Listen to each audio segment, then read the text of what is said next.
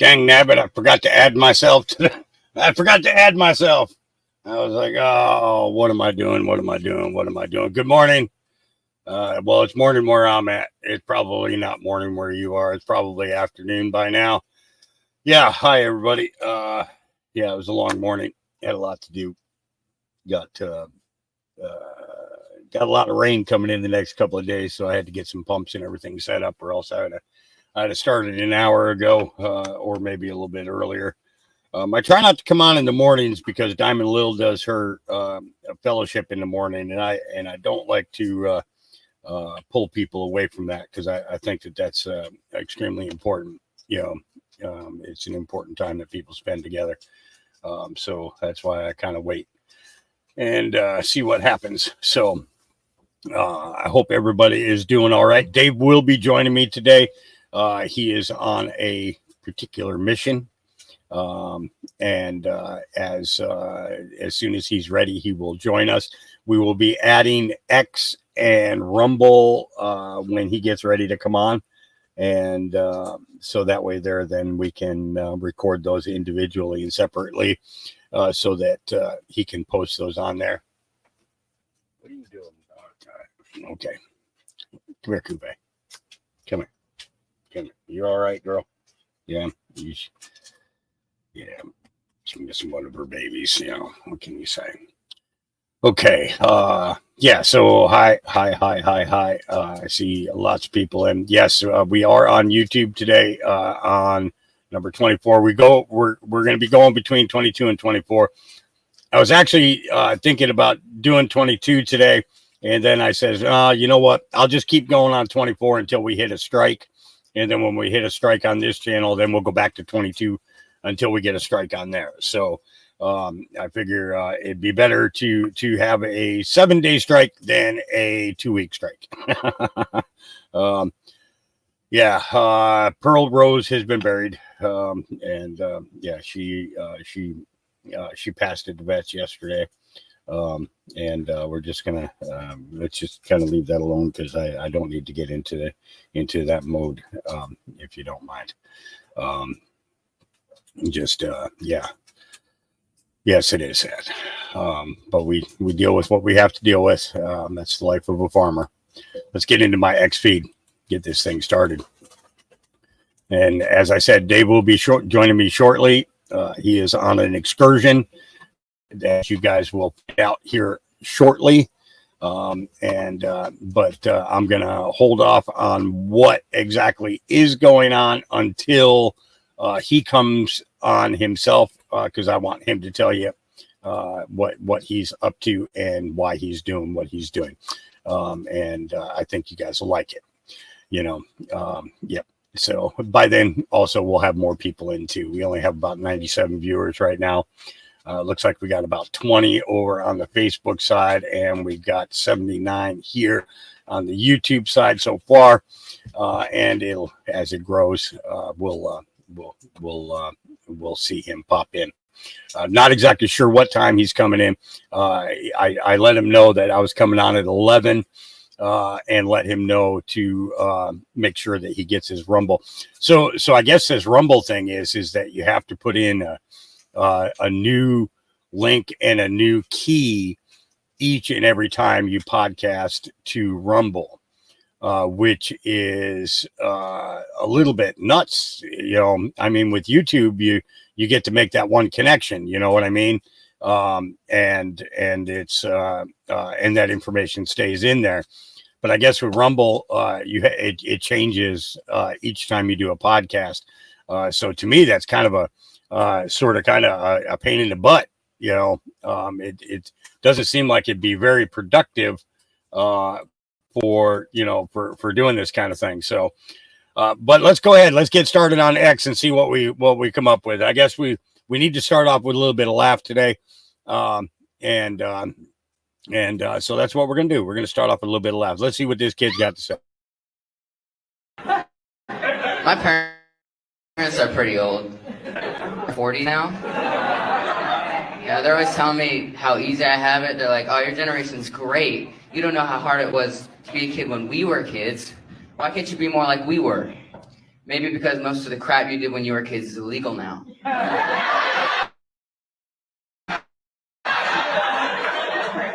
I cannot walk to 7-Eleven and grandparents' cigarettes.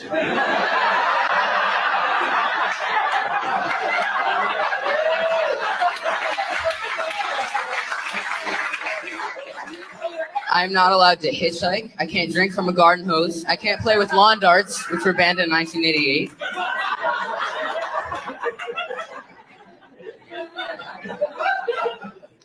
I have my own set of challenges. When I ride my bike, I have to wear half a bowling ball on my head because safety's a thing now. I didn't have an iPhone my whole life. For many years, I had to use a flip phone. You had to press a button 3 times to type the letter C.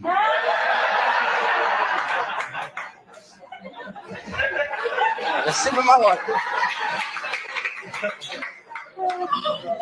When my parents were kids, when they left the house, it was just, all right, see ya, be back by dark. Don't get abducted unless they're eaten, and have fun. But if I want to go anywhere, I have to carry a whistle and a binder of all nearby registered sex offenders. And it's really thick, lots of gym teachers and priests. I'm kidding. Guys, that was just a joke. Priests aren't registered.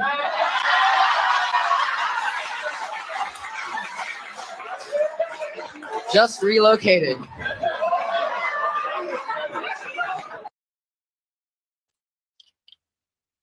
All right, that was funny. I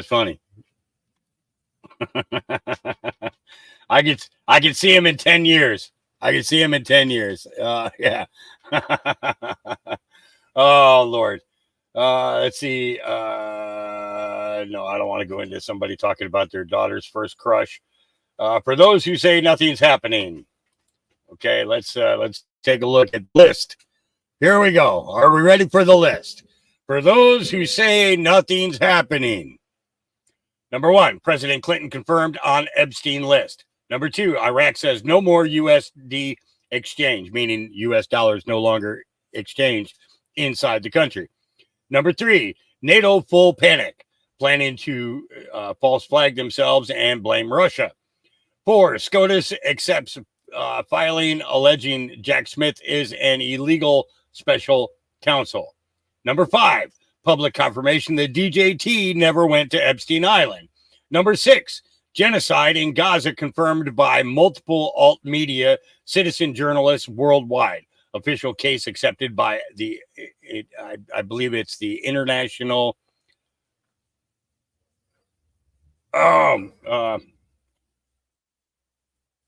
Okay, well, the ICJ, because I just had a total brain fart.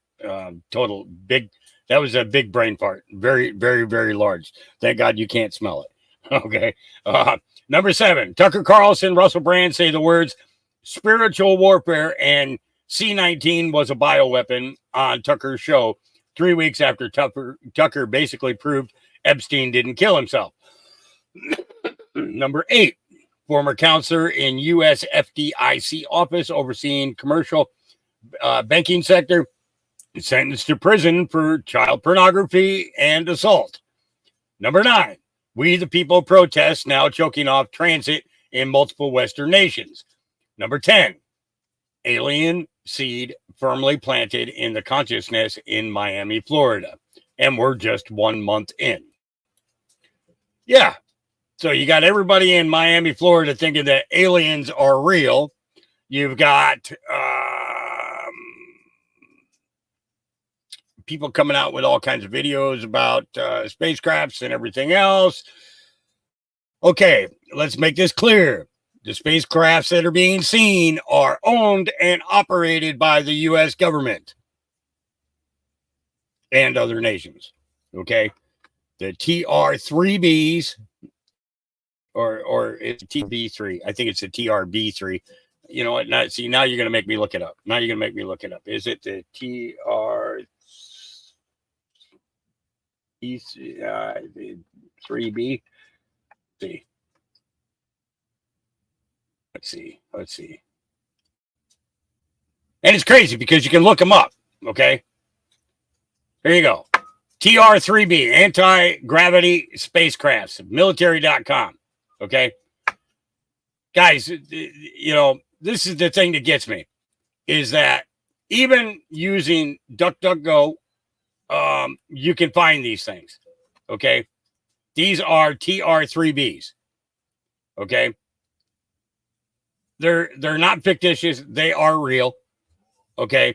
And once people come to realize this, then they will realize that any future possibility of an alien invasion, and this one here in particular, okay, where is this located? This is located on the deck. On the deck of a ship, of an aircraft carrier.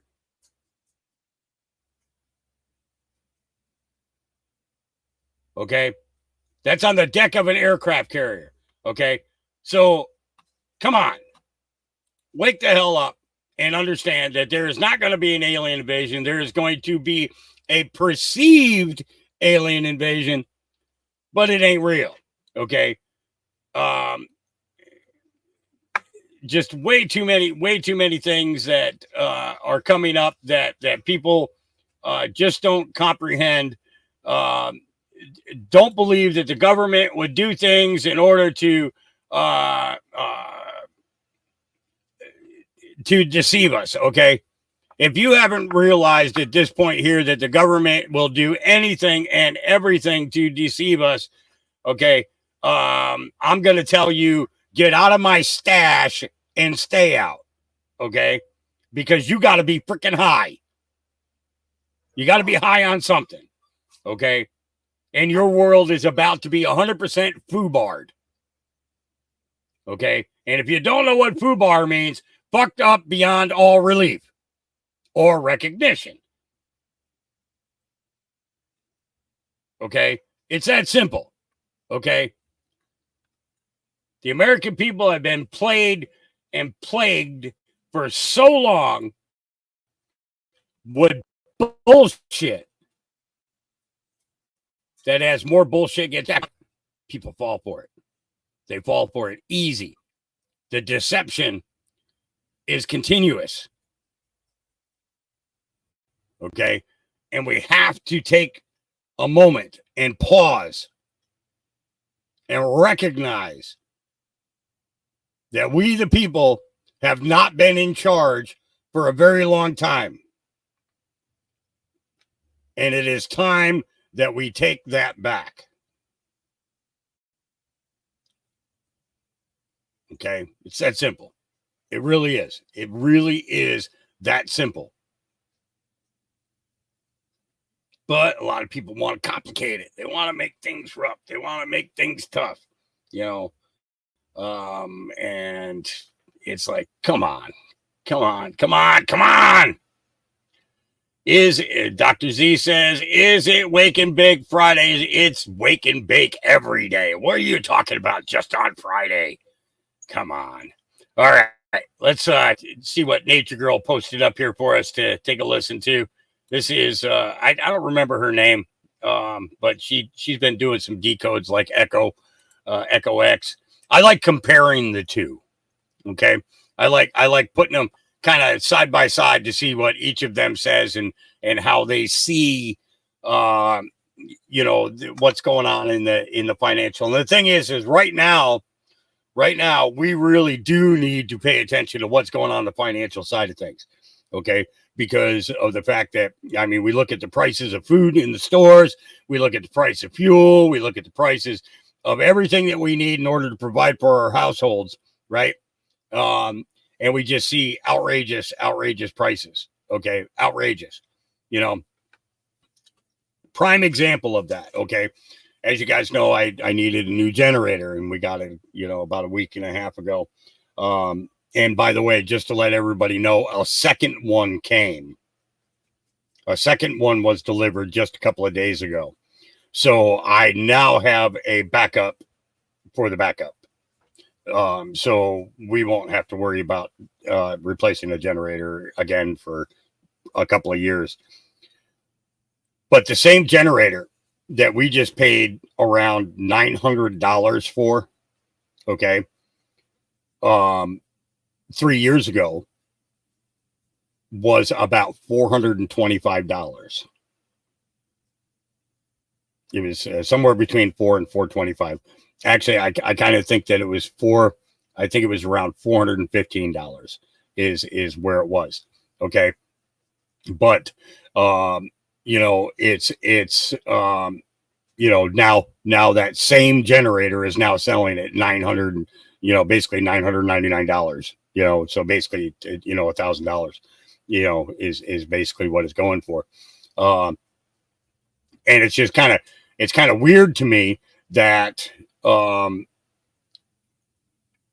this kind of recession, okay, normally, you'll notice it a little bit in the grocery stores, but primarily this kind of recession, we see more fuel and water are generally the two most expensive things.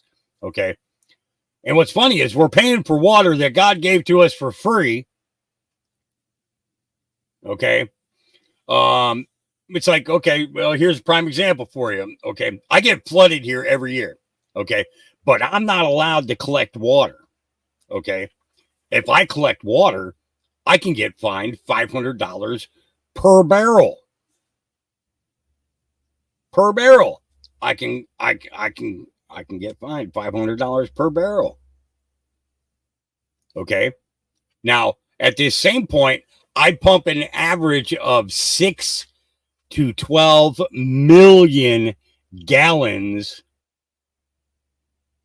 into the creek where they draw my water from, that they then run through the plant and send to me through a pipe Okay.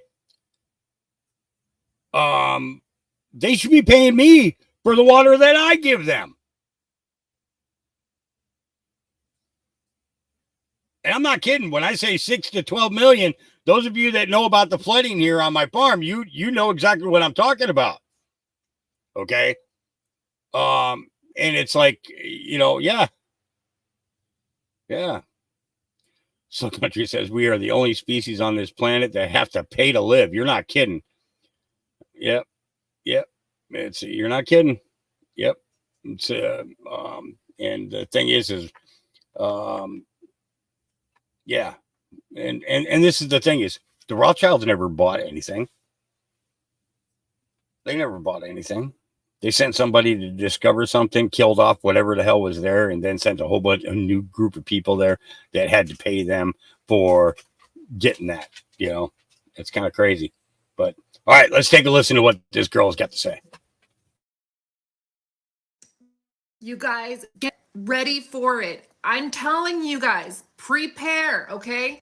US bank stocks sink after New York Community Bank Corp cuts dividends, you guys.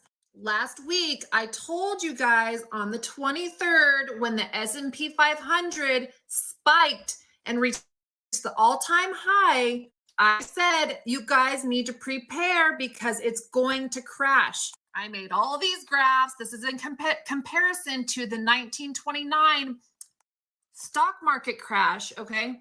You see how it boomed and then crashed.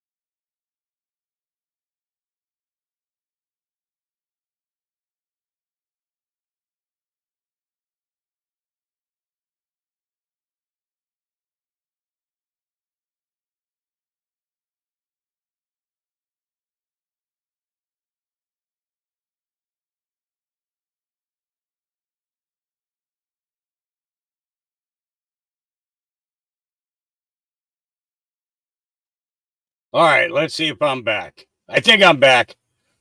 Okay, so yeah, I jinxed myself when I said FUBAR. That's not funny. That's not funny. Let's see. We're having trouble streaming to Facebook. Really? That shouldn't be a problem. Facebook, I need to reset you.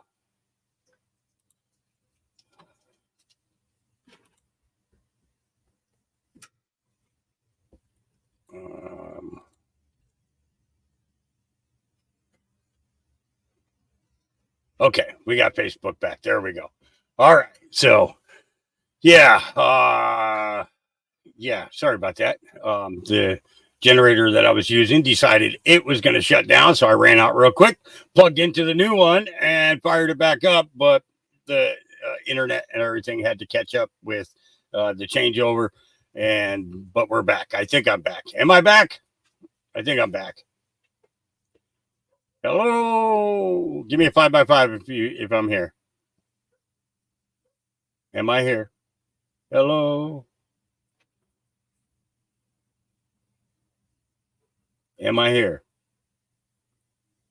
I'm here. Okay, I'm back. Okay. All right. Excuse me, but you're on my foot and you're not little anymore. Yeah. Okay. All right. Let's get back into it. Sorry about that. But yeah, it's funny, but not funny. But that's what the backup is for. Yep, exactly. So good to go. Good to go. And now I've got to scroll down to find where we left off. And there's a bunch of good videos up here, but I want to get back to right where we were. Actually, we'll just start at the top. Let's just go ahead and start at the top, and then we'll go from there. All right. Let's get, here we go. Let's see, what's Dr. Z just finished this build. Size of a pack of cigarettes. This little device can give offline access to prepping guides, classes, how to use cigarette books, all of Wikipedia, off-grid, living, full color maps, videos, radio frequencies, and much, much more. Event of, hey, it's pretty cool. Here's a list of everything that racist Trump did for the black community. Bet you didn't know about half of them. Well, let's take a listen. Here we go. With all due respect to the man Abe Lincoln, all due respect, I'm going to end the argument once and for all. Why no other Let me talk. One,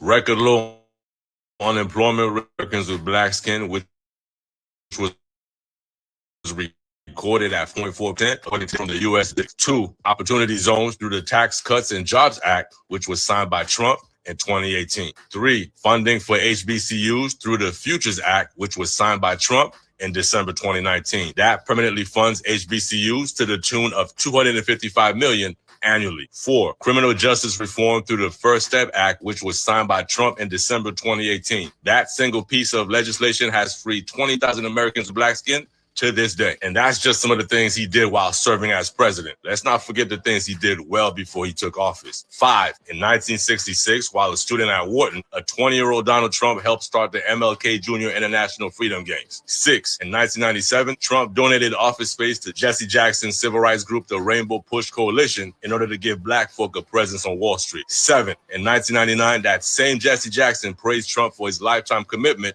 to helping the black community. And who can forget, after Jennifer Hudson's mother and brother were murdered back in 2008, Trump allowed Jay Hood and some members of her family to stay at the Trump International Hotel in Tower for free as a means to ensure their safety. And that's just a snippet of some of the things he's done. So stop getting into your feelings on me and find me evidence of another president, not named Abe Lincoln, who's done more for Americans with black skin. I'll wait. I love this guy. He puts out some good stuff. He puts out some really good content. He's got great opinions, and I just think it's great. Let's take a listen to this one here. It says worth watching it all. All right, it's only 39 seconds long, so I think that we can give 39 seconds. What do you think? Yeah. Why did you die? My life was perfect till you died. I'd wake up in the morning, smiles on my face, waiting for another day. I was so happy. And then it all went black. My life, every day is hell. Sometimes I wish I was dead myself. Why did you die? Why did you die? Who was he, Bud? My wife's first husband.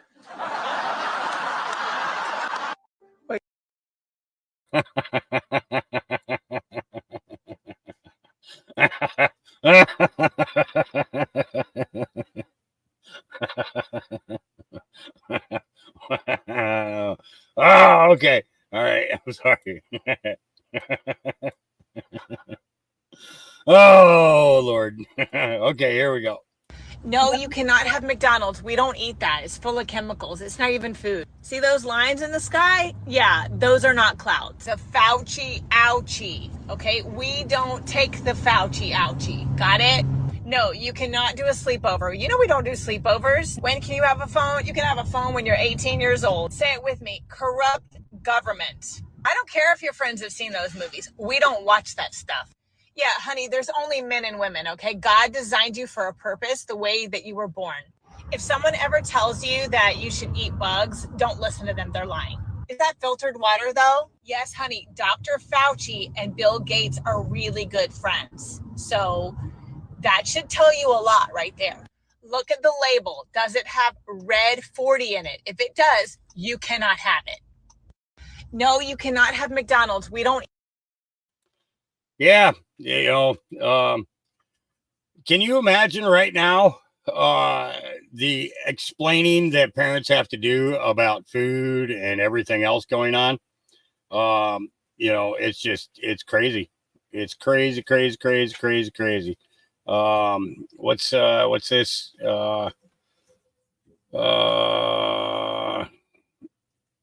What's this? Hold on. I see people responding to something. Can somebody tell me what show and timestamp, please, for what?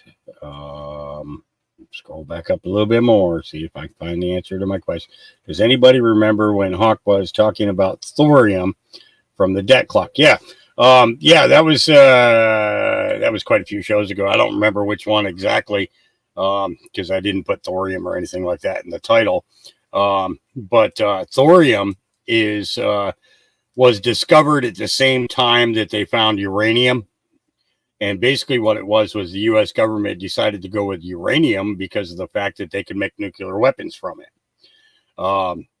The ability for thorium was less radioactive. They discovered that thorium could give them free power for years and years and years. And basically, Echo. You know what? Let me go to my my shares and see. Is this where? Yeah, I'm getting used to finding them. Let me see if I can find it. I believe that I still have it in my feed here. It should still be here. Oh, and remind me when I scroll back up that I need to play that lady. Let's see. Let's get down to Echo X. I'm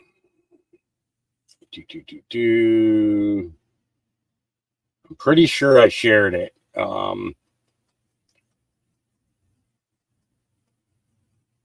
Let's see. Bear with me. I'm looking for it. I didn't want to get distracted, but I'm distracted now. So be glad. Let's see. Keep going. He wasn't the only one that talked about it. I actually had found a video about it a couple of weeks prior. It was just it took him a couple of weeks to catch up to it. Is this the one? Nope, that's not it. Actually, why don't I go to his feed? Let's go to his feed, and I'm sure that I can find it there. Let's see.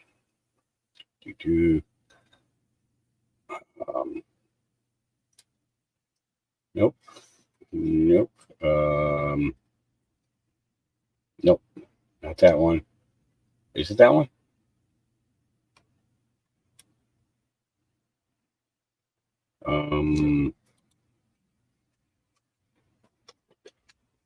Nope, that's not the one. That's not the one. Give me a minute. Give me a minute to find it. Bear with me.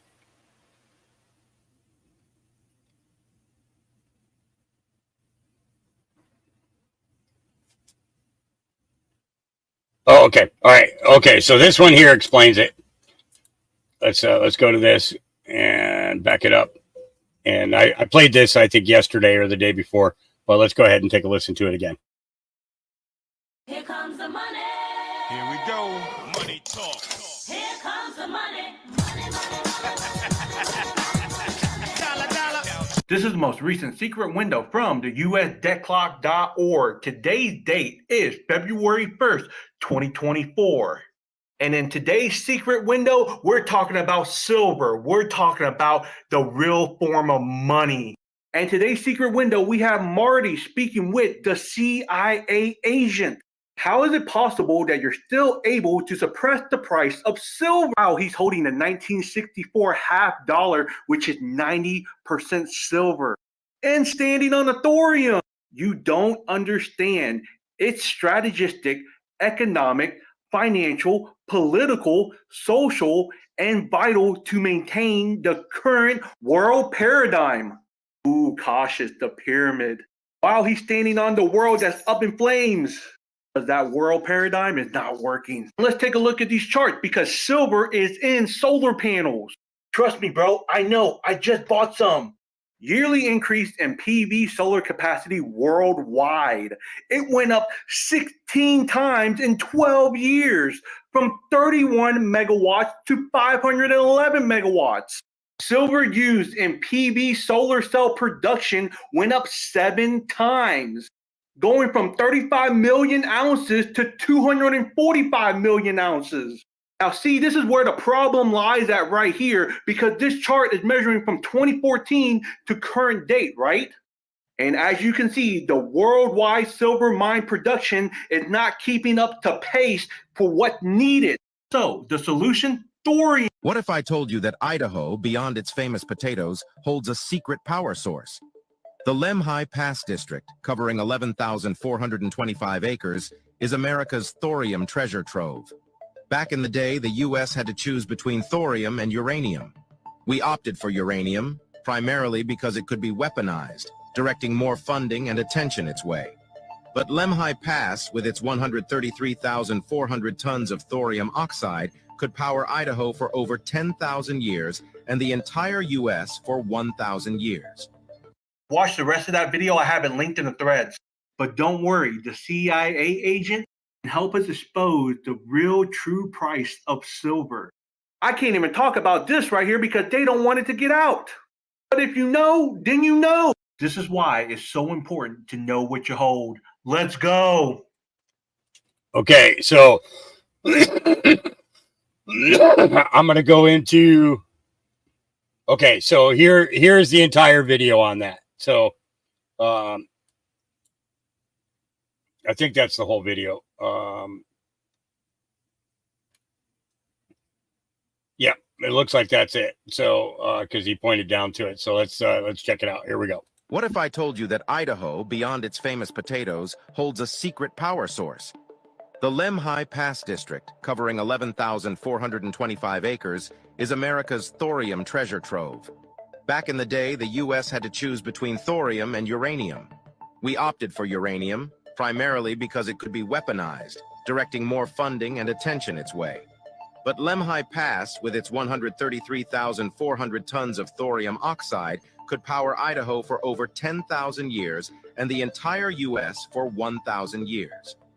Meanwhile, China is pioneering a thorium reactor that doesn't need water for cooling, is inherently safer, and can solidify in disasters to limit damage.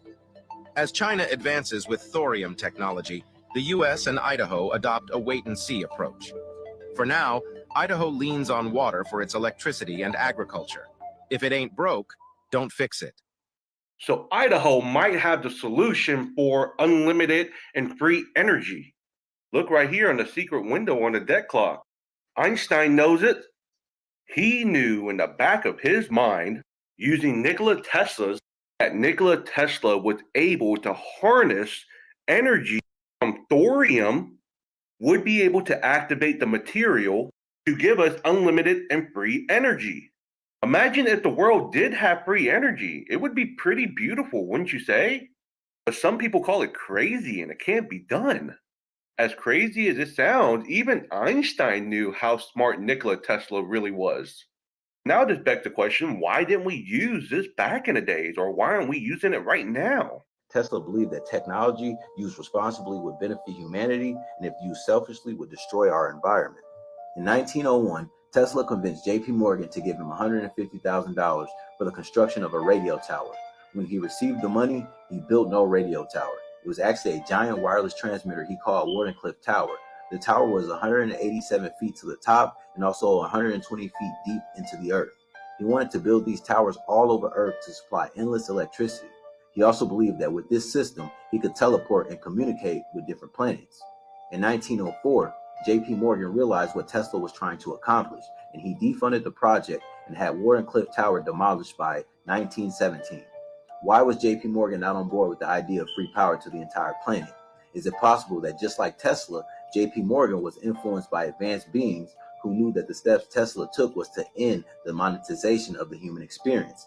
In order to control humanity and profit off of mankind, Tesla had to be stopped. So they destroyed this man's work because of greed, because of profit.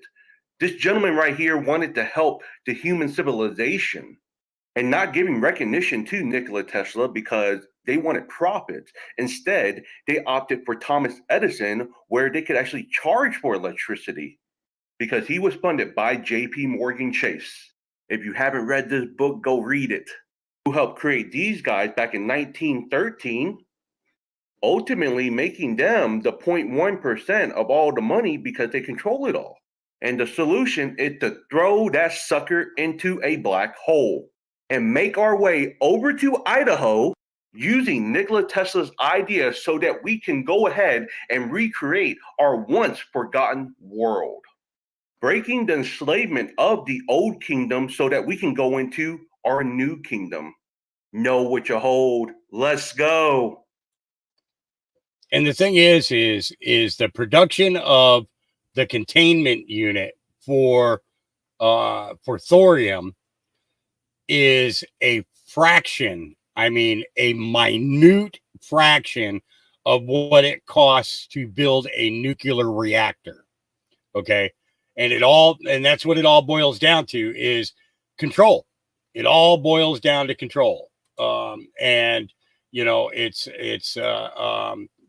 nuts. It's nuts. You know. All right, here we go. More. I'm trying to stay on X until Dave comes on, so that we don't get into a big video and be and then have to stop it. So he should be with us pretty soon. So but he is coming on today. He's definitely coming on, and he's going to show you what he's been up to for the last couple of days. So here we go. I'm not done. What do you think it would take for our government to create a website and then list all of the programs that they want your tax dollars to go to on that website? And then every month you had a set amount of X amount of tax dollars that you had to take out of your paycheck. And then you had to go through that list and you had to donate whatever you wanted to that list. So if you wanted to donate some of your taxes to gender studies, you could do that. If you wanted to donate some of your taxes to border security, you could do that. But you had to go through and you could pick and choose which programs you chose to support. How hard do you think that would be? If they wanted to, they would. You know, it would be easy. You'd be able to do it and everybody would be happy because they could see their tax dollars. They could see what other people are getting behind. And God forbid, it created a little bit of unity around a situation that actually fucking mattered. If they wanted to, they would. I was on TikTok last week and I listened to a story from a prisoner who was in prison over the COVID years. And during that time, all of the prisoners in his block, they qualified for the stimulus checks. The guards tried to tell him that they shouldn't do it, that it was a bad idea because those stimulus checks were just going to cause an uproar because people were going to try and be stealing them and so on and so forth. But you know what happened? Exactly the opposite happened. As soon as those stimulus checks hit their books, everybody had their basic needs met. And nobody was fighting. They could trade, they could barter, they had all the toothpaste they needed, they had all the toilet paper they needed, they had all the razors that they needed. They had everything that they needed, and everybody was at peace. This whole ideology that you need to go through adversity in order to be successful is bullshit. It's bullshit. It's indoctrinated educational bullshit. Adversity doesn't make you stronger. We do not need to go to war in order to come out on the other side in peace. And if you go through history, that seems to be the thing, right? World War I, after that, it was peaceful times. World War II, after that, it was peaceful times. Revolutionary War. Well, now we're broken off from the British, peaceful times. But it's not supposed to be that way. We shouldn't need to do that, because raise your hand if you have had zero adversity in your life. It's all you know is adversity. That's all you know. You're not Taylor Swift, right? You're not of the rich and the rich and the elite. All you know is adversity. What you don't know is how to be calm. What you don't know is how things could be easy. They should be easy. If we didn't have to pay federal taxes, or if we had the option to allot this amount of our taxes to the programs that we actually care about, you would see people's division melt away. Because when people's basic needs are met, that's what brings peace. Without the adversity of war, without the adversity of division. That's all bullshit. All of it. And you're hearing it all over the place. We need to show them not to mess with the United States. No, we need to pull everybody fucking back. We need to kick everybody in this country that's here illegally out for now. And we need to regroup. Our enemies are not in Iran. Our enemies are not in Russia. Our enemy is not in China. Our enemy is right here. And they are taking 50% of your income for gender studies, for climate change studies, while they fly around on their private jets and drive their big gas-guzzling cars and use their gas stoves while banning yours. When is it going to be enough? We don't need adversity to stand up and start saying no. When is it going to be enough? This is your point of unity. When is it going to be enough? And who is going to lead the charge? This is endgame. It's over. It's over. And she's right. We don't need all the wars. We don't need all that BS. And we can make things a lot better. I'm not going to go into Joe Rogan. Let's see. I'm not sure about this one. The fatty only make my lead bigger. Get down, girl, go ahead, get down. Get down, girl, go ahead, get down. Get down, girl, go ahead, get down. Get down, girl, go ahead, get down. Fanita thought always at the beauty salon with a baby Louis Vuitton under her underarm. She said, talk to Waka Flock, I could really do harm. For a case, I got a lot, I could blow up your spot like a bomb. But I'm looking for the one, have you seen her? She went and put my whole team under subpoena. Diva, Friday, Felicia, abort kids, and charges on a Donald Trump and you're for bullshit. Indict Gucci Mane and chase it for some fame. She think it's all a game, but rap with no shame. She get up on TV, then you all know her name. Oh, they're doing it again. Okay, so I actually don't want to get into that one because it's way too long. 25 minutes. Yeah, we're not going to deal with that one. Let's see. Texas has its own military. Let's find out what this one's about. Dang, I hate it when they do the music. Come on. There is just one problem with what these woke leftists have not yet considered. Texas has its own military.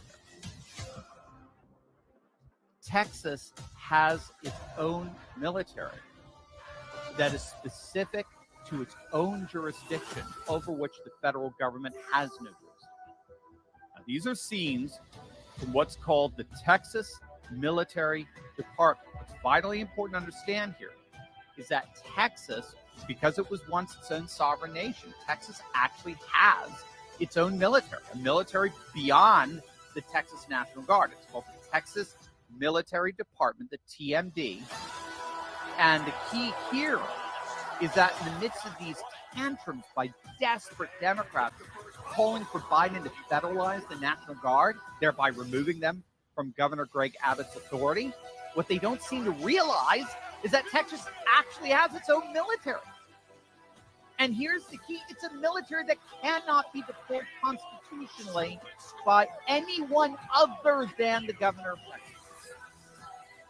So what we're seeing develop here is indeed a very real standoff at the southern border between Texas forces and federal forces, between federal troops and Texas troops. And yeah, it's going to be interesting. Let's see. Libs of TikTok puts out Doctor calls on white men to show they're dedicated to equity by donating part of their salary to black women for Black History Month. Yeah, I think not. Let's see what this foolish woman's got to say. Hey, white men.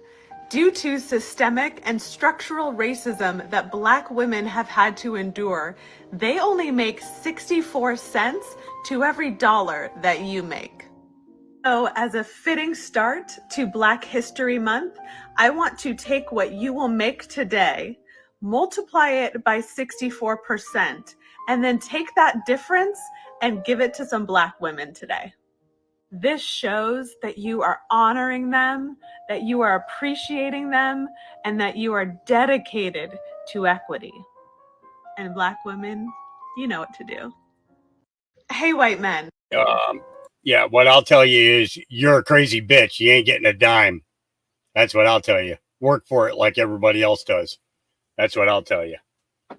You know, and it's crazy, because we've been hearing, prime example, Morgan Freeman. Okay. Morgan Freeman was asked about Black History Month and Morgan Freeman said, is there a Jewish History Month? Is there a white or Caucasian History Month? Is there a Native American History Month? No, there's not, and he doesn't think that it's right for them to do this, let's new inventions. You gotta love new inventions. They can be very interesting. Let's check this. So we just pour the water at top here into this tank, and it doesn't need a lot of water. In fact, water is a perfect carrier of hydrogen, as it is primarily H2O. Okay. So all that we do is once it's inside the tank, it flows into our proprietary electrolysis cell that sits at the base of the stove here. I'm going to come across on this side. Okay. And actually what I'll do is I'll show you how fast it electrolyzes. This is fascinating, how quickly it creates the gas. So take a look at this. As soon as I open it, you'll see the hydrogen gas coming out. Okay. So that's the gas there. Mm-hmm. It's quite faint, but as you can see it, that's the hydrogen gas being produced immediately from water. Gas is already it's already there. Two seconds, the gas is being produced. So now, as I close it, what's happening is the gas is then being rerouted to the burners here. There's two burners. Okay. So once I turn it off, turn it on again, there are two burners. I'll go ahead and actually see bubbles of water from that's it. That's the gas with the bubbles. And then I'm just going to go ahead and ignite this flame. And as you can see, hydrogen burns orange. So this is actually that's it. A very hot flame, roughly 1600 degrees, but we had to make the flames quite small in order to make very efficient cooking. So this is one of the most really hot. I could actually feel the heat. Yeah, already, or even sitting there, right? So how long can a bottle of water last? How many? In Kenya, the favorite delicacy is githeri. Yeah. It's boiled here for probably 2 hours. Yeah. How much water would I need to boil food for 2 hours? Fantastic question. I'll just go ahead and turn it off so you could hear the. But very simple. That's how it works. And with this technology, what's most fascinating about it is how little water it uses. Yeah, this tank holds 2 liters of water. From our calculations, we've been able to cook for 5 days on 2 liters of water. 5 days. So Yeah. Dude, send me one. And I'll do a podcast cooking every single day. Every day. All right. Until it runs out of water. And then we'll put more water in it. And we'll do it again every day. Gotta love it, right? You want to get rid of gas stoves? Well, now he just gave us an alternative to that, right? Yeah. Let's see what this punk is, and I'm going to call him that too. This punk bitch. Let's hear what he's got to say. At a moment of deep division in our nation, President Lincoln said, "We are not enemies." He said, "We are not enemies, but friends. We must not be enemies," he went on to say. I've long believed we have to look at each other, even in our most challenging times, not as enemies, but as fellow Americans. Scripture tells us the fruit of the Spirit is love, joy, peace, patience, kindness, goodness, faithfulness. I believe that's our collective calling today. At a moment of deep division.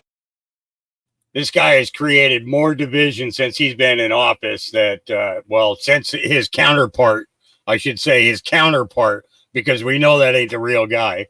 Okay. But since his counterpart went in, it's just, okay. Pharmakia, this dude nails it. We're not going to get into the Pharmakia side because we know what happens when that happens. What $1 trillion in cash would look like. Yeah.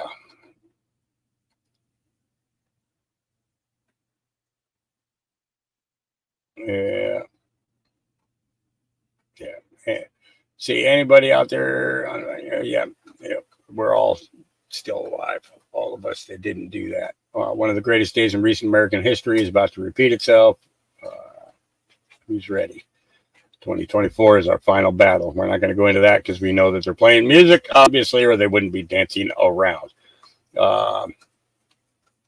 Let's see. The Israeli Foreign Ministry has now published a video where Palestine is completely erased from the map, with the West Bank, Gaza, and the Golan Heights all being absorbed into Israel. They've been trying to do this for years, and it's going to be part of the destruction of them. All right, let's see what Gene Ho's got to say today. Here we go. All right, let's go back to Space Force Donald Trump and all that money the U.S. government spent on quantum computing to catch the bad guys. I bet you didn't know this. This was from 2 years ago, but you're probably just finding out about it now, because if everyone found out about it now, probably the bad guys would say, ruh-roh, they're on to us. But what happened 2 years ago, what was started from all this stuff, very interesting. By the way, from a .gov is official military site and all that stuff. U.S. Cyber Command. Now, what do? It's very interesting because they monitor bad actors. That's what they call them, from foreign countries that try to meddle into our election process by doing what is interesting. These people influence voter perception.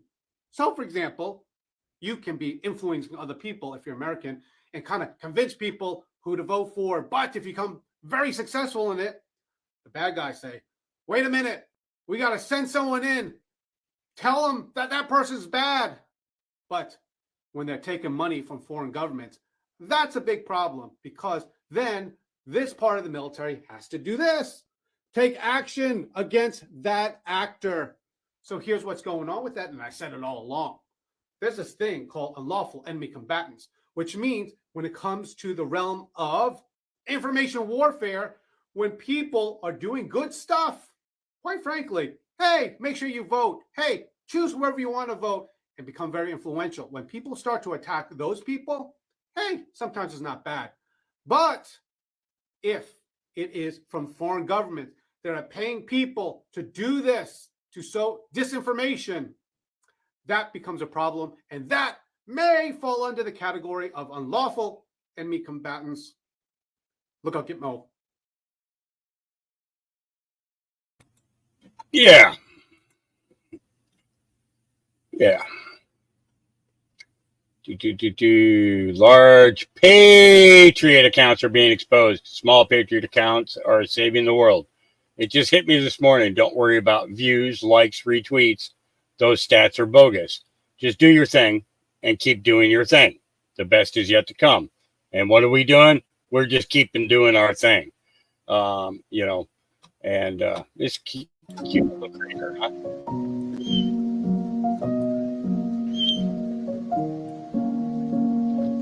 That's a red panda, by the way.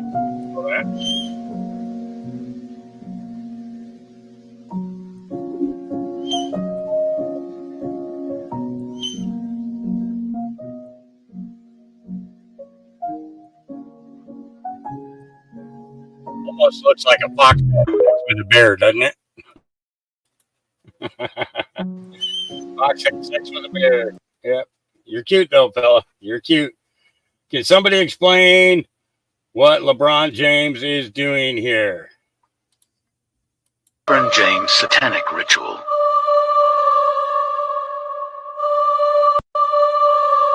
So, starts off with the Freemasonry hand sign.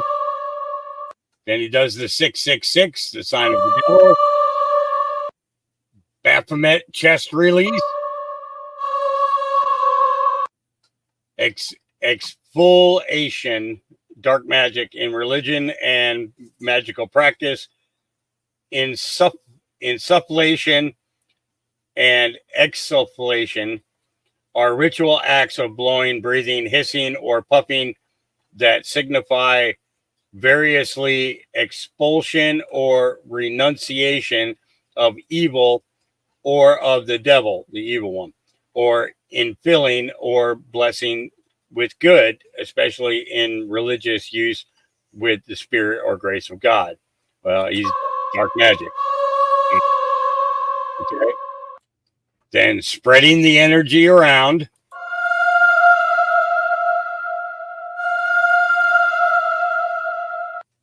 LeBron James. Dude's 100% whack. No doubt about that. They thought it was coming yesterday. Yeah, well, we've been waiting, dude. You've been counting down for a couple of months now, and frankly, we're tired of your countdowns. Get to it. Shit or get off the pot. That's what I say. Sarah Huckabee Sanders gets asked point blank, does Joe Biden love this country? It's so hard to deport people who don't belong here, who kick cops and drive drunks and steal my grandma's Social Security number. Because we have a president who absolutely doesn't care that millions and millions of people are coming across our border illegally. He has the power to shut the border down, to stop it. He can reinstate. Okay, I want to pause that here for a second because this guy right here is the guy who was arrested for assaulting those two police officers in New York. Okay, the illegal immigrant who was assaulting two police officers in New York and got a group of others to gang up and beat them. The Remain in Mexico policy. He could actually build the wall. There are a lot of things that he could be doing, and this simply is a complete and total failure by this administration. In the state of Arkansas alone, we seized enough fentanyl in the last year to kill every single person in our entire state. That's nearly 3 million people, every man, woman, and child. Enough fentanyl just in this state alone. It is an absolute disgrace what this president is doing, and it's another great example. While in November he has to go and Donald Trump has to be put back in place so we can secure our border and get our country back. Do you think Joe Biden loves this country? If he did, he certainly wouldn't be trying to destroy it second by second, minute by minute, hour by hour. But that's exactly what he's doing. He's allowed our economy to drop. He's allowed our border to completely collapse. Our enemies certainly don't fear us. Our allies don't respect us. Literally every single thing he does is at the destruction and demise of the people in this country.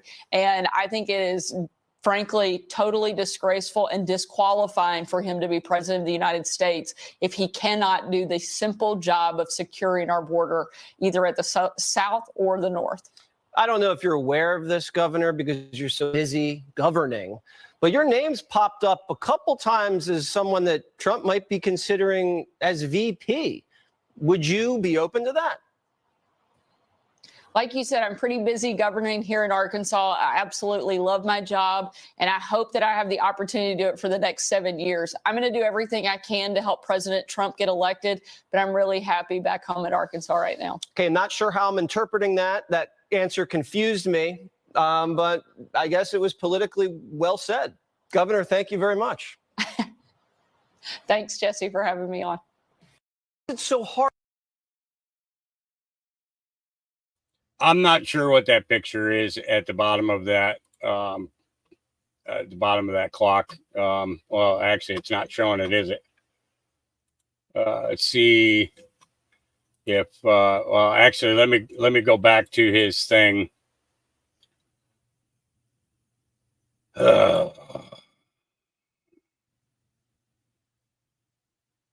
See if he does it.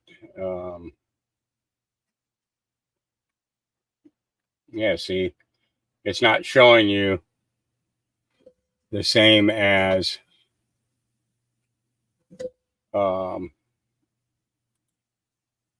yeah, see, it's the picture's not there like it is on the website.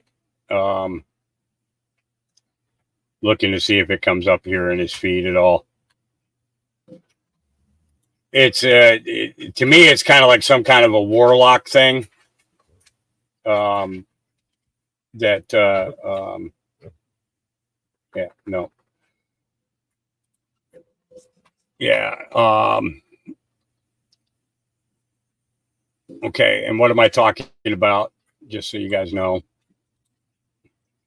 So here's his clock. They thought it was coming yesterday, hours and all that crap. And this image down here.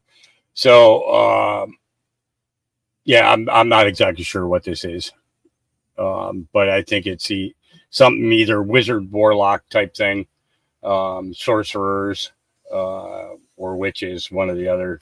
You know, it looks like big enough for a double coven, but yeah, I'd have to see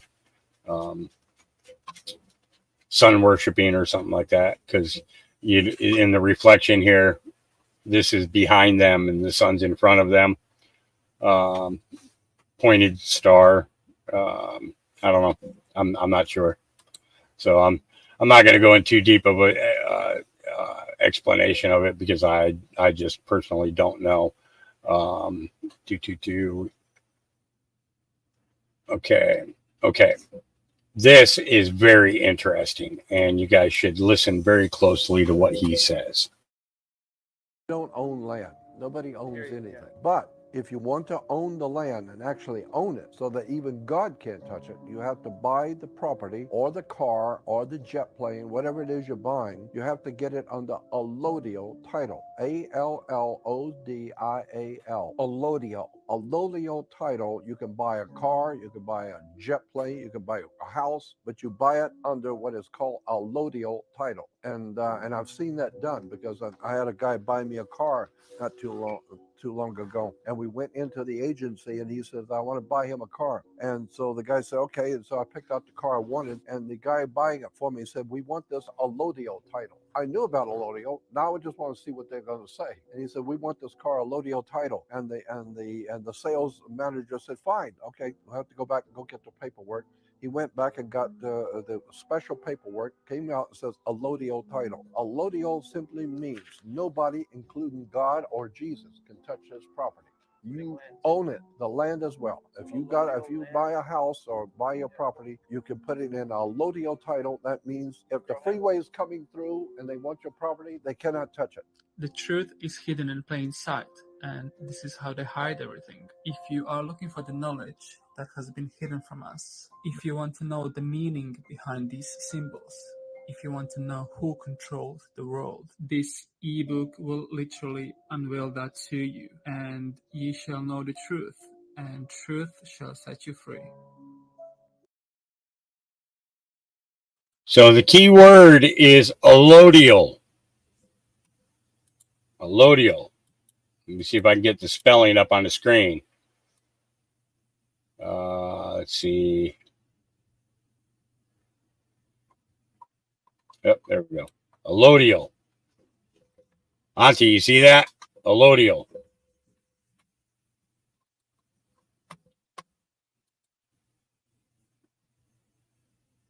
Yeah. Let's see. Copy link. Link. Yep. And that's we're going to learn a whole bunch of stuff that we didn't know, guys, and this is the thing is that it becomes it becomes haphazard when other people control what you have going on, and it's not cool. All right, breaking news. A major emergency response is underway following a building collapse with people trapped inside and reported fatalities.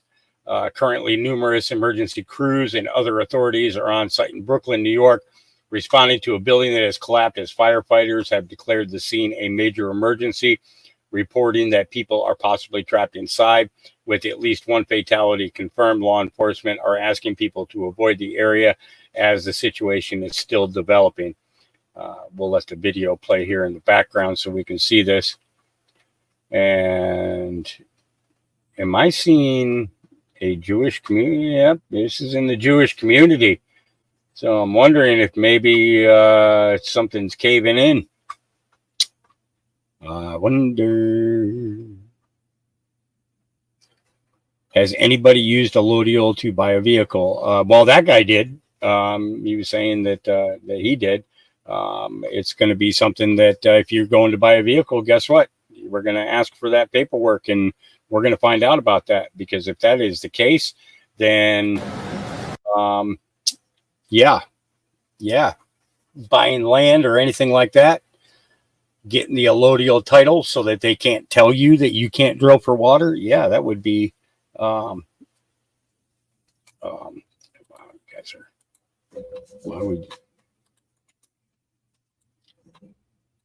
okay. All right, so getting back to it. Let's see, what are we mad at today? You don't even want to know, pal. You don't even want to know. Space Shot 76 says, so glad our boys took out those nasty Nazis back then. High-ranking Nazis were moved into many high-profile positions in NATO, UN, and even head of our NASA. Not only that, but they were made heads of our CIA and our FBI and many other things. Operation Paperclip. Yeah, we've been talking about that one for quite a few years now, haven't we? Let's see. Submarine encounters giant deep sea shark.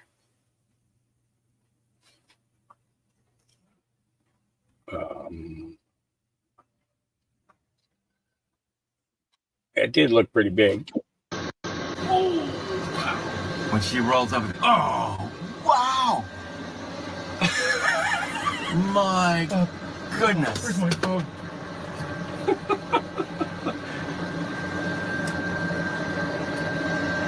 Whoa. Look at the width of that thing. This is a monster. She is huge. And now she's belly side. I can't do anything. No. We're armed, but there was a young male that went away.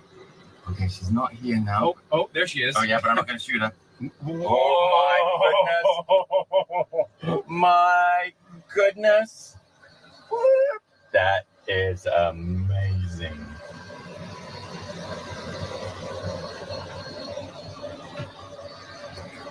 She's gonna eat the gun. She's trying to. Whoa.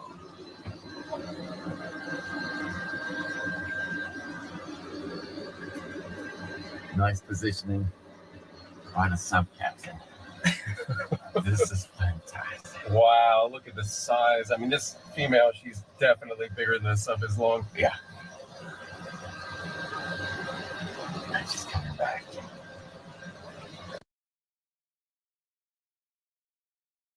Yeah, I don't think that I'd be hanging around there too much longer anyways, you know.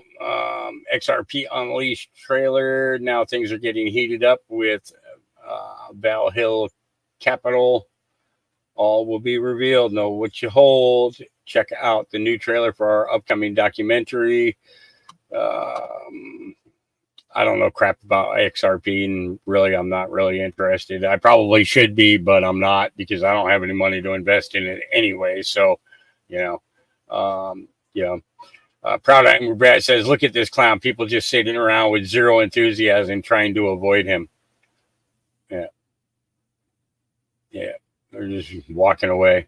It's like they're having conversations they could care less about him being there at all. Yep, that's auto workers.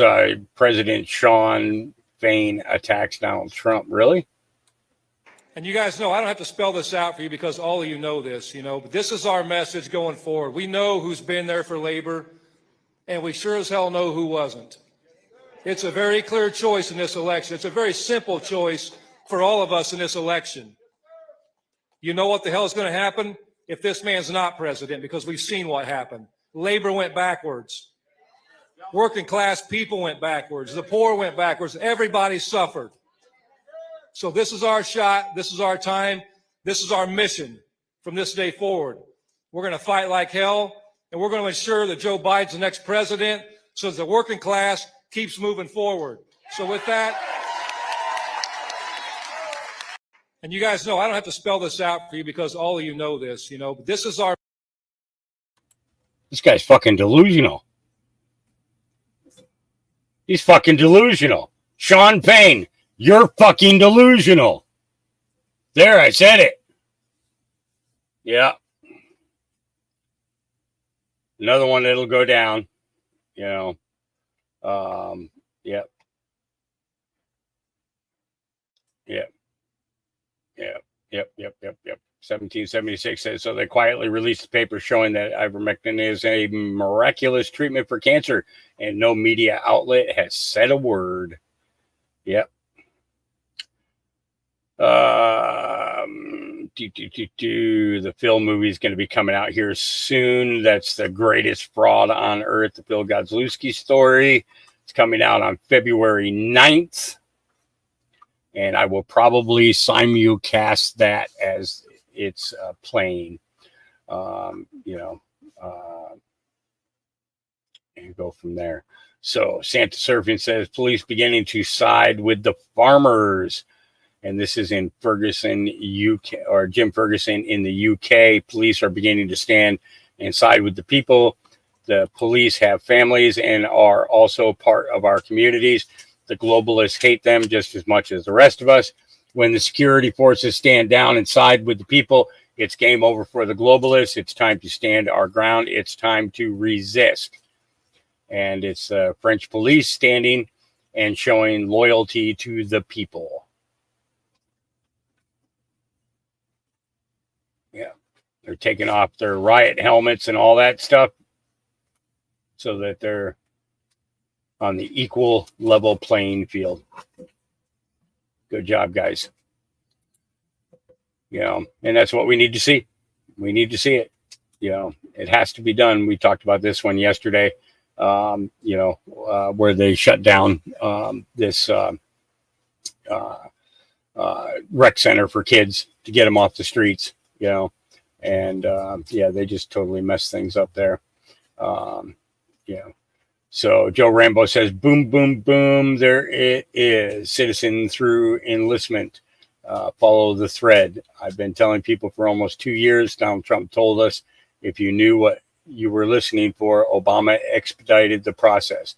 Nothing is as it seems. Protect your mind and control. Let's see.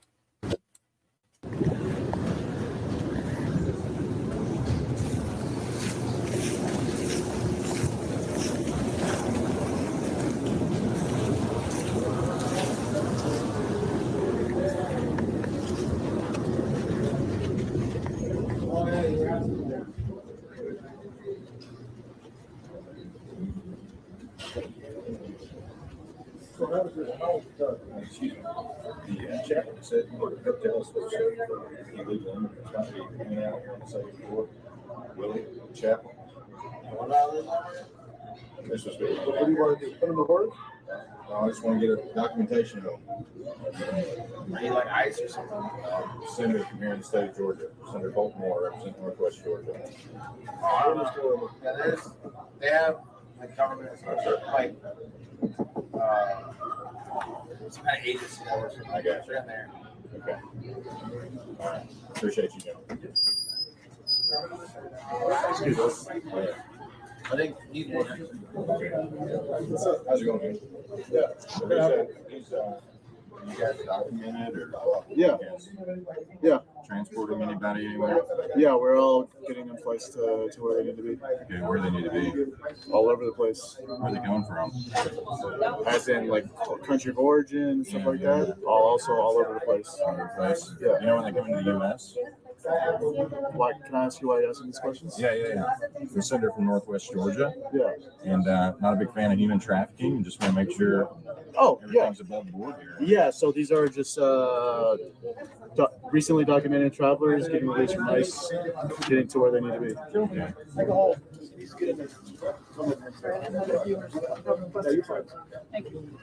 So you're for a company that volunteered. Yeah. Team Liberty. Yeah. Okay. Is that a non-government organization? What is that? Yeah. So you receive. How'd you get the job? I'm a volunteer. There's people that they get dropped off here from ICE detention with no help, so we just, All right. Yeah. Sounds good, man.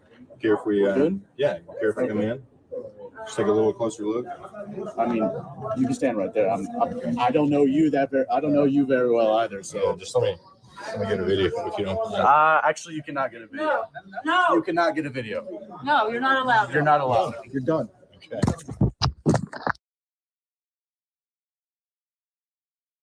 Yep, telling a senator that he can't see what the hell they're up to. You know, it's going to be interesting. That whole thread will be. Okay, so we saw the mom. Okay. 4 artificial intelligent robots killed 29 scientists at a lab in Japan. 29. Killed 29. They're trying to make Terminator come to life. You know, just crazy.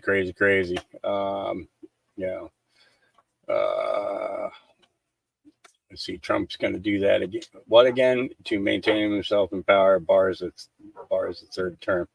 It's kind of funny. Let's listen. I think Trump's going to do everything he can to maintain himself in power. He does have the Constitution standing in his way this time, which expressly bars a third term. And I'm sure one of the things he'll do is launch an effort to amend the Constitution. I think Trump's going to do everything he can to maintain himself in power. He does have the Constitution standing in his way this time, which expressly bars a third term.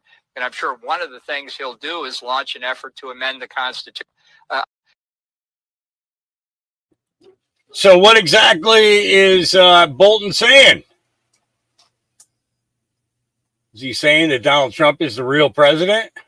Is that what he's saying? Oh, yeah. All right. Let's ask this question.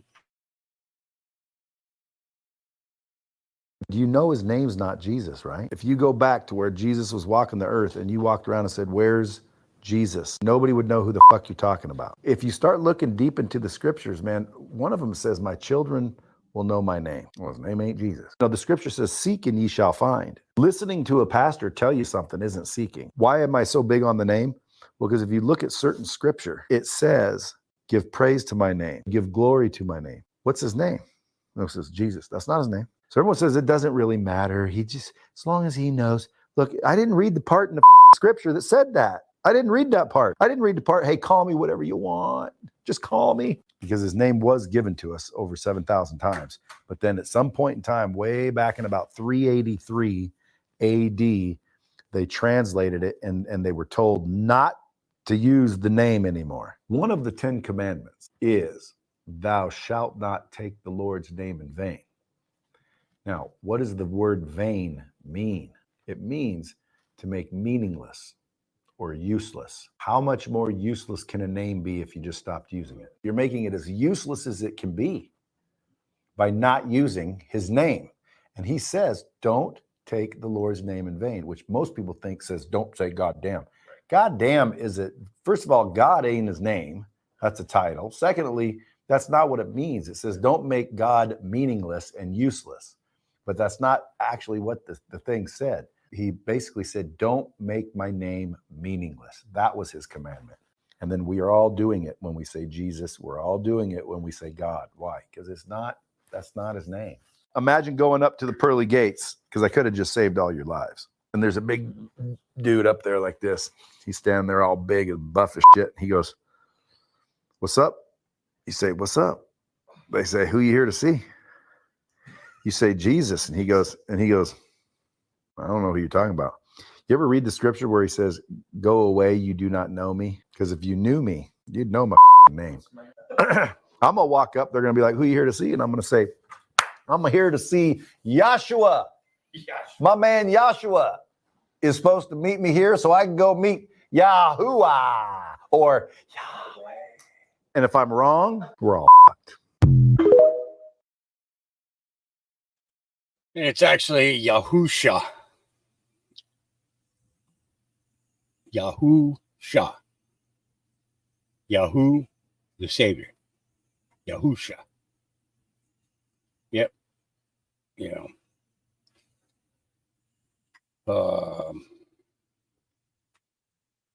I'm sorry to hear that, Ernest. Ernest says, I'm so upset. Just found out my best friend, who was an RN, now has dementia really bad from the jab. How unfair. Yeah, that's correct. They forced him into, if you want to work at this hospital, you got to do what we say, and you got to get this done to you. And and they followed suit. They followed suit. You know, it's just, yeah.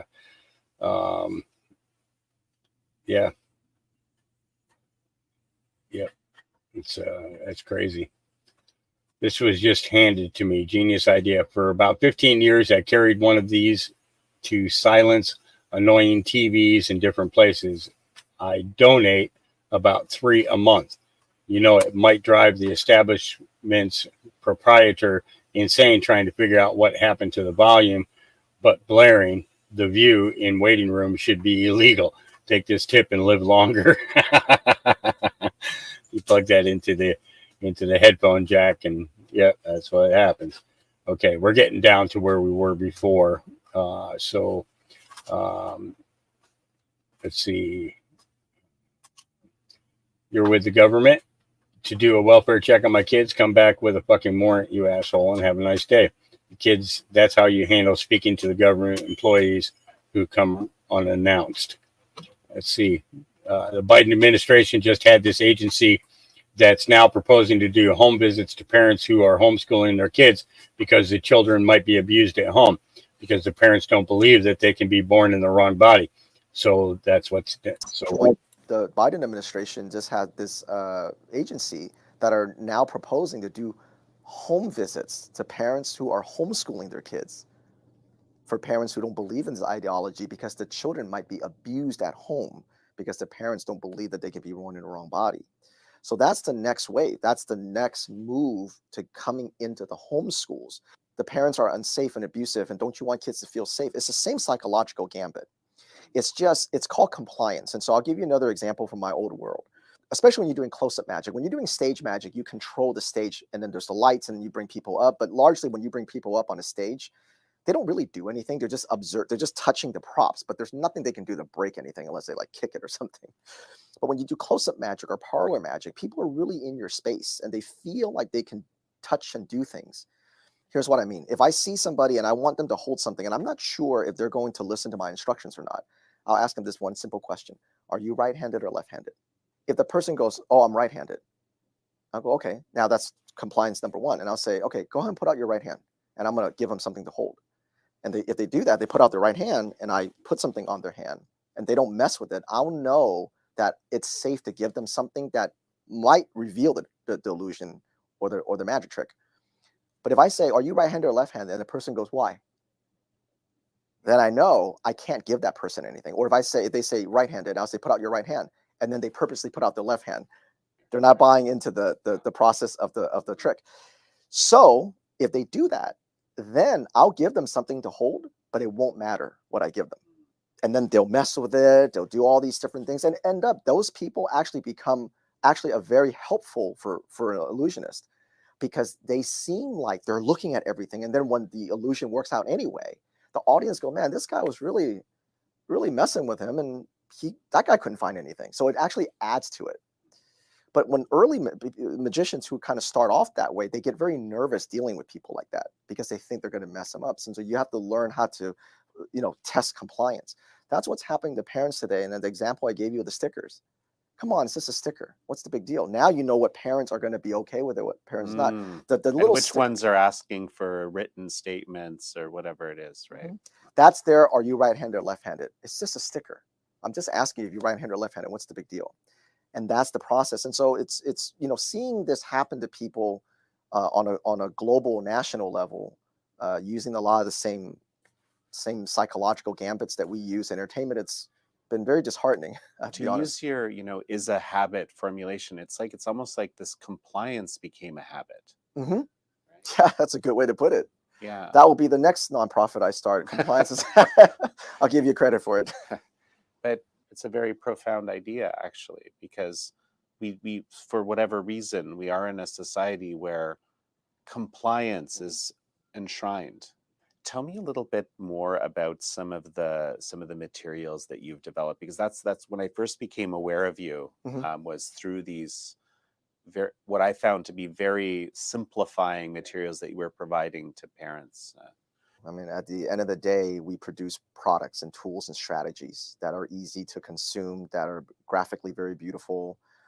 We distill it down to things that the average parent can understand. They don't have to spend 10 hours reading it. And most importantly, we always give them a call to action. That's what Courage is a Habit really is about. It's about action. It's about staying on offense. But there's a couple of things I think last year I was really extremely proud of that we did. One of them was exposing what I would say 99% of parents still don't know, and it's called media literacy. We have a product that you'll link on your show notes called the Mainstream Misinformation Infiltration. And it's featuring an organization called the News Literacy Project. Now, just because your school doesn't use them specifically does not mean they're not using this scam called media literacy. But the product that we produce expose them. They call themselves nonpartisan, but every journalist, every ambassador, every leader that they have is extremely left-wing. But they tout these people as nonpartisan and that they're credible sources. So today, many states already have a media literacy program. And here comes the language contamination. The word literacy, what parent doesn't want their child to be literate? In fact, we have a horrible literacy rate right now for reading.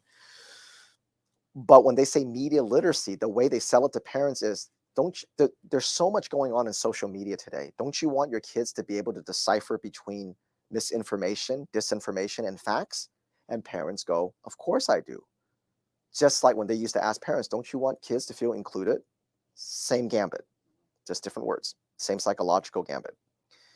So now parents think that media literacy means knowing when someone has actually fake news versus facts, what the Media Literacy and organization like the News Literacy Project is doing, it's brainwashing children to not listen to independent journalists or organization like Epoch or like what Chris Rufo's doing, and to instead only go back to the mainstream media, because they know that people's trust in the mainstream media is all but zero. You can walk down the streets and even people who are not very political, if you ask them, do you trust the mainstream media? Most of them will go, no, not really, because they've lied over and over and over again. And for those people who were pretty blind to it, COVID certainly woke up a lot of people with the mask and the vaccines and things. And so the media literacy programs in school, they're currently telling students to continue listening to 3-letter government agencies and mainstream media. And that's what media literacy is today. And we found that last year. And there's already 4 or 5 states that are mandating it as a graduation requirement, and about 15 or so states that have it in some way, shape, and form, and it's counting. They're going to try to get into all 50 states. And so you're talking about this specific program that you've studied now and that you've explained to me that focuses on certain corporate legacy media entities as being the sole sources of truthful information. That's exactly right. And of course, guess who's supporting an organization like News Literacy Project? All the legacy media, all the NBCs and CBSs and CNN. They even touted BuzzFeed as one of their credible sources. They've got these journalists who are completely left-wing, touting as their nonpartisan. Well, and who believe, many of whom believe in so-called advocacy journalism. I mean, that's which another way to call that is propaganda creation, right? That there's a narrative, the media should reflect that narrative first, right? That kind of thing. I mean, it's still very difficult for people to understand that this type of journalism is actually what's being taught in many of the top journalism schools right now. Right. And that's exactly what is in K through 12 today, and increasingly to make it a graduation requirement. So you can imagine, if you can brainwash children to go back to listening to mainstream media again, how absolutely dangerous that is, because now they can feed these kids anything they want, and independent journalists that are doing really good work and good documentaries and good reporting, they won't even take the time to look at it because there's no critical thinking in schools. Well, it's so, if there's anything we've learned over the past few years is how powerful how powerful that type of indoctrination can be, even when you have some resiliency to it inherently, because some people are more resilient to it than others, Sure. right? Yes, right. But irrespective, it still leaves an impression, and it pushes you. And even with so many people realizing that there's, the mainstream media is not very credible, right? It's still effective. It is. Yeah, absolutely, it is. So which states are these? It's California, New Jersey, Delaware, and Texas. Almost every state has some form of it. Some states are funding more, and those 4 states are doing graduation requirements.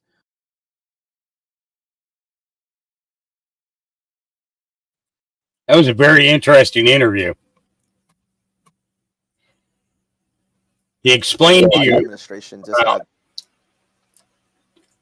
determining, okay, he started this with determining whether or not an individual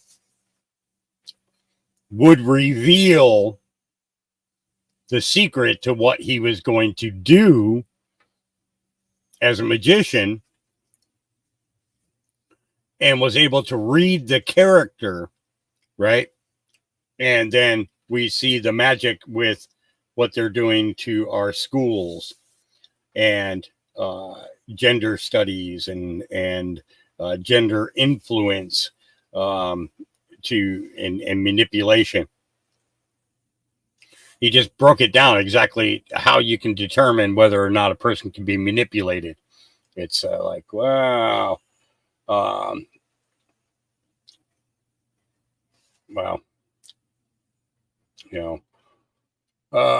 let's see. How can I get into that? NASA Word document is absolutely terrifying. Do I want to get into this? No, but I do want to check it out later. Of this NASA war document that was found on the NASA website? Oh, heck. All right. We're going to watch it. Oh, what am I saying? Dave's getting ready to come on. Dave's getting ready to come on now. I got to hold off on doing this until he gets on. He just sent me a message. He's getting his Rumble key and all that set up so that once he gets here, we can add him to the I'm losing track of my thought here. I think it's time to take another hit. Yes, I do. I do believe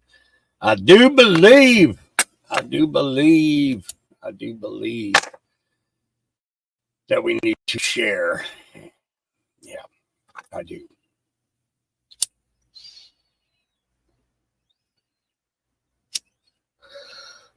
All right. There you go. Hit it quick. There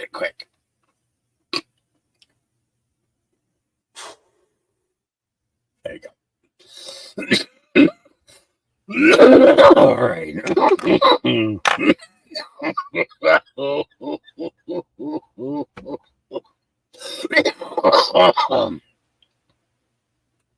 a little cross-eyed here for a minute.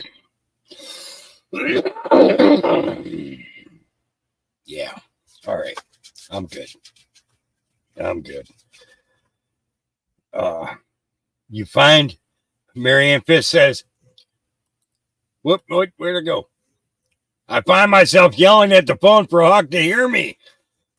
What? I can't hear you. Say it louder. That's funny. You're funny. Yeah. I'm going to keep this here because I do want to see this. This is looks like it's going to be very interesting, but it's 33 minutes long. So I don't want to start that until Dave gets on and gets done doing what he's going to do with you. He's going to be on for, I think, about 45 minutes with us. So right around there, he's on a pretty timely schedule here. So we want to make sure that we get all the information that he wants to give you guys in there and up in the you know what I mean. Okay. Double checking my phone here. Okay. All right. Normally he'll message me just before he's ready to come on. So, but Ganja, good to see you, brother. I'm glad to see you're here. Just for a minute. Hold on. What? Okay. I didn't catch that conversation, so I have no idea what it's just a minute of. Let's see. News unlocks the map. Yes, it does. Yes, it does. Yeah. Wow.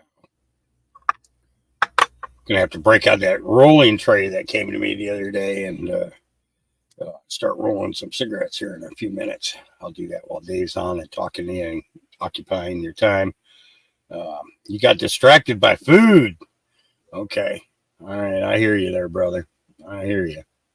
I'm going to go ahead and pull this down because we know that he's going to end up doing a presentation because he's getting all his things all lined up and everything. So that way there he can have control of the screen and get everybody included. So we're just waiting on him to pull in. You know, it's like he's doing a drive-by. That's what he's doing. He's doing a drive-by podcast attachment. You know, yeah, that's what he's doing. I roll these dang things too tight. You know, so I got to like squish them up and get them loosened up. Sometimes I have to take a poker and poke poker through it because I use a pair of scissors to chop up the tobacco, but I need to get one of those little food processor things so that I can actually make it so that it's fine like the cigarette companies do. But, you know, we deal with it. But I got a good poker. This sucker here, it's almost long enough to go through the whole thing. So I just do both ends of it. Yeah, bad habit, I know. But I'll tell you what, I know what I didn't get in 2020 or 2021 or 2022 or 2023. And now we're into 2024. And I know what I'm not going to get. Why? Because nicotine kills it. Uh-huh.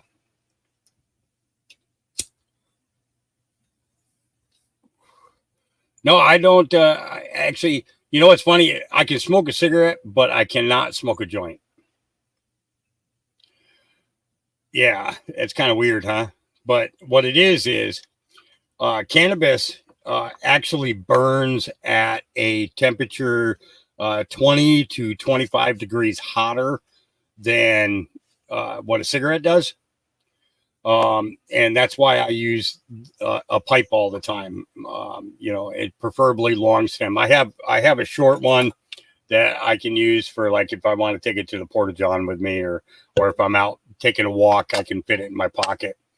But the idea of it is, by the time it gets okay, so you can see how there's a bubble at each inch mark. Okay, well, so that's basically 1, 2, 3, 4, 5, 6, 7, 8, 9, 10, 11, 12. So the pipe itself is 15 inches long.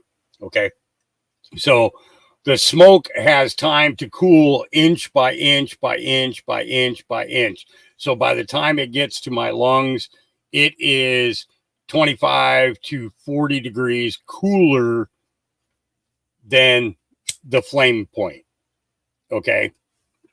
No, that's not a peace pipe, Roy. That's not a peace pipe. Give me a second. Give me a second. Yep. Thank you, Kube. I appreciate you moving.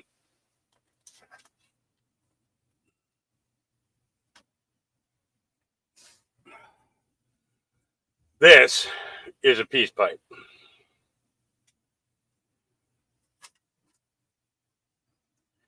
And we share the peace pipe of truth. Boy, it needs to get dusted off. One puff at a time.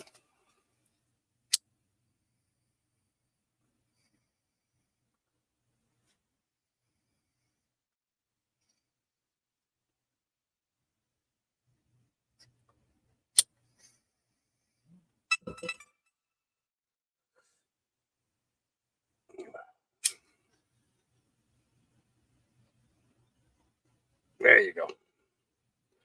Everybody get it. Yep. But that's a peace pipe.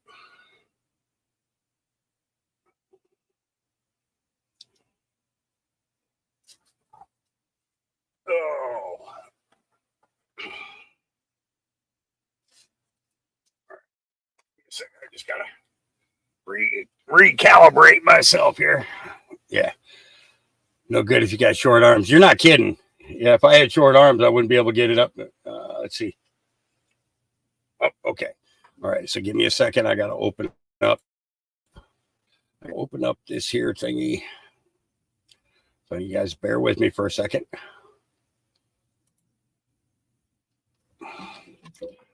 Got to do a quick little setup here to in order to get this all set up here for Dave, and we're getting ready to add in his key and such in order to add him to today's destination. Okay, so bear with me, folks, while I do this. Okay, need to go here. It just takes me a minute. That's all. Sorry. Bear with me, please.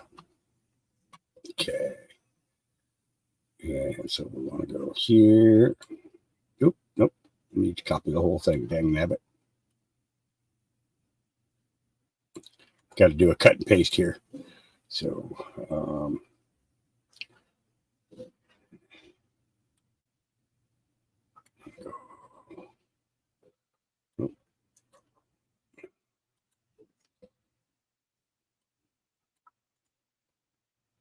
Paste. Got that. And then let me just back up and where's it? Oh, there's okay. And then the stream key. And it's crazy that they make him do this every single time. He shouldn't have to do this every time, you know, especially seeing that he's so when it used to be that that I would have to give him a code for him to be able to come in, and then I made him a team member on the cast, and we were able to add him to the stream without a problem, you know, that way. But then I, you know, so I made him the team member. Now he can come in and he can actually, he can schedule his own podcast for that day and all that other good stuff. So, okay. So we have Rumble up working now, and we have X up working now. Let's see if he is ready for us. Hopefully he is. He can. Yep, there he is. Hey, my brother. Hey! I was hoping you were going to add yourself. I figured I'd wait until you did it, so in case you were still trying to get a couple of things set up. I appreciate that. Yeah. You know, I wanted to jump on here because I only have at this point maybe 35 minutes. Okay. So I'm gonna mute myself and let you take control for this 35 minutes. All right. Great. Well, hello everybody. Good to be with you all today on this fabulous Friday, and I'm really excited. It was a beautiful night last night. I'm going to share with you all some things that went down just in my neck of the woods. My new home is in Dripping Springs, Texas, and there was a lot of patriots in the house last night here in Dripping Springs, and I missed quite a bit of it. But if you need to see any of the speeches, like by Ted Nugent or by Sarah Palin, okay, I want to share with you that. Hold on one second. Let me pull up here. This is her name is Soup Mama, and she streamed the whole thing yesterday, so you could find her on Soup Mama Official on YouTube, and she streamed the whole thing yesterday. And I actually talked with her a little bit last night. Saw her again this morning to kind of send them off. So just give a shout out, let them know that I sent you, because this is Soup Mama and also Elvira. They're doing a great job. Basically, she got her moniker. Many of you may know her when she was feeding the truckers soup on the convoy. I believe it was the Canadian convoy, and back in the day. And so they were called to come on this trip going down to the border. So this all happened yesterday. Let me just play a little. Well, actually, I don't have it up on Brave, so I don't have the audio. So I just wanted to share that with you. But I do have some video that I'll pull up here now. And I got to tell you, I had an interview last night, which is not uploaded because I tried to go live for you on Rumble, and I haven't quite figured that out. And I want to figure out, Hawk, I want to be able to do this on StreamYard. We'll talk technical later because we've got limited time. But tomorrow I plan on going down to the border and being at the rally at noon. And there's going to be a couple different locations down at the border at Eagle Pass. This particular location of this convoy, which when I got out and going with it, I want to say it was about 120, maybe 140 cars, which was very exciting, and it was great to be a part of all that. And so let me just take you to a few things. That's me. Let me try to get out of the way here and give you a full screen here. And so last night I was I met some of these folks, and one of the ladies that I have an interview with that I'll share once I get that all figured out and uploaded. But one of the things that was really inspiring was that she has been holding vigil for the J6ers right at the DC Gulag, with Ashley Babbitt's mom, by the way, and every night. And they've been doing that since the J6ers were jailed. So that was really exciting to have that interview with her. And I also want to take you to, so let me take you to a little bit of last night. This was kind of the vibe, the scene as I approached, and I was very late. I would say more than this crowd was probably 3-4 times this size when I first drove through. There was no parking, and I dropped my daughter off. I had some dinner and came back, and this is what it looked like.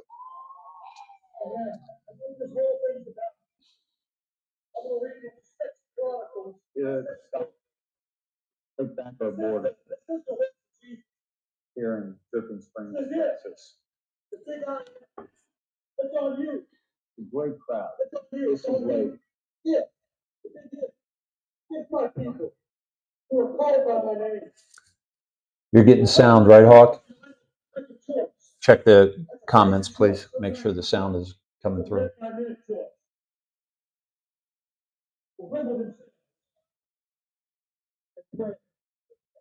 And seek my face and turn from their wicked ways. You know what that turning? That turning means repentance. As God would say, repentance. Right? A lot of people don't like that. We got to turn from our wicked ways. Then I will hear from heaven, and I will forgive their sin, and I will heal the land. Father God, we just worship you. We love you, Jesus. Father, we ask you for so many things. But tonight we come together to bless you. We come together to bless you. We come together to unify tonight. To unify on behalf of our country, on behalf of our brother, and every person that's here. Father, you died for all of humanity. You died for all the sins of the past, present, and the future. So right now, Father, we just draw a bloodline. Right now, a bloodline around Texas, around America. The world is watching Texas. So, Father, I ask you to continue to bless. We'll put you first place. So, Father, we know that your word says that you redeem everything that is given to you first. Throughout Scripture, every first thing was redeemed. So, Father, we just humble ourselves tonight. We come before you. Holy Spirit, we ask you to just open your heavens over us and pour out your Spirit on all humanity right now. Because, Father, we know we have no chance without you. The only chance for this world, the only chance for this nation, the only chance for Texas is you, Father. Is this nation repenting, falling on their knees, and turning to you. So, Father, help us to do that. Give us the strength, Father, to get out of our own way and just fall on our knees. Lose our pride, lose our dignity. Come before you and seek you, Father. So that was the scene last night, And I think on this video, I actually have some of that interview with Patriot Sapphire. And where is my control mechanism here? Let me try to get that to you here. What is going on? There we go. Here we go. This is this little lady here is fabulous. Fabulous. They were approaching, and I said, "You look like a couple J6ers." Let me share this with you here, real quick. And by the way, I'm going to play this in its entirety later. How you doing? I'm David Snedeker. What's your name? My name is Sapphire Patriot. Sapphire Patriot. Nice to meet you. Get out of town. Wow. Do you mind if I have you on camera with me? I was trying to do this live with you last night. I was in 06. I was like a lot of people. Feel free to be in here with us. But there were a lot of people who were with Trump at the lips. And we didn't see all that go down. By the time we got there, yeah, and we were able to wrap up just no problem. Exactly. I think we had already gotten them out at that point. They had even gotten them out by the time we got there. Okay? So tell me about this. I know Nick Alvier. Sorry about the audio, folks. I've got a new mic set up that I'm using, and I need to experiment with a little bit. And obviously, I got to tune it down a bit. He's, he was arrested that was supposed to be in the Capitol. I never went in, and yet there are a lot of people going there. But tell me about your experience with the UAG and what you're doing. I'm fully solidarity with Ashley Babbitt's mother, Nikki Goodhart, behind the DC Correctional Detention Center. We call going on 547 days in a row. Did you hear that? I didn't. I was a little slow on the mic. They've been holding vigil for 547 straight days in a row. Oh, it just left me. I don't know what happened here. Here we go. Let me see when I take my mic off. That's when we start. There we go. When they are put in prison, they are trying to cancel these patriots from society. And we have taken a vow not to let that happen. We're standing in solidarity with Nikki and many other wives, girlfriends, family members who are with us. They call out to us from inside the DC gulag. From the phone, we take the phone and we put it up to a microphone, which is connected to a speaker. We have multiple live streams going at the same time, so that every American that chooses to hear the truth can hear it from the truth mouth themselves.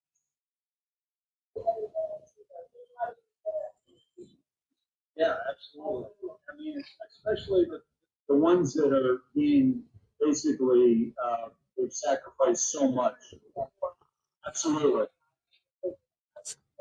I don't know if you heard her, but she calls them prisoners of war, and I totally agree. No question about it. And you're giving them a voice. Imagine if the real prisoners of war back in the day had somebody like you, there to accept that message. Where do people find your speech? I am Sapphire Patriot on YouTube. I'm a pretty new streamer. Sorry, folks. Hold on a second. I'm not used to going straight to videos from from the stream. So my apologies.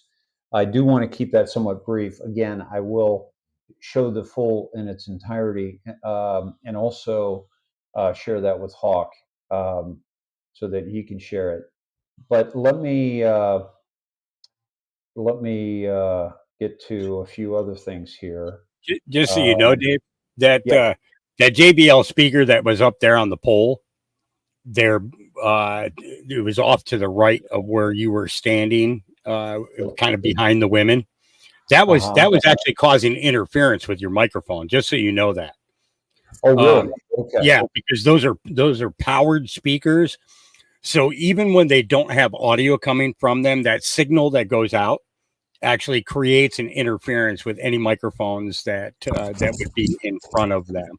And then at the beginning part, when you were walking up to the side there where the preacher was saying the prayer, okay, you were in between the soundboard and the back end of that amplified speaker. Okay.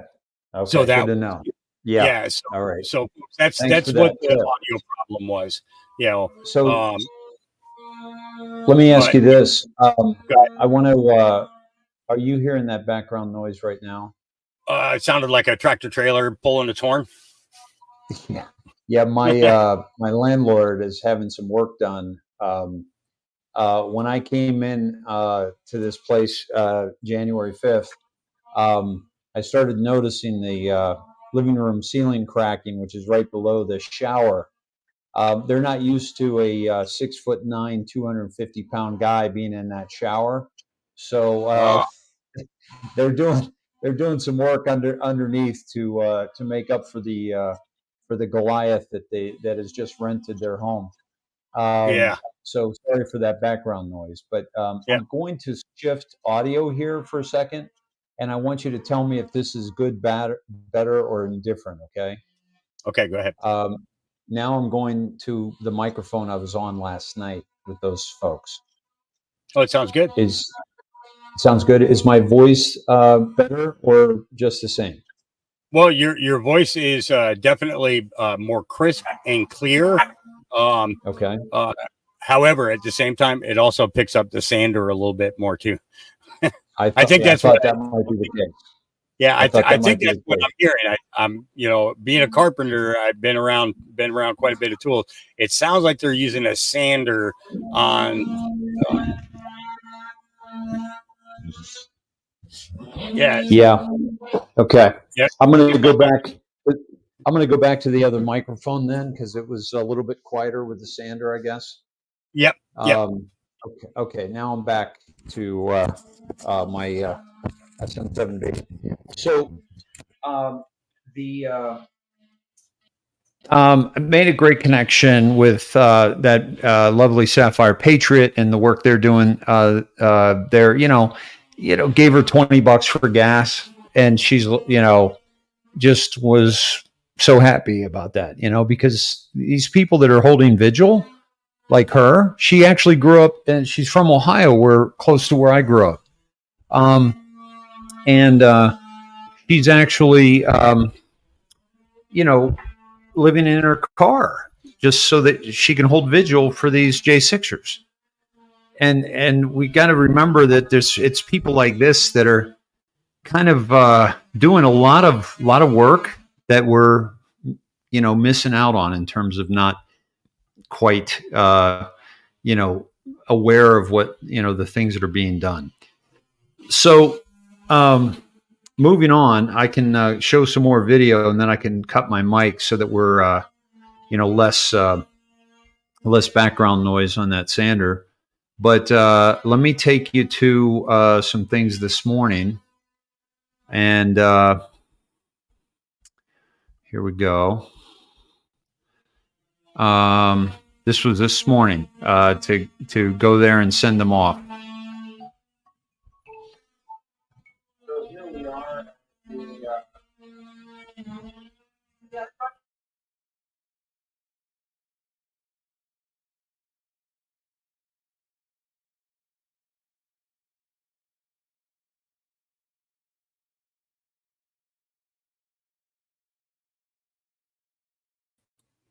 No sound, Dave. I think you got to. That's that. You know what? I bet that's why people were having a hard time hearing you, was because of the fact that you didn't share the audio and it was coming through your microphone instead. So you'll want to reshare that.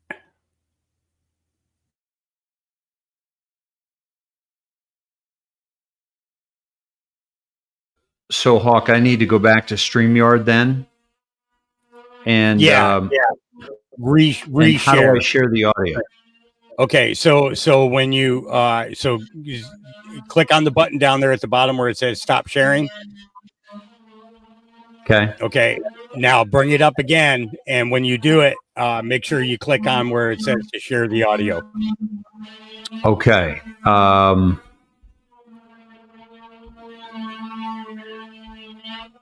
Or it present says in present. so. Yeah. It says to share audio, share a tab instead.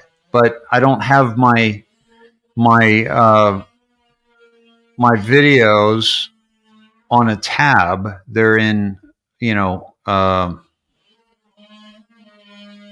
in my photo album. Okay, so it should be share entire screen. That doesn't give me that option either. It says to share audio, share a tab instead.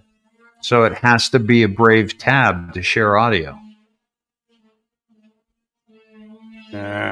Which okay. doesn't make any. Hold on. Let me try something. Hold on.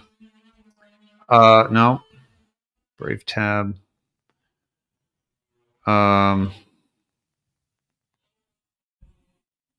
Yeah, that's got to be. I mean, how can StreamYard not have that dialed in?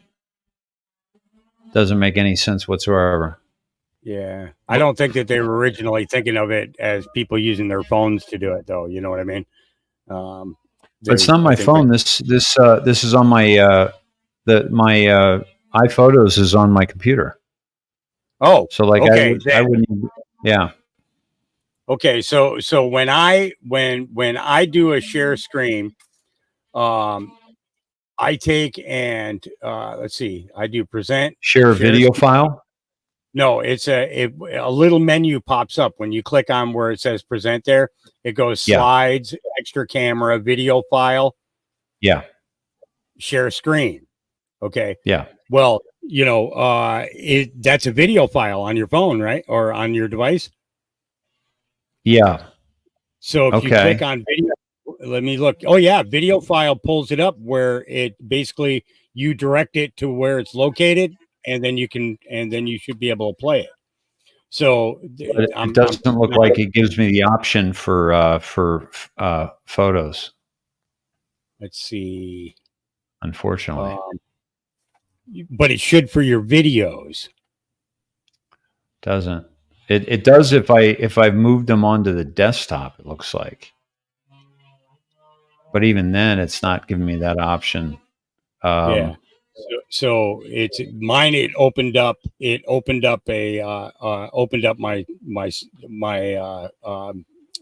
hard drives, and this is what this. So that's what and that's from doing share video file. Does it pulls that up like that? That's hey, Gabriel was. How is this audio rate with the other two? The audio I'm doing right now, is it better or worse? I can't hear it. You can't hear my audio right now? No. Oh, that's odd. Okay. I can hear you talking, but I don't hear any audio. Oh no, that's what I meant. Is my voice now? How does that sound? Your voice. Yeah, your voice is great. Okay, is it better or worse than the other two? No, that's fine. It's perfect, just the way it is. Okay, so if I wonder if I then go to, if I use that microphone and then I try to pull up, it's not giving me the option to even open up my iPhoto. This is unfortunate. Let me do this. I'm just going to play it and see how the audio is when it's coming from my my laptop here and see if that makes a difference. Here, let me try this. All right, folks, let me know if this is coming through here. That was here for the actual. Yeah, it's coming through your microphone. Yep, definitely. Where they had speakers and the like coming together, and Ted Nugent played. Sarah Palin was here, and so that was great. And some great patriots, Sapphire Patriot. Her name from Preparing Soup. Yeah, some beautiful people. A few short videos so I can put it together. There's Elvira. How you doing? That's Elvira up by the stage, right by that enter sign. She's with Soup Mama and doing some great work. And she was really called to come down here and reached out to Soup Mama and got their board. They've got a 501c3, and so they supported their journey here. Elvira I met last night, very inspirational. She's part of Soup Mama's group, and might get you to meet her here in a little bit, right there in the black. And fabulous here from upstate New York. They've driven all this way. Had a great couple from California last night. Woman, Sapphire Patriot, I told you about, who has been really good for Jason every night. And with Ashley Babbitt's mom. So I got an interview with her. I'd like to, as I mentioned, I'd like to share with you. So we're going to have the I'll get a little of that as well. So this was the, what we're doing here is just kind of getting the rundown of how the convoy was going to go. Yeah. And how, so the kind of the rules of the road, right? How many of y'all going with?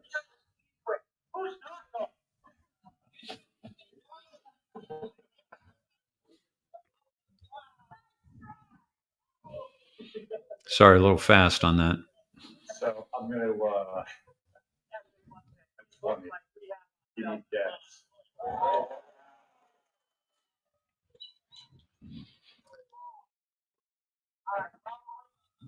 but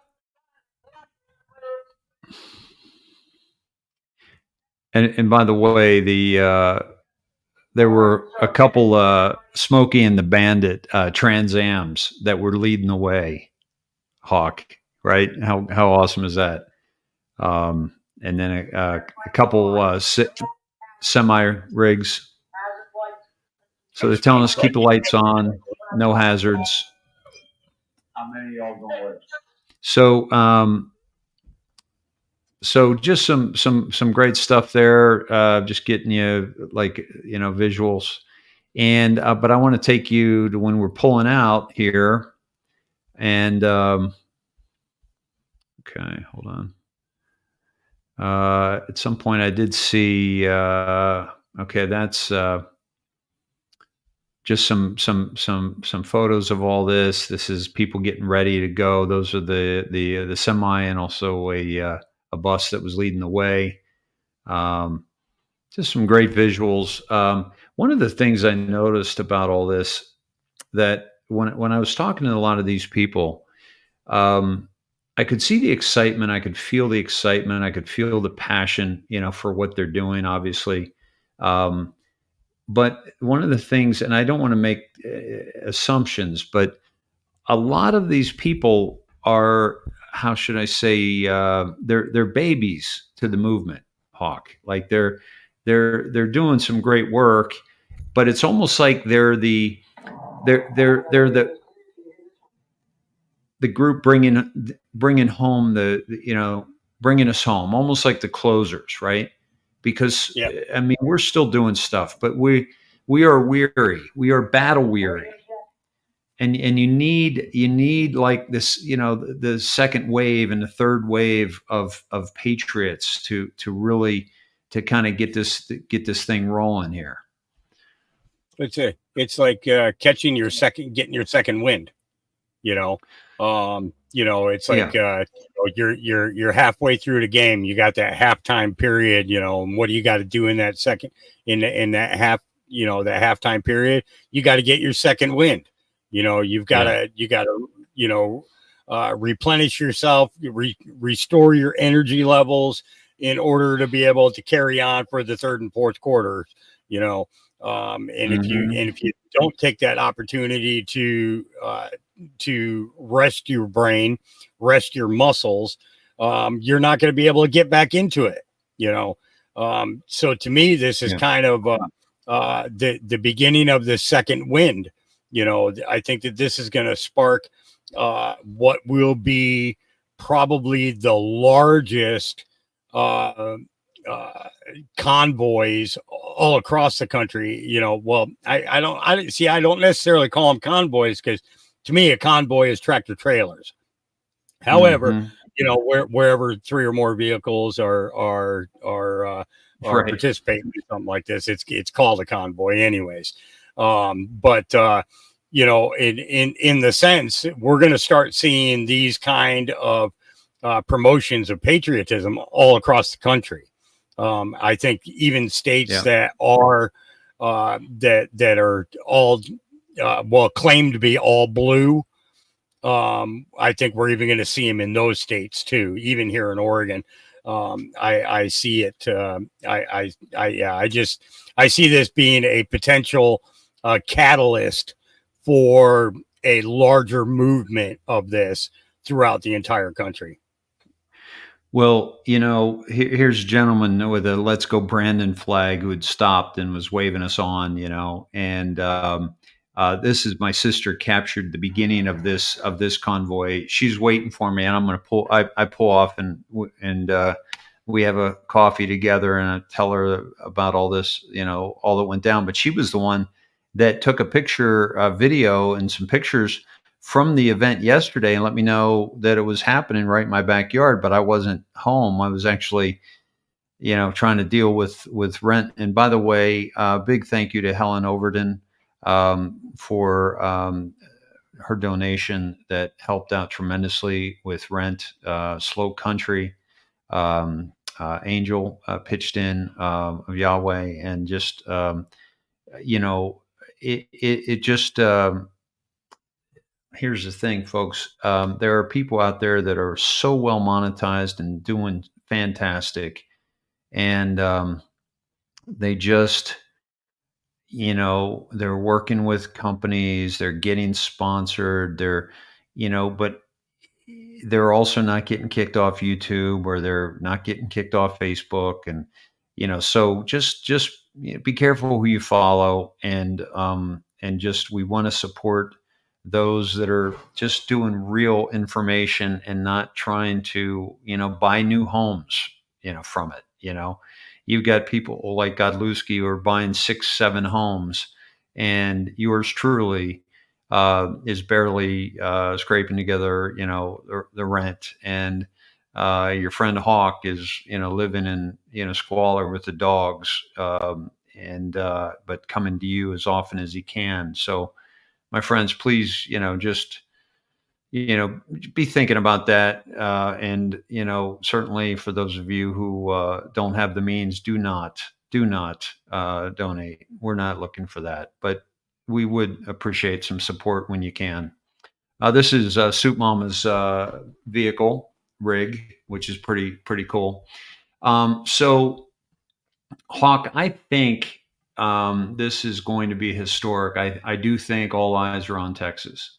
I do think, and I've got to jump off here pretty quickly, so I'll wrap up with this. But I just really believe that we are looking at a very important moment in human history here. I felt the need to get to Washington, D.C. For the Save the Vote. And I went, and even though I've had to look over my shoulder for the past 3 years, I am glad I went. And even though I got tear gassed and have blood clots, I'm glad I went. I look at this event here in Texas to take back our border, and I think that again, all eyes are on the United States. All eyes are on Texas because we are in a constitutional crisis. And what I did was I took you through the Ingersoll Lockwood website, which took us to the document by Greg Abbott and how they called out the Biden administration. We know the Supreme Court ruled in favor of Biden and in favor of the feds, which is to me an absolute atrocity, but is there to expose the Supreme Court. And then the Ingersoll Lockwood linked us to right after that. While we were doing that show the other night, Hawk, it took us, it shifted and took us to the letters, the letter from the Republican governors in support of Abbott, and that happened during the live stream. And so this is a significant constitutional crisis, and it's really a constitutional conundrum because Biden and the Supreme Court cannot get out of this. This is Article 1, Section 10 of the Slow Country, and I were talking about this morning of the Constitution and Article 4, Section 4, Article 4 of the Constitution, which explicitly states if the federal government is not going to protect the states from invasion, then the state has a right to do so. And so this is really, I believe, going to be big. Now, this convoy, whatever you want to call it, just to let you know, they are not going to the border where the action is, so to speak, because they do not want to get in the way of law enforcement. They are going to a children's ranch, which is being inundated with illegal immigrants coming in and stealing their food. And this ranch has already been devastated by COVID, and they are now supporting this group so that they can continue to do some really incredible work with the children. And so that's what's happening. I'm going to go down tomorrow morning to be there for the 12 o'clock. And I'm going to get together with Hawk and Slow, and we're going to cast it. We're going to bring it to you. So Hawk, we can talk about that later this afternoon, but I got to jump. I love you all. Hawk, thanks for setting this up and making this all happen. Absolutely. Feel free to, please shut down my streams. I'd love for this to get out there. It's such a short, piece that we have, and so it can be shared out. Because I tell you, folks, I don't know about you, but I was inspired by these people. And you know what, Hawk, just to the analogy, right, of the bringing, you get weary, you need the second string or the third string to come in. Well, in this case, they're every bit as strong as the first string. But the first string also comes back in the game at the end. And the people that started the game will finish the game, except for those who've exposed themselves. Yep. So, my friend, I got to jump. Thank you, and we'll talk later this afternoon. All right, brother. All right. I'll be pulling those down. I'm just giving them a chance to see where they can, if they want to come and listen to the rest of the podcast, where they can come to. Then I'll pull them down. Folks, we are on YouTube and on Facebook. On Facebook, it is Hawk under Hawk J, the letter J, Marsden. And on the YouTube side, it is Hawk's Mustard Seeds number 24. Today, but we also have 22 is back up and running. But I'm saving that until we get a strike here on 24, and we kind of go back and forth. I'll try and keep you apprised of that, Dave. So if you decide to go live and I'm not available personally, I'll make sure you know which one is going to be the safe one to go on. Awesome. Yeah, folks, So please go check out Hawk's work. He shares all the guys that get kicked off of the other off the YouTube and Facebook platform, and so please watch his work and support him. Thank you, brother. I got to jump. I love you all. All right. Bye-bye. Take care, Dave. All right. All right. So that was Dave Snedeker with us. And it's always great when we have an opportunity to have him join with us. So, all right, X and Rumble, I'm going to be letting you go. So sorry. But again, you can always join us over here on YouTube or on Facebook and be part of the great chat that's going on. Peace. Okay. Takes care of that one. Now I got one more to do. And there we go. Okay, so both of those are down. So we are still up on Q streaming and Mustard Seeds number 24, and of course here on Facebook. All right, up next. Let's see here. What do I got? Okay. Again, this is when Gabriel was a puppy. Look at how small he is.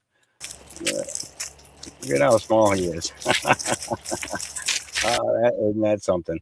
Yeah. Okay. So we're going to get up to the share screen side here, and I'm trying to figure out how to remove that thing there. There we go. Okay. And let's see here.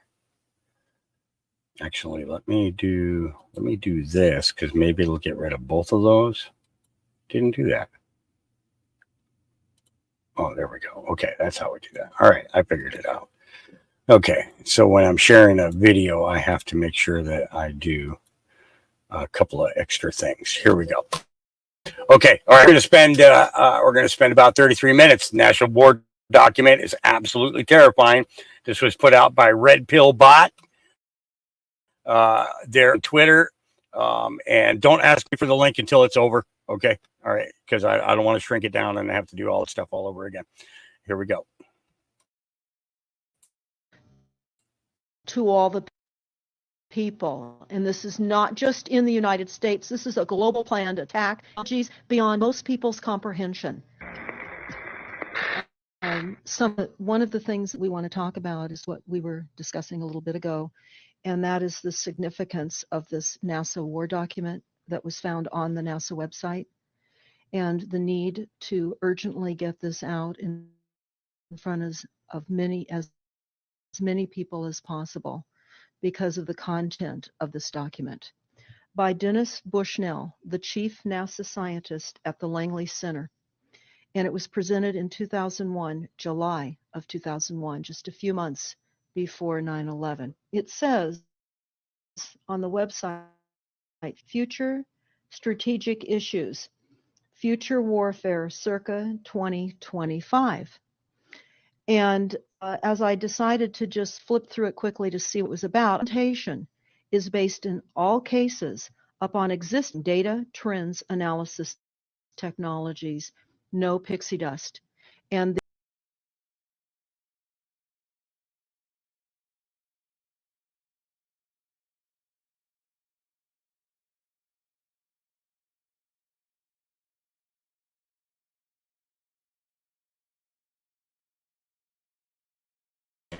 Not quite sure what happened there, but let's go ahead and get this back up. Let's see here. Share screen. Hopefully I'm back with you guys. I don't know why I got kicked out, but I am back. Or I have no idea if you guys heard the beginning of this or not. I have no idea how long ago it actually well,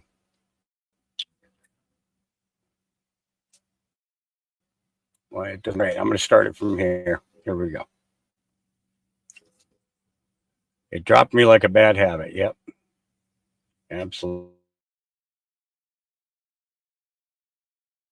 website and the need to urgently get this out in front of many because of the content of this document.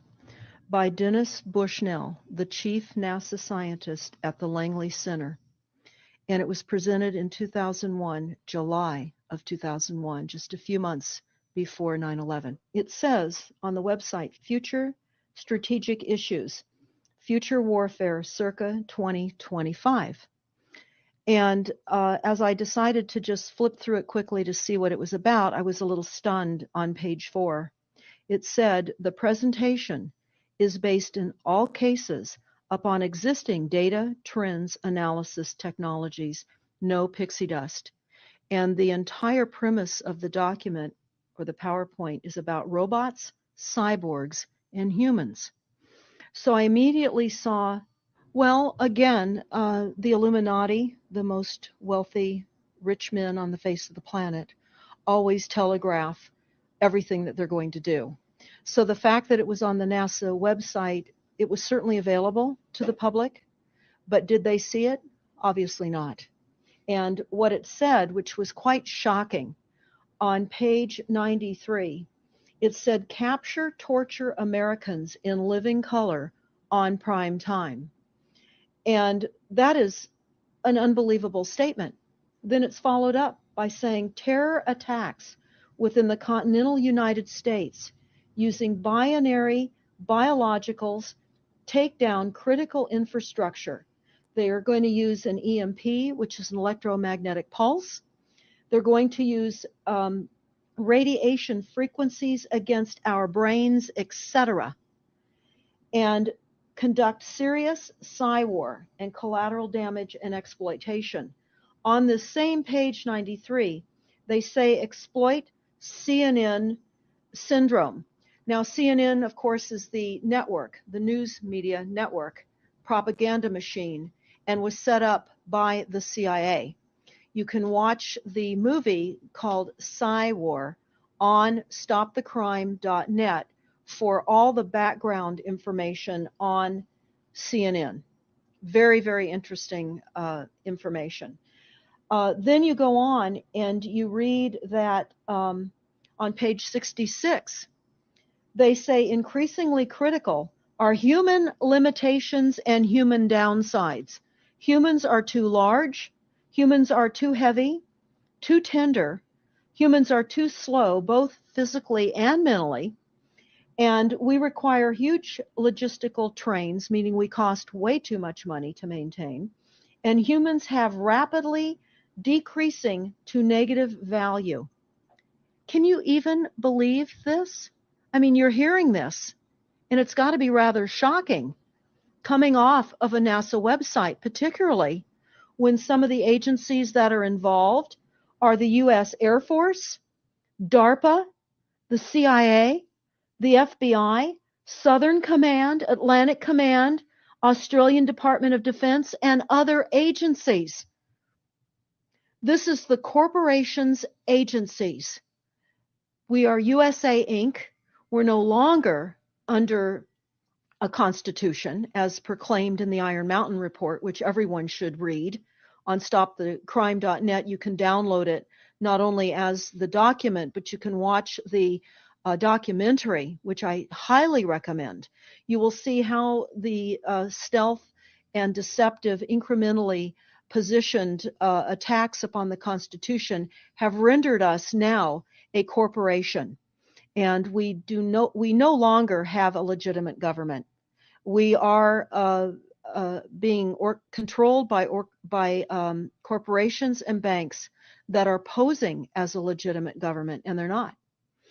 We wouldn't have a legitimate government with the war machine stating what they were going to do on the continental United States to all the people. And this is not just in the United States. This is a global planned attack and assault with technologies beyond most people's comprehension.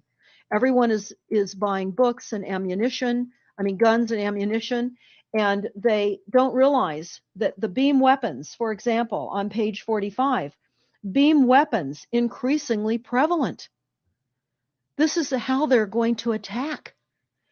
They talk also about On page 9, this is very interesting and horrifying. Humans have taken over and vastly shortened evolution. They're going to direct evolution. They believe, the bankers, the global elites, believe that they have accomplished immortality. And they're doing that, again, keeping in mind that this entire document is about robots, cyborgs, and humans. They've already mapped our brains. We've just recently heard that they can transfer a human brain into machinery. So whenever they tell us that this is a new scientific discovery, we know it's been decades and decades prior to us ever finding out about these things. And they also talk about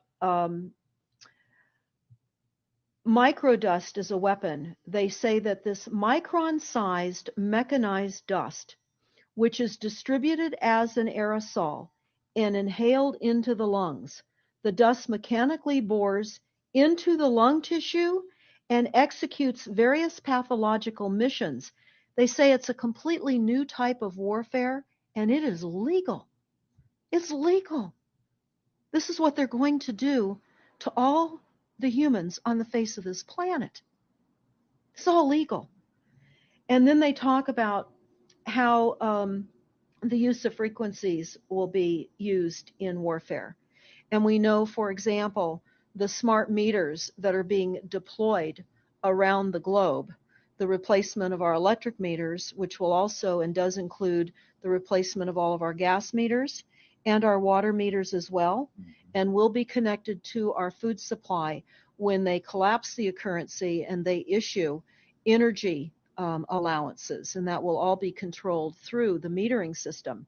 But they talk about the use of low frequencies, microwave frequencies, and they mention in this NASA document the U.S. Army report. The U.S. Army report is on our website, smartmetersmurder.com. It's about a 20-page Army document that talks about the use of frequencies to target the enemy. We're the enemy. And they say 100% of the human population will be affected by these frequencies. Some will be the canaries in the coal mine, which is a term that they've been using as people have been dropping like flies. People are experiencing all kinds of health maladies. Generally, it starts with ringing of the ears, heart palpitations, skin rashes, inability to sleep through the night. And what they're doing is they're jamming our immune systems with these frequencies. So how do the elite shield themselves from their own weapons?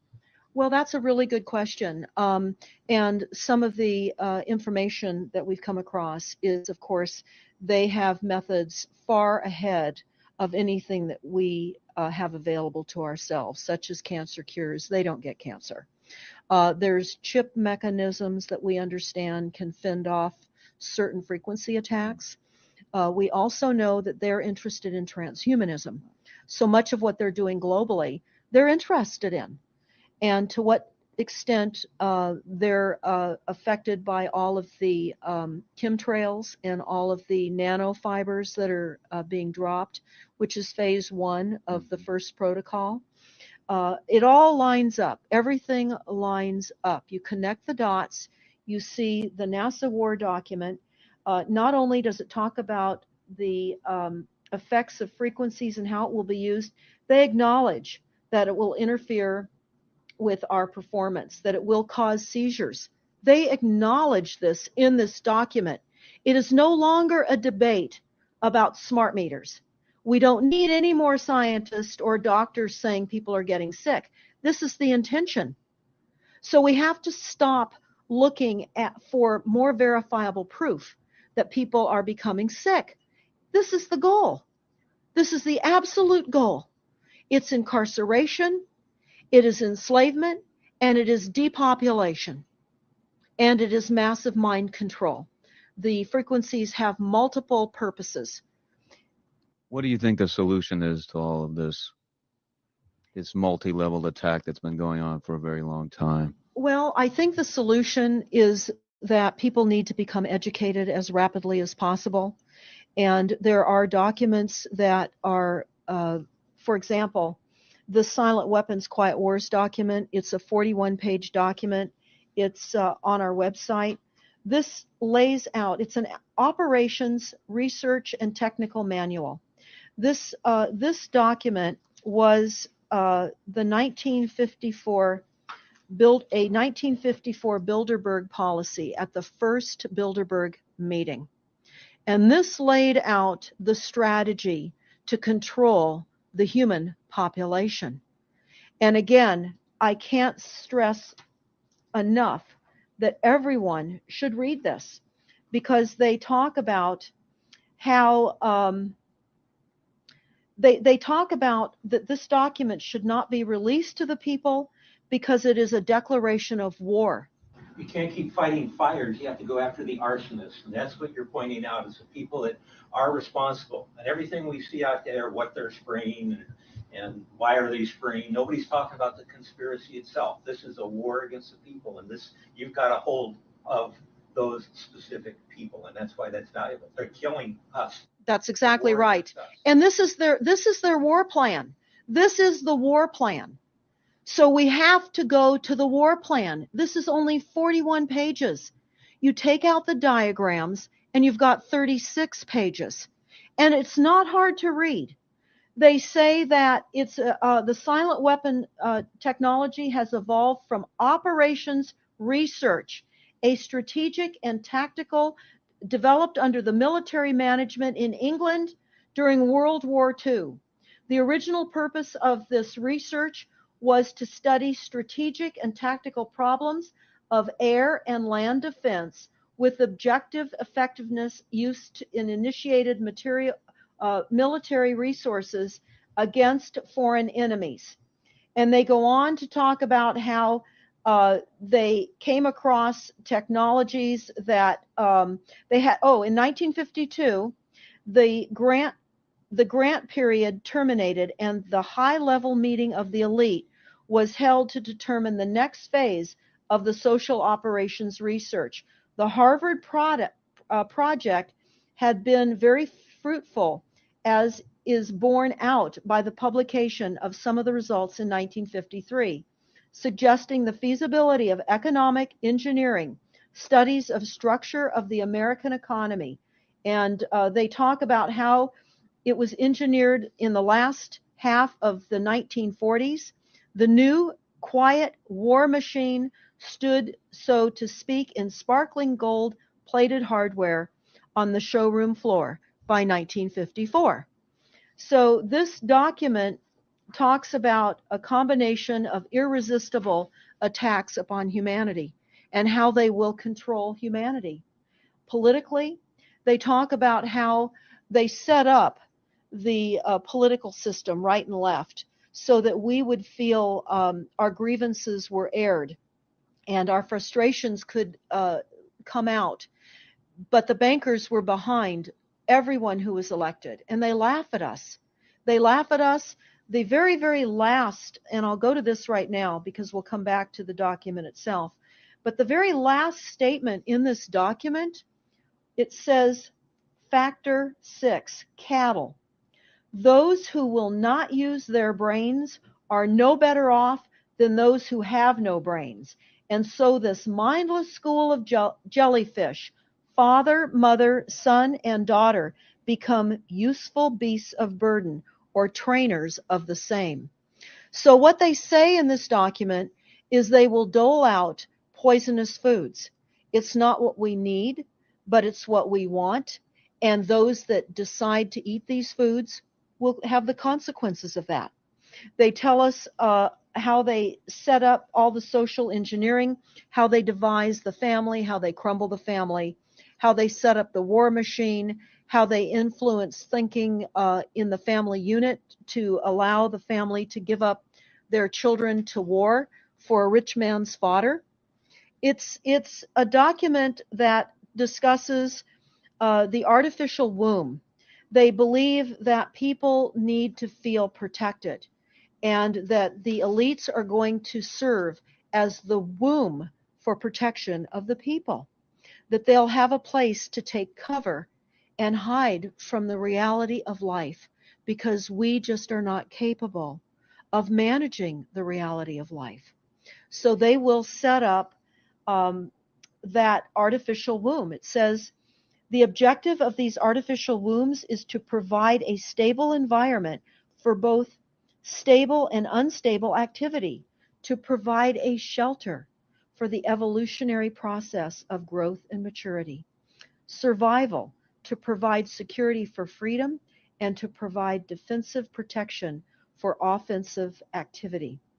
And they say that from the time a person leaves its mother's womb, in every effort is directed towards building, maintaining, and withdrawing into artificial wombs various sorts of substitute protective devices or shells.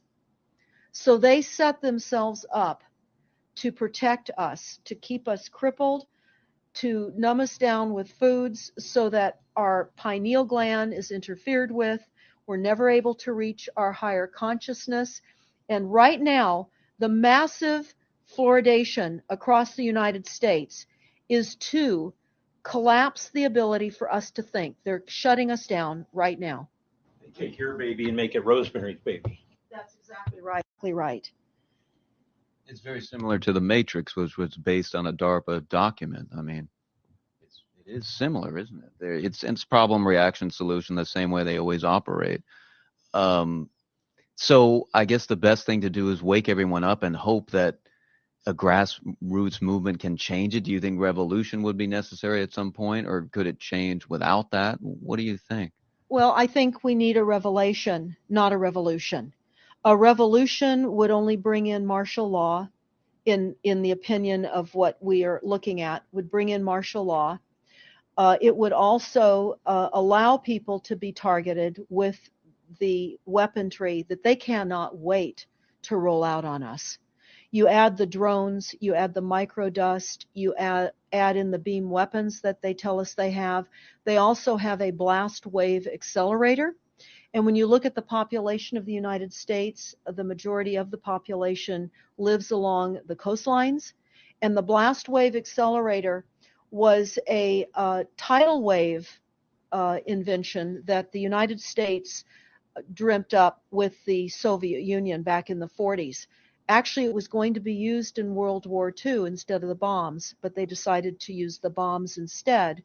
And the blast wave accelerator exploits the methane deposits on the seabed and causes a fingerprintless, plumeless tidal wave on low-lying areas around the perimeter of any country. Right now you've got your weaponized Gestapo meter that keeps track of every house and every movement and every bit of energy that you're already doing and can report back to whoever is observing.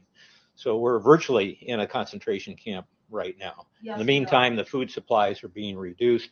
As you're mentioning in your other interview, how the dams are being taken out, the food. I mean, it's so obvious that the federal government coming in and wanting your child even at earlier and earlier ages, every place, everywhere, and it's based on the foundation of climate change, which you mentioned. You might want to get into that and your Iron Mountain. That's absolutely true. All the documents, the Iron Mountain document, even the NASA war document, talks about there are too many people using too much stuff, and the Earth cannot support this. And they've come up with the fear-based scientific fraudulent information that people are now accepting. They're rewriting history and they're rewriting science with the idea that people are using too much resources. We have to reduce CO2 and reduce our greenhouse gas emissions. And that is flying through every city across the world right now. It's written into all local government documents, and cities now are, California, for example, with the CARB initiative, where we have to actually pay for the air we breathe, and we're taxed for the air. It's like the fiat money. We've accepted false-backed money, which they tell us in the Iron document or in the Silent Weapons document.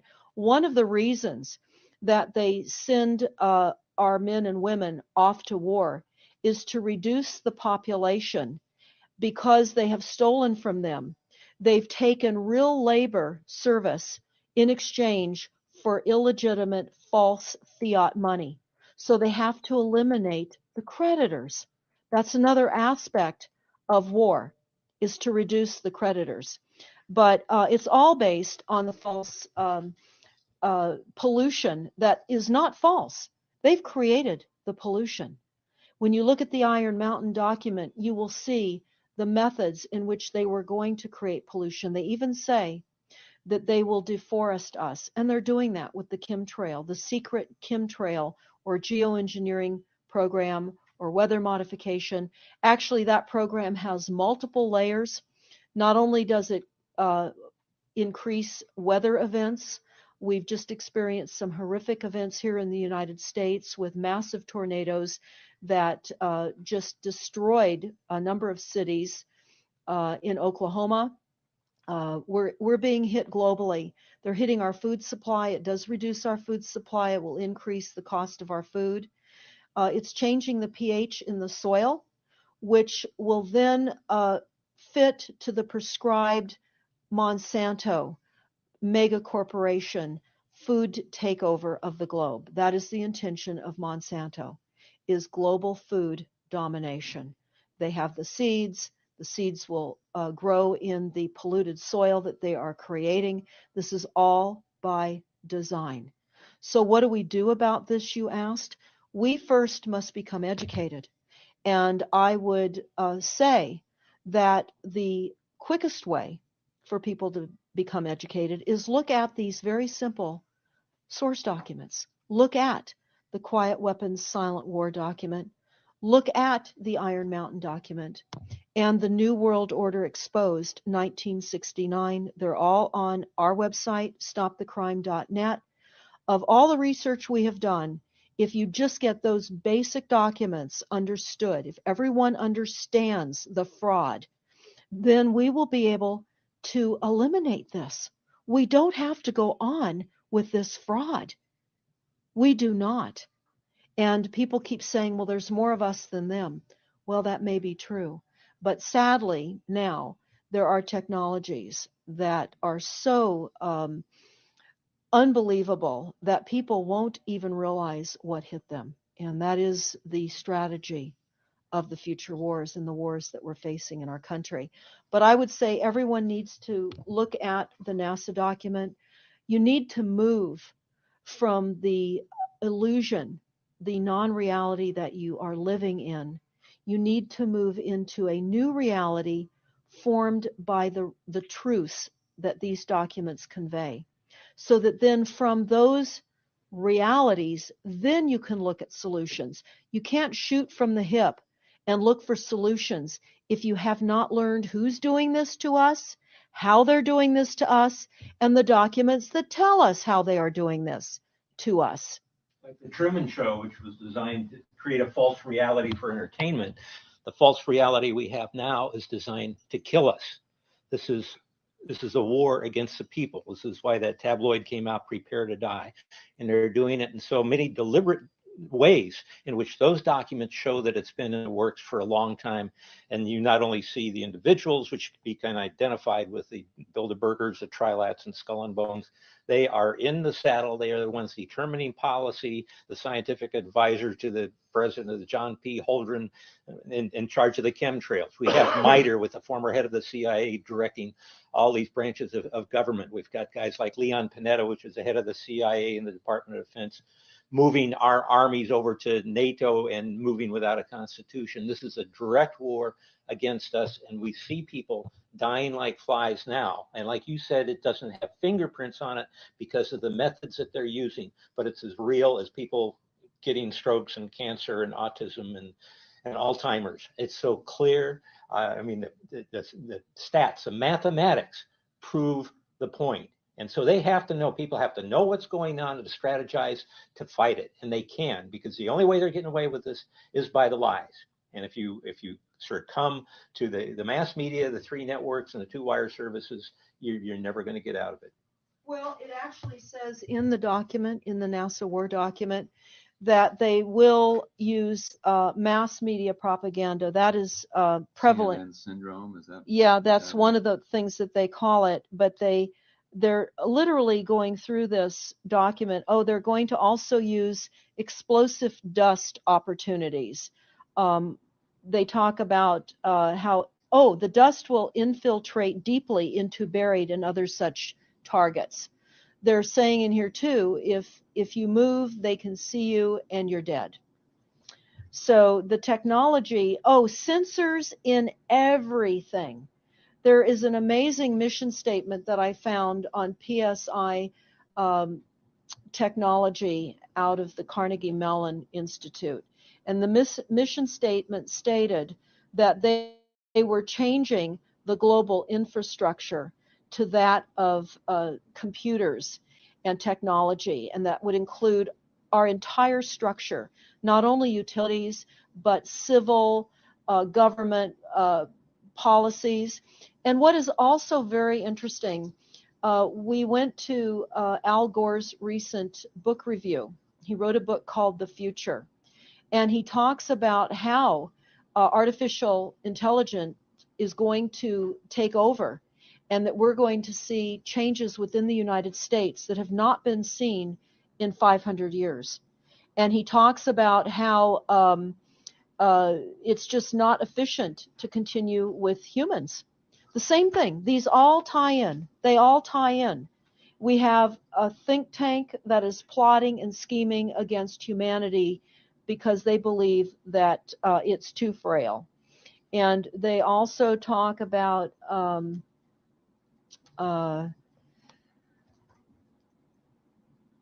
let me pause for a second here. Oh, they talk about the U.S. Brain Project, and it begun in the 90s. They say that it was funded by 16 organizations across 5 agencies. NIH, which of course is the National Health Institute, the Department of Defense, NASA, and the Department of Energy. And they talk about how they have over 10,000 individual presentations at annual meetings for the Society for Neuroscience. And essentially, they have redesigned humanity.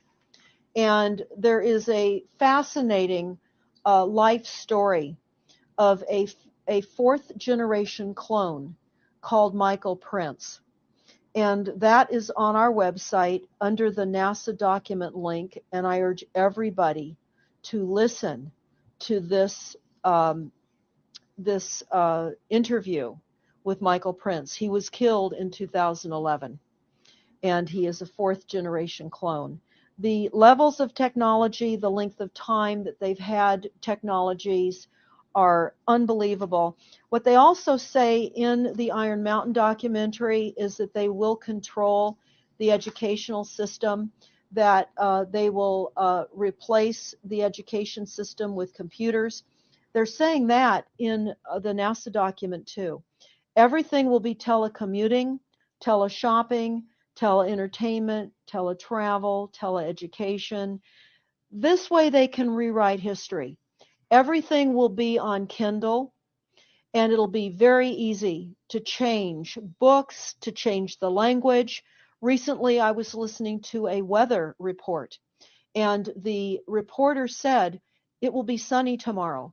But I'm calling sunshine now a soft sunshine because the sun doesn't shine like it used to. I mean, that is what I'm saying. The reporter didn't say that, but the reporter now is saying a soft sunshine. They're rewriting our definition of what a sunny day is supposed to look like because we're under the constant vellum of this secret, non-existent atmospheric poisoning of our skies. So they're rewriting our vocabulary. They're rewriting everything about us. And they're keeping us so sick from the fluoride, from the aspartame in the food, all of the dyes and chemicals on everything. I mean, even the receipts that we get from filling our cars with gas are poisonous. We shouldn't be touching them. And so we need to navigate. I say that life on a daily basis is like trying to walk through a landmine field. And if you get to the other side at the end of the day, you've made good choices because they've certainly put and placed landmines in our lives. Yeah, it's hard to avoid, really. I mean, The impact that it's having on our lives, that we should be sitting here right now having this conversation because of what has been orchestrated against us. Our futures are being determined for us. Our lifespans are being decided upon. There's a series done by Barry, Barrie Trower, Trower, who is a scientist out of the UK, and talks about the weaponization of frequencies as it relates specifically to the wireless, and in particular, the vast deployment throughout America and other countries as well of the cell phone towers. They're erupting everywhere, and they're disguising them as trees, they're disguising them in church steeples. Even when you drive through the desert, they're disguised into yuccas. And that is a cell phone tower. They're also, this is very interesting, they're putting them in mobile oil signs in gas stations, so you don't even see them. Now, when you look, if you're really aware of spotting cell phone towers, my grandchildren can spot them a mile away. But you can go to shopping centers where they have landscaping and the uplights amongst the landscaping, and you'll see many uplight standards that are disguised cell phone towers. And you don't think of it. You're just thinking that it's lights within the parking lot, and they're actual cell phone towers. and they're in church steeples as well, Church aren't steeples. they? Yeah. Yes, they are. And they're paying schools to put them on their campuses. Right now, there's a newly discovered cancer cluster at San Diego State University, and there have been a number of students and faculty that have gotten brain tumors. So we are in a takedown of frequencies admitted by this document. We have the proof. We have the military, the agencies that admit to this. We don't need to prove the deaths on the campuses near towers because it says towers will be used on page 98. It says that towers will be used to emit frequencies. So again, this is their document. This is what they tell us on page 98. A typical scenario: takedown of the U.S. by 10 people and $10 million. Binary biologicals, imported vitamins and clothing, the food supply will be poisoned. Terror attacks with vaccines and with viruses. They talk about our railroads will be attacked, selective anti-personnel with radiation frequencies, microwaves from the towers. The water supply will be contaminated via intercontinental unmanned vehicles, accompanied by serious cyber, and that's the CNN syndrome.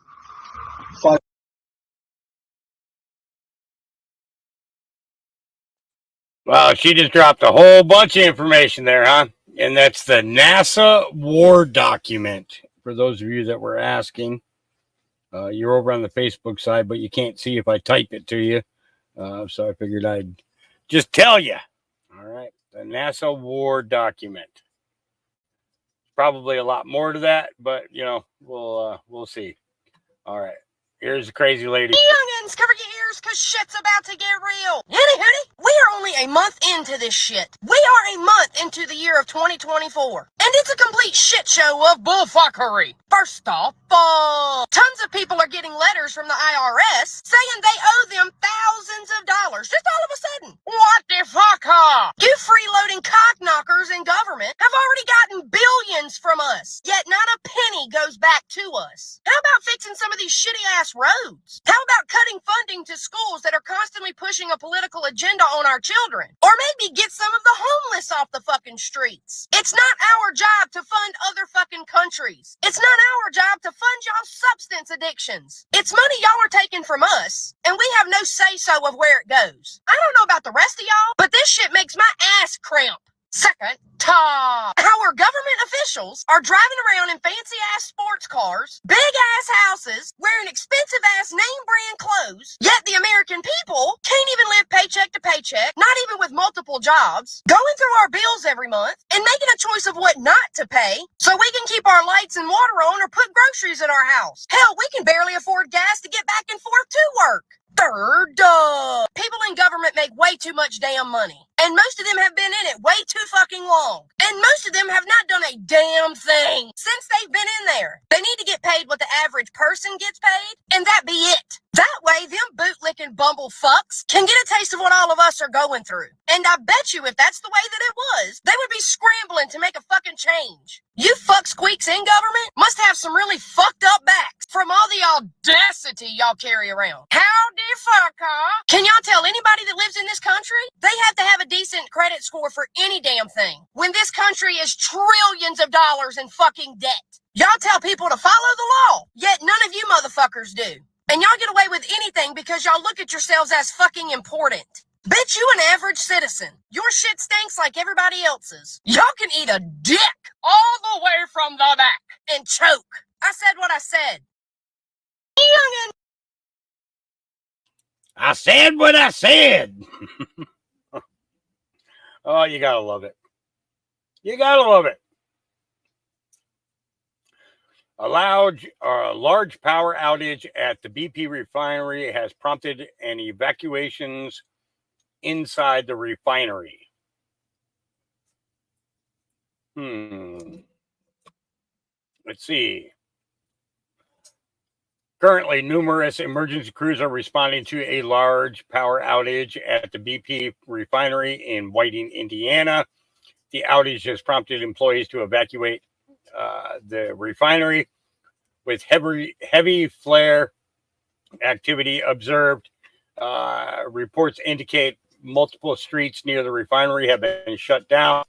Officials state that this restoration process could take several hours. Additional smoke and flames are expected as precautionary measure to burn off products. Smoke and flames can be seen miles away.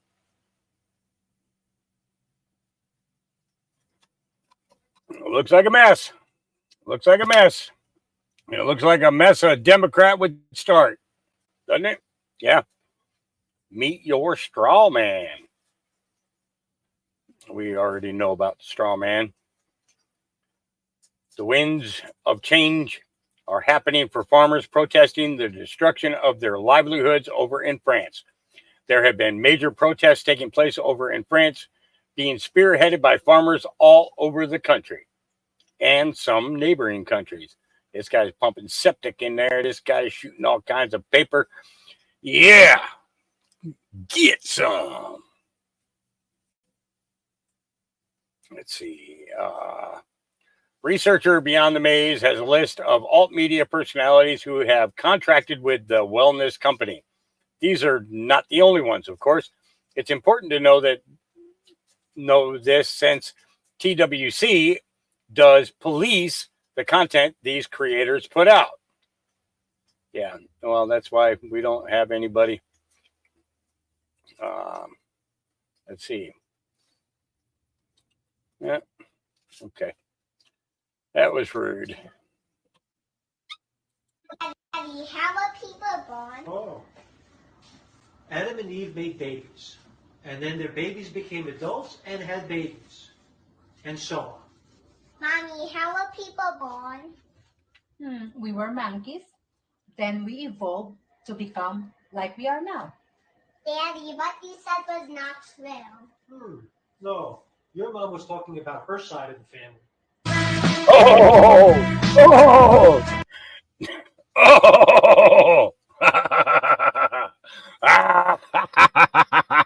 That was good. That was good. She was talking about her side of the family. Oh, Lord. Yeah, okay.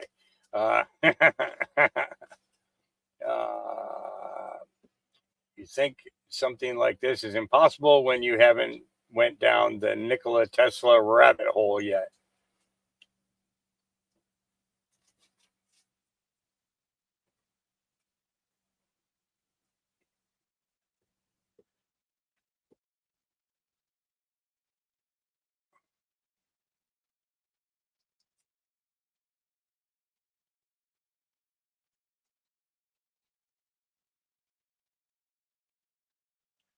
Yeah. I don't have that many spoons. I only have 2. This is a must-watch video below on derivatives for when the big crash happens. I don't think I want to go there right at this moment. Russian BUK M2E air defense system spotted in Venezuela. Wonder whose air they're going to protect. Yeah. Always wonder that, don't you? I do. She's not wrong. Okay. Whenever you see somebody say, did feminists ever? Whenever you see somebody say she's not wrong, you probably should listen. Did feminists ever stop to consider that maybe some of us didn't want to leave the kitchen? I mean, I would make all the sandwiches to be able to stay home. I'd be fine with that. I don't want a man in my kitchen. I don't want him sprinkling my freshly ground salt all over the floor and step on shards of salt every time I walk in the door. Like, stay out of the kitchen. I'll stay out of the workplace. I would be fine with that. I don't want equality. I don't want somebody to pound me up and ask me if I paid the cable bill. I want to be someone's delicate flower. I want to be treated like a sweet baby angel. I want them to come home and be like, babe, did you make this? And I'm like, yeah. And he's like, oh, my love. And I'm like, I know. That's what I want. Like, equality is not it. The workplace, leave it to the men. Did feminists ever stop to consider that maybe some of us didn't want to leave? Okay. I actually think I like that message. A stay-at-home mom who wants to be a stay-at-home mom. Yeah. When your boyfriend says he likes to sleep with the room cold. All right, we're going to get off X. We're going to jump in. Let's get into the heavy duty stuff. All right, let's get into heavy duty time. It's heavy duty time. Let's hit that table of Titans. Is that where we're starting? Yeah, table of Titans. That's where we're starting. Okay, here we go. Boom, boom, boom. Let's go.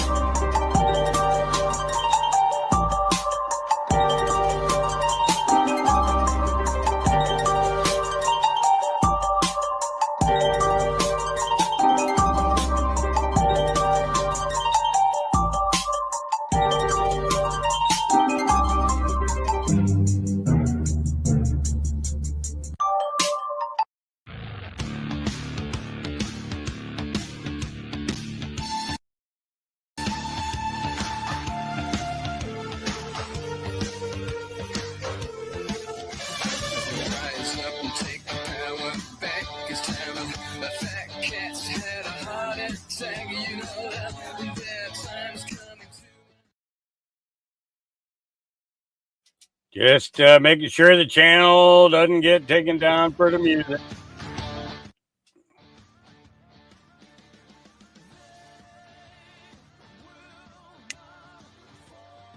Yeah. Just got to be sure we don't get taken down. That's what matters. Yeah.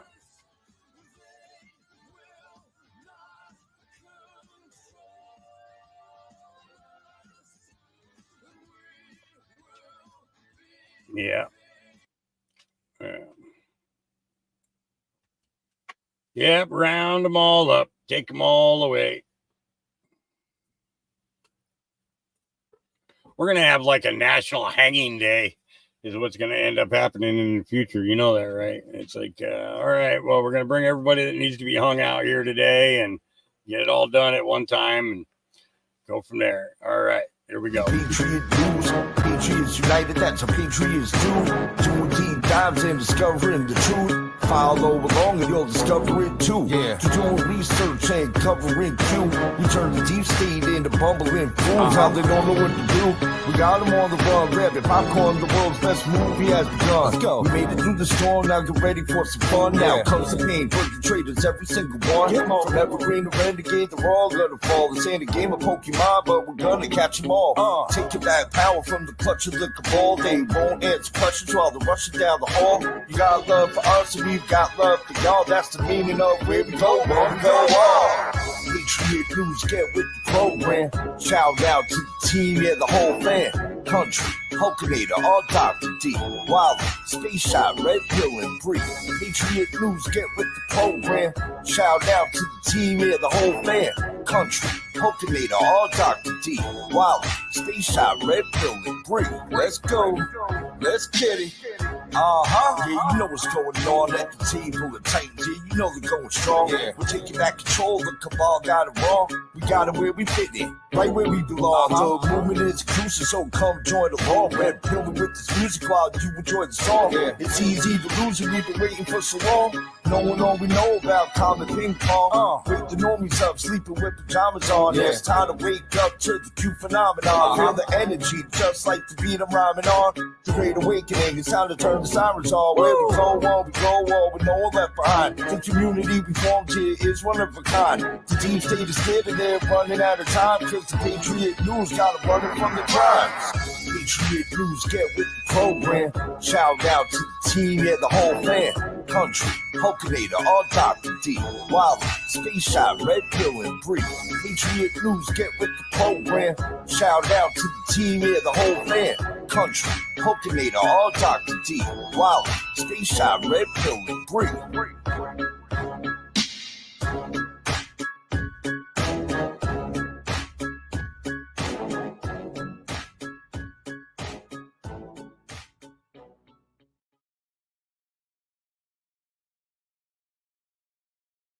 Donald Trump and House Republicans also have their own ideas for the border. So let's review the majority's border ideas that they've actually presented. Here they are.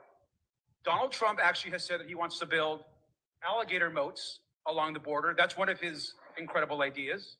Another idea that Donald Trump has promoted is he actually wants to electrify the border fence and maybe even put some spikes on the border. That's another Donald Trump and MAGA majority border idea.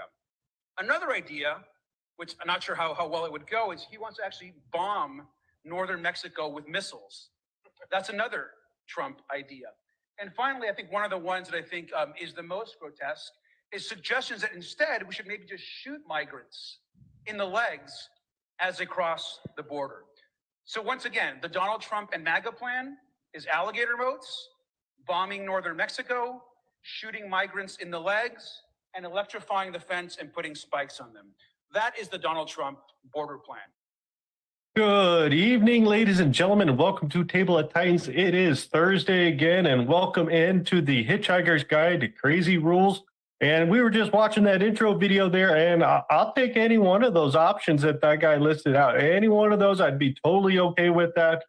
We almost got a full crew today. Our doc is taking care of something. We'll see if we get him back in the second hour. We'll see if that gets all put together. But I got Space Shot and Tron with me. Good evening, guys. How are we doing?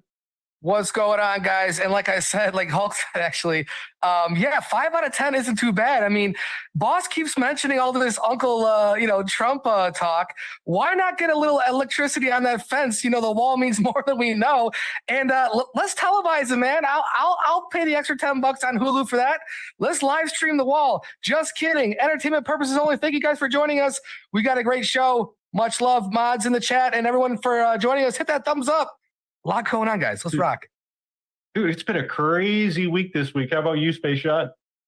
Oh, absolutely. Did he really say that? Shoot him in the legs? I mean, yeah. You're supposed to sweep the leg. Sorry. Well, there is no mercy, right? No mercy for the weak. I mean, let's be honest. Like, is he really putting that forth as something, right? Like, let's bomb Mexico. Let's shoot these people in the legs. Like, come on. Like, when he says things like this, these idiots are just pushing it over the limit. Of course, you have people like Joe Scarborough parroting the exact same thing. And of course, it's just, par for the course. They wanted the same thing for the last how many years? him out of public life, him not in the presidency, and they're doing everything they can above and beyond, really. I mean, it's truly a spectacle to watch all of the lawfare, all of the constant barrage that he's faced, and he stays cool as a cucumber. When you see him, sometimes he may be a little irked, but 99% of the time the guy's cool as a cucumber. So I think it's very interesting, and this year is gonna get crazy for sure. Everything's gonna get a little worse, I think, before it gets better. But glad you guys could all tune in with us this evening. Big hat tip to the folks over there at Patriot News, of course, Country and Wiley, and the rest of the folks over there. Big hat tip that's going on, and to the mods, thank you guys very much, and you guys all for tuning in as well. I know Hulk's got about 1 million tabs up there that we're definitely not going to get all the way through tonight. And so back to you, sir. Yeah, by the way, you can only hold 100 tabs, open tabs up in the top there. We've Just to let tested you it. know, in case you were ever wondering itself, I have tested it. We'll start counting some of those down. Let's go stop by New York and see what was going on over there. Some Venezuelan gang members hanging out. They figured that they might represent who they are from. And, these gangs are starting to coalesce between different nations and whatnot in New York City. So you can see here that the cops are trying to arrest just this one gentleman here on the ground. And obviously all his cohorts and gang members are trying to free him so then he can go back to whatever migrant shelter or wherever out on the streets. So this doesn't look very good for their crime on punishment and the no bail holds and letting these people come back out shortly thereafter. That's what did happen with this particular gentleman. And this is what we saw when he got out of jail. So this is PD making 2 more arrests, illegal immigrants. And that attack on officers. Those suspects also allegedly stole an officer's cell phone. Well, that'll help them track you down.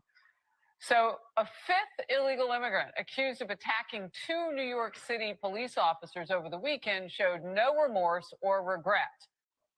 He was seen, as you can see, giving his 2 middle fingers to the cameras moments. So they seem nice, Tron, right? Well, this is what we're seeing. We're seeing infiltration instead of invasion on purpose. This is all by design, all knowingly.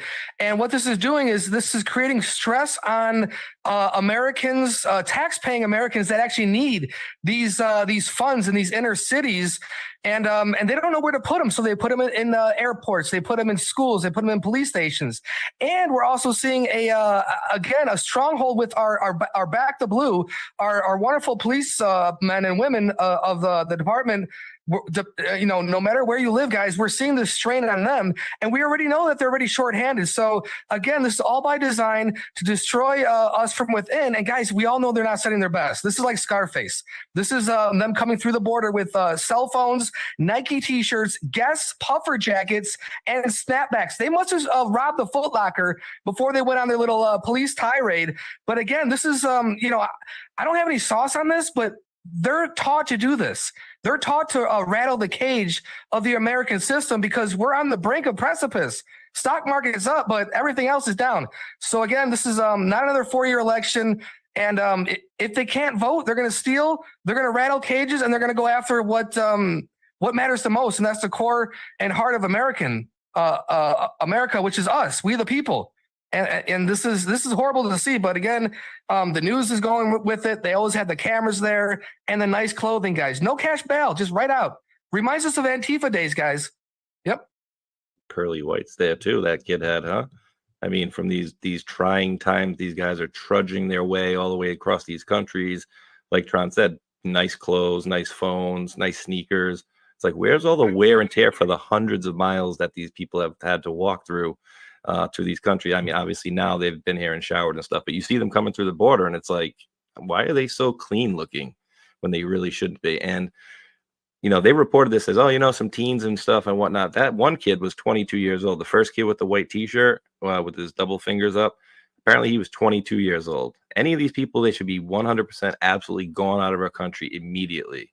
You're already, overstepping your bounds coming in illegally. And then they're getting the grand treatment here at these hotels and whatnot, which is costing, like Tron said, the taxpayers billions, literally billions of dollars over the next year and a half or so. So it's out of control, and we're just going to trend towards that way. If it keeps going like this, you're going to trend towards this. But also, you have to look at other countries like European Union when they had mass immigration. What happened over there? All sorts of crime. So, we know what's coming, right? It makes me miss the migrant moms pushing the kids in the new strollers with shoes and clothing. I miss those ones versus these guys that we're getting now. So I mean, I remember those being big issues as they were coming across Trump's border at the time, and we were a bunch of racists separating kids, and that whole thing rolled right into that. And of course, where are we at right now? We got 85,000 missing kids, and they're worried about kids in cages. I remember. But anyways, we're getting awards out there. Throw some funnies out there. Oh, I did have to make a note here. Kathy Hogle over here suggests deporting. This is the nice person. I'll put him on a bus and get him out of here, is what she had said, that they caught her on a hot mic just a few minutes ago. That's happening. So we got our beams up here, dude. The guy's going to get a presidential award. You know how the game works, dude. They're going to keep going. So I'm just kind of going to show you some of the stories that I came across this week, because a lot of people are doing comparisons, and there was enough of them to put some shit together to show you some of the things they're looking at. But I want to point out here, imagine sending your kids to school every day across the street from a homeless shelter with a rampant drug use. This week, a mentally ill homeless man from the shelter set himself on fire in the nearby park as the kids are going to school.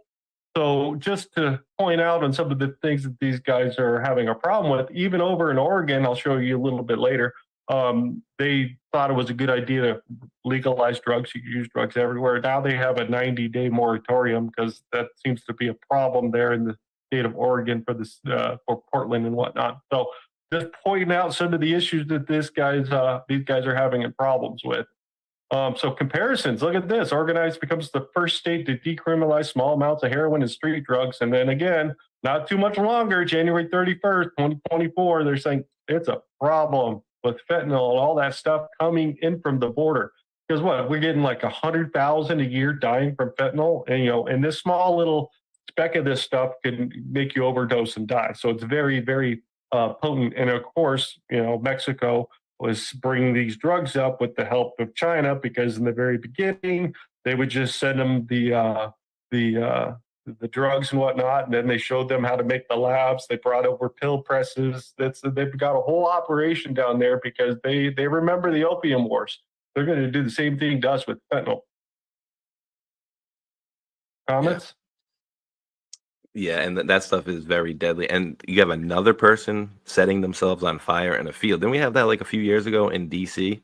That's got to be like the absolute worst way to kill yourself. I mean, I'm gonna burn myself. I mean, maybe the guy didn't have like a gun or a knife or anything, but yeah, it's just horrendous to see stuff like that for sure. And of course, when you're gonna let people do whatever they want, say like Oregon there with all the drugs, you're going to have a horrible result, because people are obviously going to kill themselves, overdose left and right.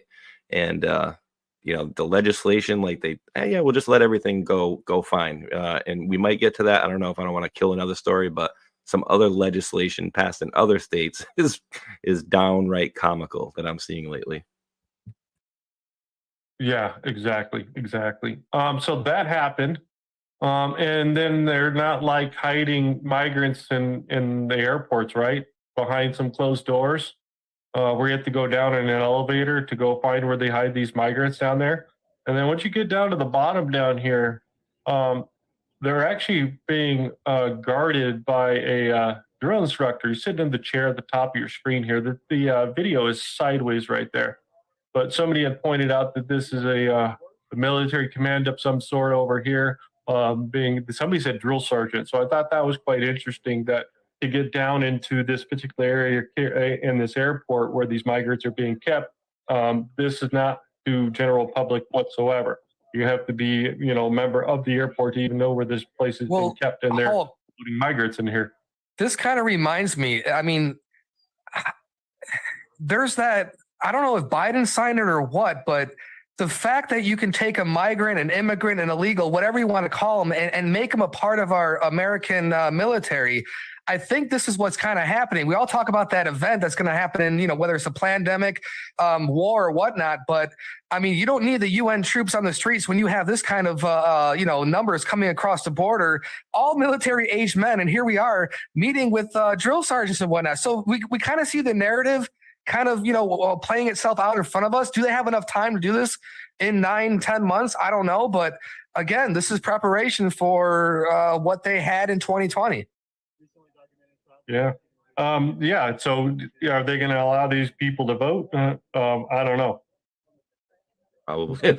I bet you that's their goal in the long run. And that's interesting too, Tron, right? Because they could be recruited. You know, is this drill instructor, if he is, you know, or is he a recruiter, or is he just another part of the military? And then you would ask, well, why isn't Border Patrol watching these guys, or some other organization other than the straight up military? Or is it National Guard? I don't really know, you know? Well, I mean, you got senators over in Congress talking about having the illegal immigrants serve in the military because they can't meet their recruiting goals. And I was reading a story last week that the Army has to move 250 high-ranking infantry soldiers to higher command positions around the world because all those level commands that normally run the higher end stuff, they're all getting out. They don't want to be in there dealing with this crap, and they're leaving. So the Army's going to have to make changes because nobody's meeting the recruiting goals or the retention goals. So everybody's bailing out. So what are they going to look for? Maybe illegals. If you join the military, we'll give you citizenship. That's what they're thinking. And then, of course, Denver's only got 40,000 illegals, and this is Denver. Colorado, look at all of... These are all the migrants that show up. They're here living in the street. Where do you think they're coming from? See, most of America doesn't see this stuff. Crazy. What the heck, man? That is bananas, isn't it? That is friggin' bananas. And like you said, it's 40,000. Jeez. Yeah, suburbs are next, guys. Once the inner cities are full, they're on the buses right to the suburbs. And then final destination, guys, spoiler alert, we're going to send them all to Canada. Just keep on going north. Look, they're trying to get food out of there, scavenging for food on the other side of the fence. So a lot of times these migrants sit out in these parking lots because they have church groups that come over and they'll drop food or clothing or whatever that might be. Domino shows up, drops off a bunch of pizzas, whatever it might be. That's what their plan is over here on this side. Since we've had the Eagle Pass chopped off over here, the Arizona and California side has seen the increase come back. So this is where you get most of your migrants, is they're coming with the unmarked buses and whatnot. That obviously New York wants to know all about these buses, but here in California they don't care. They're just going to bring more of these people in here like this. So this is their plan. Bring them over to the Democrat cities, and again, it's the same thing they're going to keep doing all the way up until election, which is probably going to end up being about 12 to 14 million, and that's really not estimating the gotaways whatsoever. So that's another thing to pay attention to, because they're really only telling us the ones they know they let in, not the ones that came across the border when we weren't looking. So it doesn't look good. The interesting part is how too is none of those, and I've only seen one video. And I did tweet it out or whatever, but I did see one video with a bunch of we'll call them migrants, illegals, immigrants, whatever you want to call them, but every single one of them had an ankle monitor on. Very interesting. So I don't know who's doing that, if it's after they're being processed or something like that, because that's the big thing. Like, how are you going to get rid of all these people? Because Trump keeps saying quite confidently, you're going to have the biggest mass, exodus out of our country. All these immigrants are going to basically be gone, which, I think that's, a great thought to get rid of the bad guys and stuff, but I doubt they'll get them all, right? Of course, you're going to have a bunch slip through the cracks, but, ankle monitors, that was pretty interesting to see. Yeah. I mean, that's an older video that you're referencing. That probably came about a month and a half ago, where they're out dropping all the kids off, and some of the adults coming out with the kids all have ankle monitors already. But that is some of the things that they're requiring for some of them, but they'd rather give them cell phones. Makes it easier. So what does the Democrat DA think about this that's letting these guys go? During the discussion, residents did not hold back, voicing their frustrations. I blame the system. Many questioning why kids aren't being held accountable. We as a city and a community need to be much more focused on prevention and surrounding young people and their families with resources. If we want to be safer in the long run, we cannot prosecute and arrest our way out of it. So yeah, like, can you make your cars harder to steal and stuff? And stores, can you make it harder for people to take your stuff from there? And if you're paying attention, In-N-Out closed their only store, first time ever in their company's history, out of Oakland. And they even had there's another big guy that left out of Oakland too, out of there, because they're saying they can't. It's too much crime rate. We're closing the stores. We're not coming back. So yeah, Democrat-run cities run over and over again. And I got one to show you of Gavin Newsom here in a second. You guys want to make any comments here? Well, this is, I mean, so they're not going to prosecute. And I saw that article, Space Shot, you dropped, Illinois, expired tags, speeding, whatever. It's we're getting to that Running Man, Mad Max scenario. And the only way out of it is to eat healthy, stay fit, protect yourself, your family, your neighborhood, and have a conversation with your neighbors. Like, talk about the people coming across, how they're not the best. Talk about how this isn't Titanic, women and children first. And this is where it starts. And remember back in the day, during the Antifa days and the Black Lives Matter, Boss even said they're coming to the suburbs next. That's inevitable. So this is, again, Back to the Future Part 2.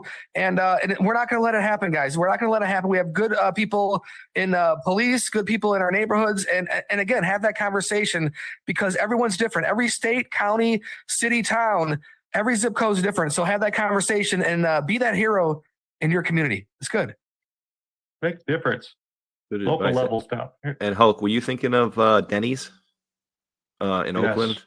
They actually have quite a bit of them. Denny's closed, Starbucks, Black Bear Diner, which I'm not really familiar with, Subway, Kaiser, a bunch of them. They're all basically Kaiser, Kaiser, Kaiser.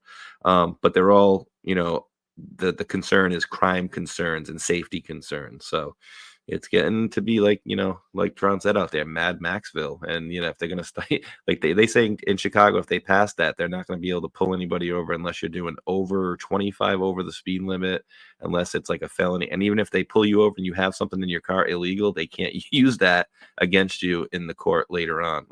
So they won't pull you over if you have no plate on your car, an expired plate, lights out, like all sorts of stuff. Like you basically got to murder somebody to get pulled over by a cop in Chicago or in Illinois after that. Crazy.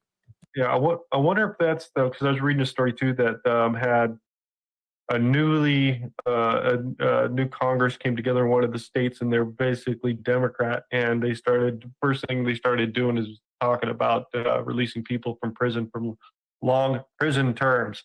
Well, let's get to Gavin Newsom over here. He's on the right talking about the robbery he witnessed. Says, sir, you dropped this. And he comes back, picks it up, and keeps walking out. As we're checking out, the woman says, oh, he's just walking out. He didn't pay for that. I said, well, why are you stopping? She goes, oh, the governor. Swear to God, true story. My mom's great. The governor lowered the threshold. There's no accountability. I said, it's just not true. And I said, we have the 10th toughest, $950, the 10th toughest in America.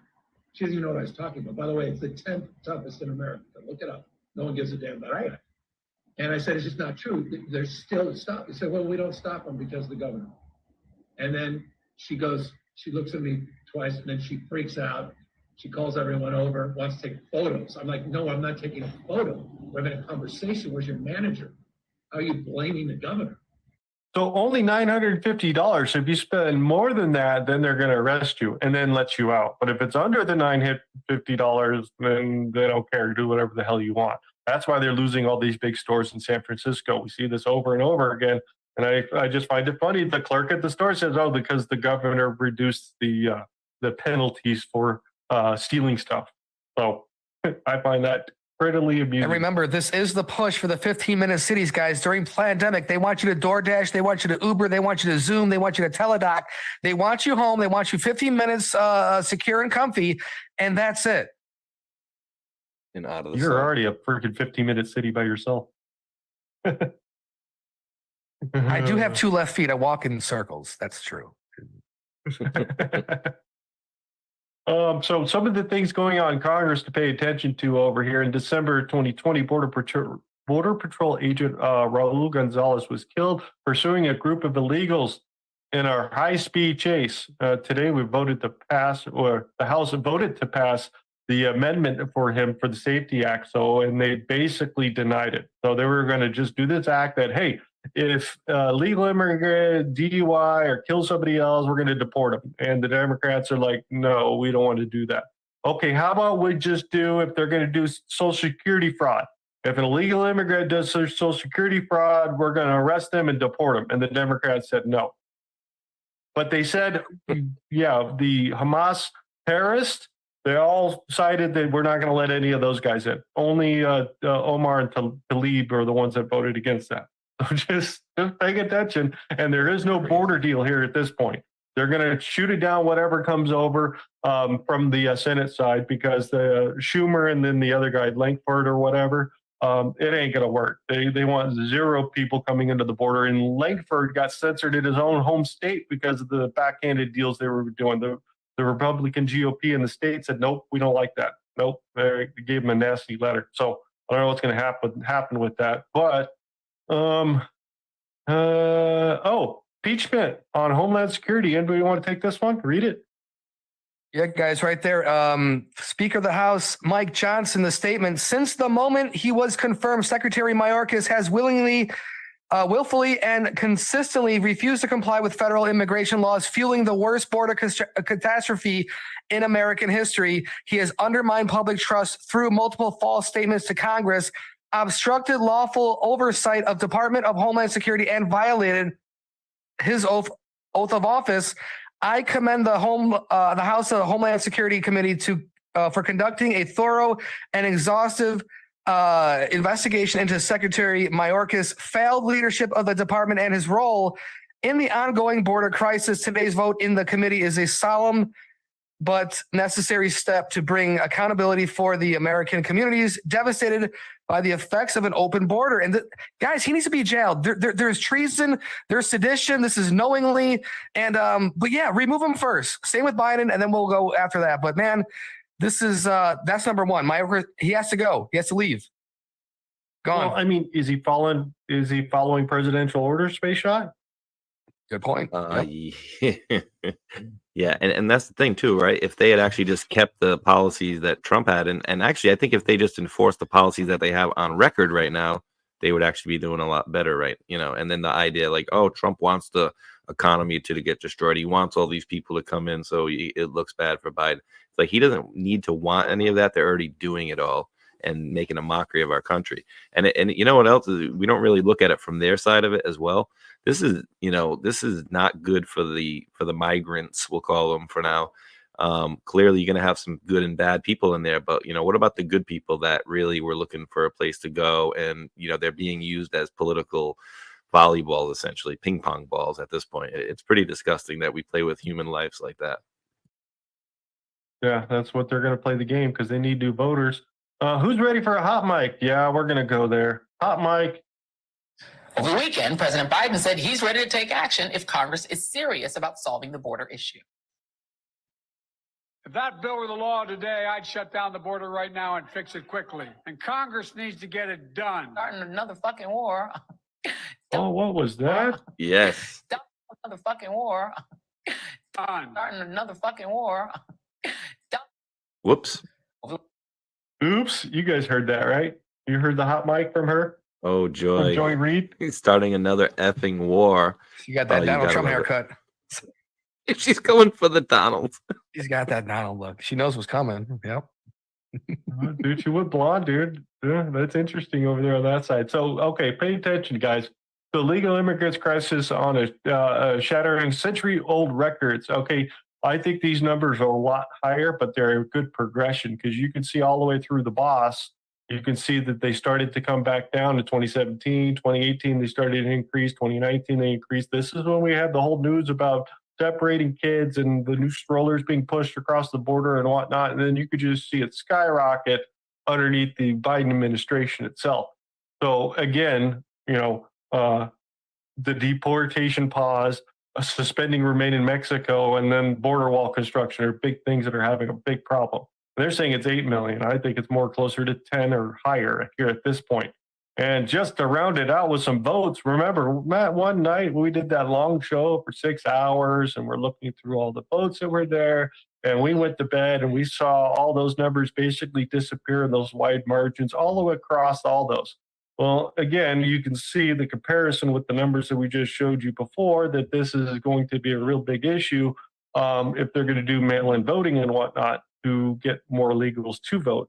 because we already seen Obama come out with their icanvote.com. I mean, they're doing a big push and whatnot. Comments? Yeah, and remember, we gave them every benefit of the doubt on election night. Remember, we were like, "Oh, this one's close. We'll give it to Biden. If it's even remotely close, or even Trump winning by a little bit, we were like, yeah, we'll give it to Biden." There was no way in hell. But you know what? Hulk, we have to give it to them. They had that huge water main break, and the poll watchers, they needed 6 feet, and they had to block up those windows in Detroit so people couldn't see in because there was a nasty glare from the sun coming in. But other than that, there was nothing really weird going on at all. The vans at 4 in the morning. Oh, it's food, Yeah, right? I mean, so we'll get into more particulars about Georgia, but Georgia's falling apart in their investigation because they've already got rid of Rathensperger, part of the not Rathensperger, whatever the hell his name is, over there because he's Secretary of State, ran the election, so they pulled him off one of the oversight boards themselves, and they're doing a big investigation on there because through the court cases they've realized that they can't account for 350,000 votes. Arizona just came out recently and said in their investigations, because they're going back through taking a look at some of that stuff too, that they can't account for 770,000 votes. So I don't think it's going to overturn an election, but as we go back and look at this stuff and they start to see more of the evidence come around, that they don't have the receipts to back up the totals that they have. And of course, that's going to be an issue to prove, but we'll get there. It's coming.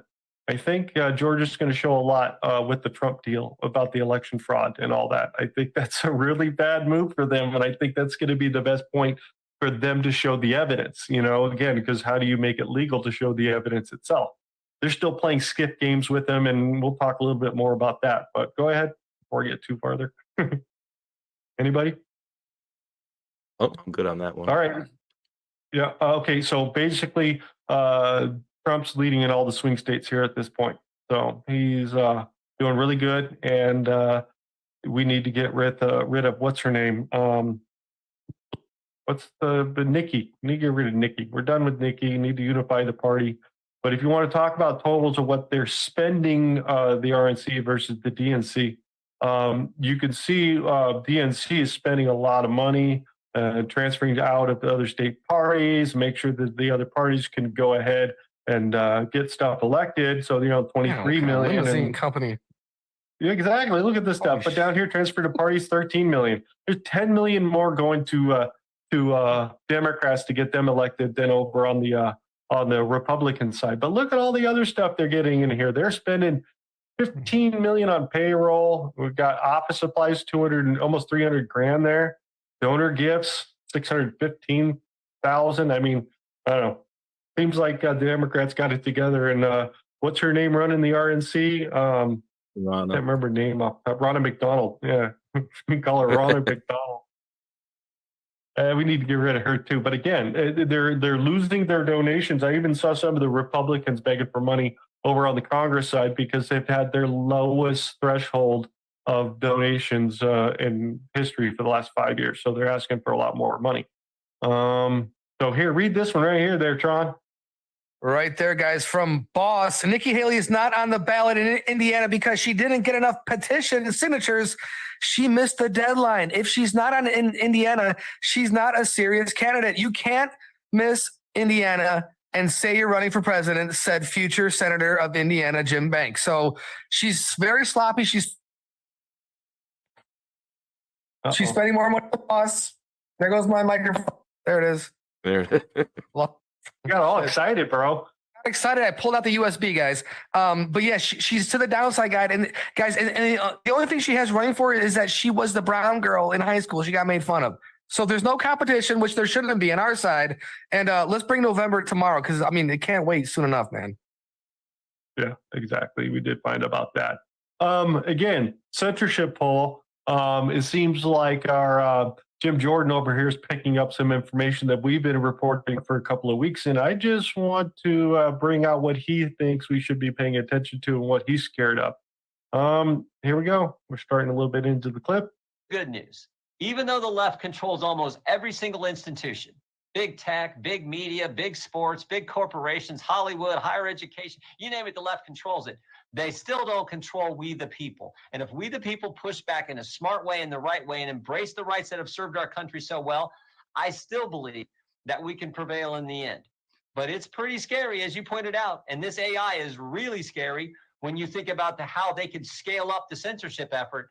That's why we're digging into it. And we're going to have a hearing on it and start figuring out what we can do. So what did you find on this particular organization? Anything you could share?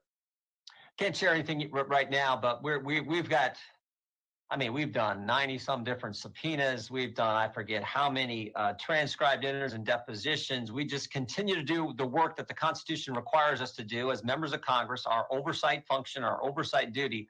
We just continue to do that. We're gonna really dig into this bank issue and what we've just started to uncover with government and banks working to surveil their customers' purchases and statements they make if they do an online purchase. This is frightening, particularly when it was done without any legal process, without any warrant. We find this particularly troubling. All part of that ESG stuff. They want to get in there with the AI censorship because it seems like we got an election coming. So we need some riots on the streets, and we need to quell the disinformation and make sure everybody's paying attention to what we need. Need to see some results. I don't know. Jim Jordan's a little bit behind. Yeah, they need to stop pushing this stuff through. We need to see some results out of these guys because they do talk a great game, but we never get the results in the end. But maybe they're waiting for the big finale coming. Maybe we'll see. And again, Xi's promised Biden he will not interfere with the U.S. elections. And I said, just like that, the left went from being against foreign interference in elections to allow non-citizens to vote. We all know it's coming, right? Guys, make sure to demand voter ID and paper ballots, because guess what? Donald Trump's going to steal the election in 2024 with the hands and the aid of President Putin over there in Russia. So demand your left friends, your purple-colored friends, to demand all those and the above for a proper election in 24. And I would just like to point out that I did tag the FBI and CIA in here, and it seems to be my lowest performing tweet ever. So wonder why. Oh, shadow ban city right there. Yeah, and they do clearly still do that. There is major issues on X still. We've proven it numerous times with the what I got from Eve for America, the idea to put out, hey, Joe Biden is the best choice for president, and then 1 minute later, President Trump is the best, whatever. It's almost 3 to 4 times the amount of views the Biden post gets every single time. Yeah, and I can't remember, for lead up into the next story, there was this state out there that we had Democrats walk out of Congress in protest and not come back, and there was some sort of floor vote or thing going on. I wanted to say it was something election related down in Arizona, but I'm not exactly sure. But I do remember the Democrats, walking out in protest against some particular bill or whatever it might have been. Well, we ran by this little story just as I was putting the last tidbits on here. Go ahead and read that one top line, somebody. Top line.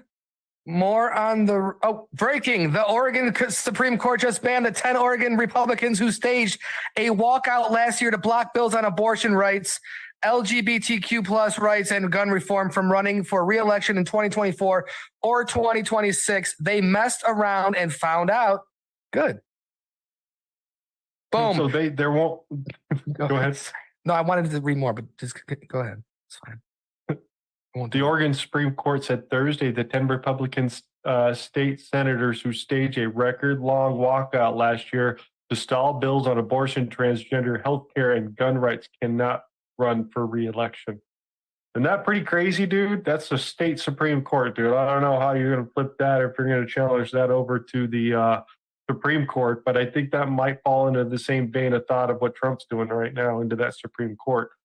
Because technically you could be in jail and still run for office. So I don't know how they could be technically banned from running, but something to pay attention to. It does seem like that the trucker convoy is a good one. Seems more people are starting to pick this up. I wasn't too sure about it last week because I thought it was going to be some sort of psyop or whatnot there. It is not as big. There's not a lot of trucks. There are a lot of cars, RVs, trucks and trailers, some semis with trailers, but not much. but they're moving along. They are taking donations. So as far as I can track down, this is a legit thing. This is not no psyop, and they are worried about people causing problems down there and whatnot, but that's supposed to round up February 3rd. So it's got a couple more days as it moves through Texas. So just point that out, some of those things to come into. And then we've got Governor Abbott. We Governor had Abbott. we Oh, we had had him. Yeah. we had Hulk, and then he's gone. And that is our 1 to 2 two dropouts from Hulk that we're gonna have Yeah. first show because he- apparently Was he dropping out when I wasn't here? That no, just one right there. He did that's why we were a couple minutes delayed in the very beginning because he had dropped out literally as I clicked the live button. So let me mute him back. The weird So thing it's is- not me. Aha! It's not you, it's me. Well, I don't know. Well, yeah, I don't know if he actually did get kicked out in the beginning or not. I think he did. I'm pretty sure because he went silent for a minute. But I was gonna say because you just came in and then he just got kicked out. So I don't know. Here he is. Let's see. Let's let him in. We'll find out if he got booted in the mean. Da, da, da, da, da. That's your hold music, ladies and gentlemen. Let's see. He's popping in here. But interesting stuff. Hulk, did you get But we're going to booted? continue on. Did you get booted in the very beginning of the show, Hulk? What's that? Did you get drop dropped other times? Yeah, in the very beginning. You did get dropped, right? Yeah, I did get dropped. So it's not me. It's not me. It's not me, dude. It's not me. Well, unless you just came into the room and then I crashed. He did. So- No, I wasn't in the room before. But the first one he wasn't in the room, so okay. All right. Greg Abbott is building walls, guys. Just quickly, let's get into this as we get into here. So they are going to hell continue on to build the wall. This is coming out. So they're going to keep defending Texas border. Again, Eagle Pass, you go a half mile down the road, there's the Trump wall with the gates welded open.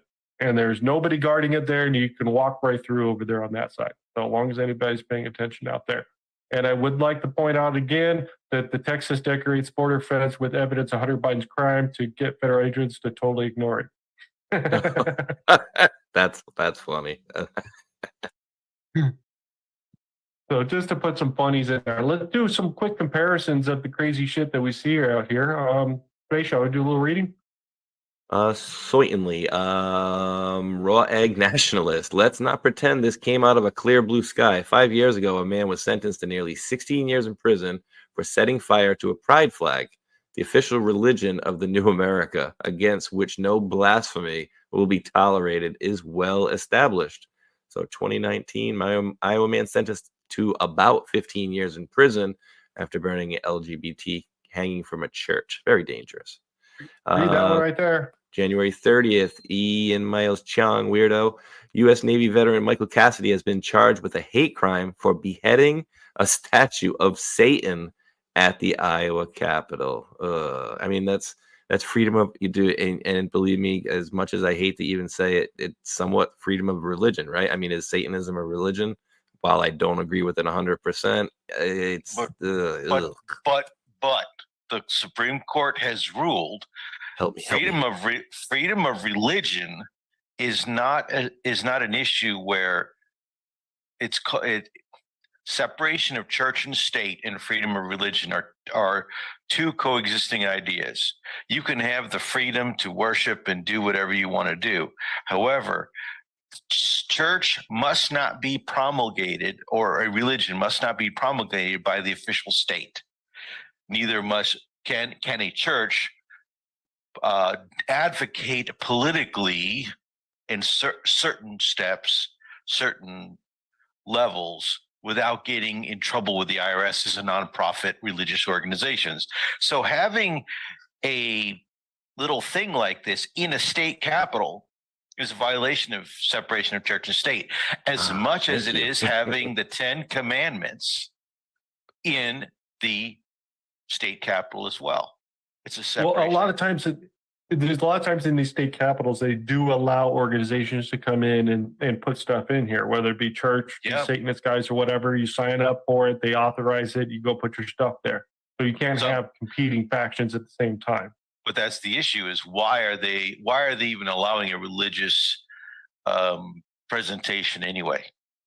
Because they because they let everybody, because they let the Christians do it, they got to let the Satanists do it. That's the issue. That's the issue. It's Exactly.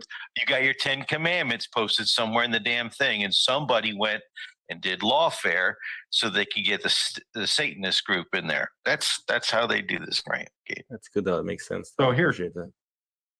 Go ahead, read this one there, Space Shot. Make it make sense. Michigan man sentenced to community service for shooting elderly pro-life volunteer. Published May 24th, 2023. All right, January 30th, 2024. Pro-life demonstrators found guilty face up to 11 years in federal prison. Pro-life demonstrators. Yeah, let's go to the tape. Let's go to the tape. These freaking violent extremists.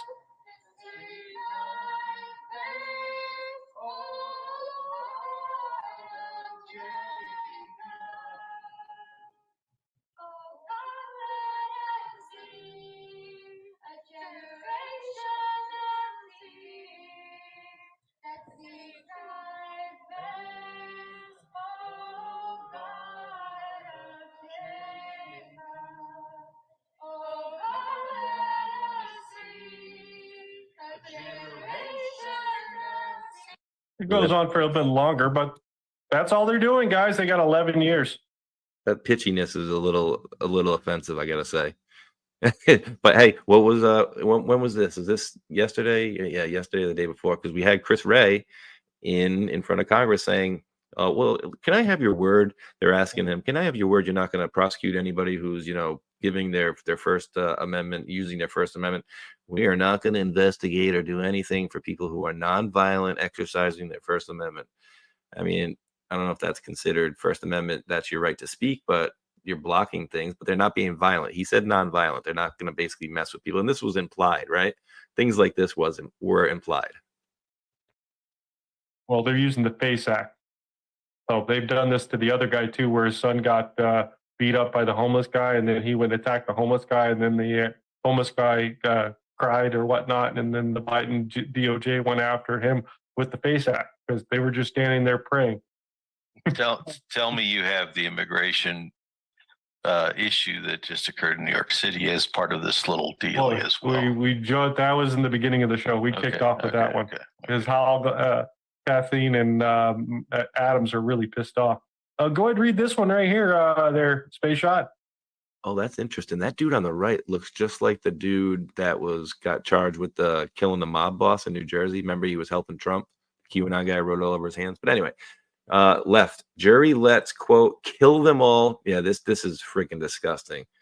Jury lets, quote, kill them all is what he wanted to do. Kill them all Times Square rampage driver off the hook in fatal attack.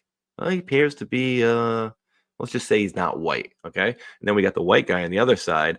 Charlottesville car rammer James Alex Field gets life plus 419 years. And on both people, one person was killed, 22 were injured. Reason on the left, just wanted to kill them all. Years behind bars, 0. On the right side, reason that he rammed through the cars because he was attacked by the mob. 419 years plus. Like, why even bother at that point, right? Like, who's going to do 419 years? Yeah, and just to put another comparison in Congress right here, okay? So you can film yourself having gay sex on Capitol desks, but you can't put your feet up on the desk. You get 4 years in prison for putting your foot up on that desk. Nancy Pelosi's office, this whole gay sex thing that they did it's cool. Don't worry about it. Well, there's a reason for that, Hulk. There's a reason for that. If you want to, unfortunately, it says basically at the bottom right. Yeah, if you want to go up a little more to get rid of that, there we go. It just says basically, essentially what they're saying is, hey, this guy is a staffer. He had a right to be in there. He had access to the room. Basically, nobody's cooperating. This guy's resigned. And what they're saying is, hey, because he had the right to be in there, there was no crime committed. There's currently no evidence that a crime was committed because apparently it was consensual sex between two gay men, right? But as disgusting as it is, it's just absolutely ridiculous. They're making a mockery of the whole system is what they're doing, if that's possible.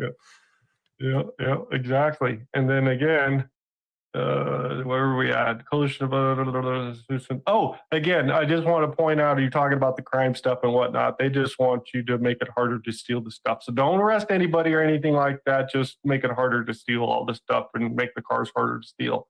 And again, as long as we're talking about statues, because they were praised on the left for beheading the statues of the American founders, knocking them over and whatnot. And then, of course, just the Satanist one over here is going to be treated as a hate crime, and everybody else got awards for doing it. It's a participation trophy. And then I just saw this. I don't have any background on this. I just saw this a little bit ago. Alleged WikiLeaks Vault 7 whistleblower Joshua Schultz has been given 40-year sentence in New York federal court today. Anybody remember this? I know Vault 7, Snowden, those types of things. I don't remember this Joshua guy.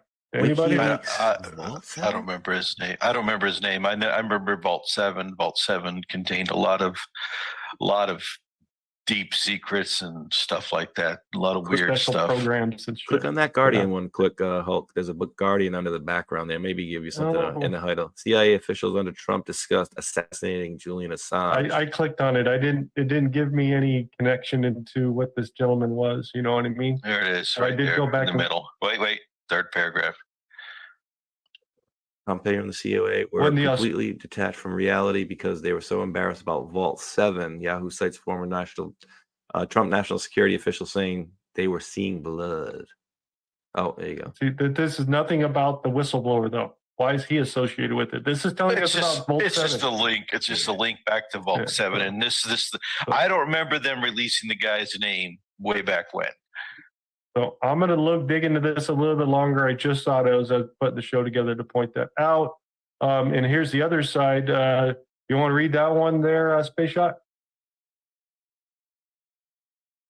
Uh-oh. Did I lose everybody? No, I hear you. Okay, it says, Charles Littlejohn, the IRS consultant who legally leaked Trump's tax return, has been sentenced to 5 years in prison.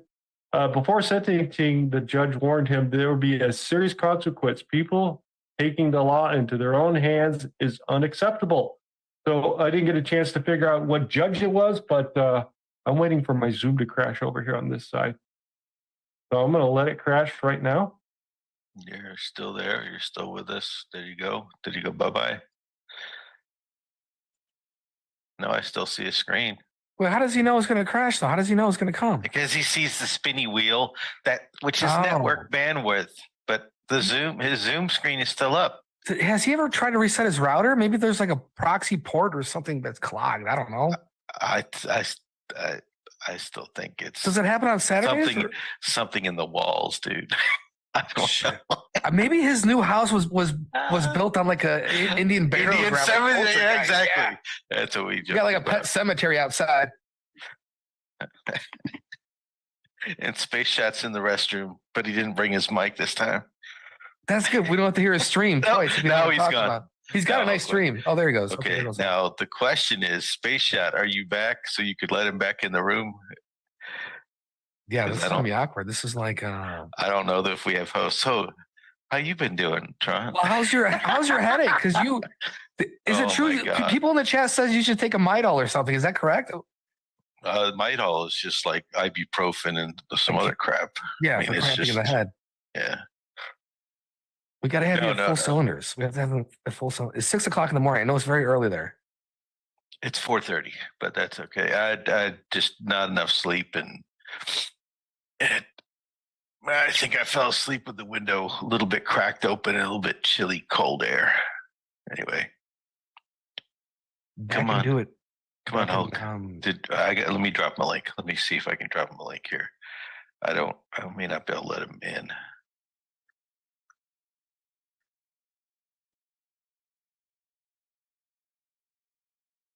Space Shot, you have to let him in. Space Shot.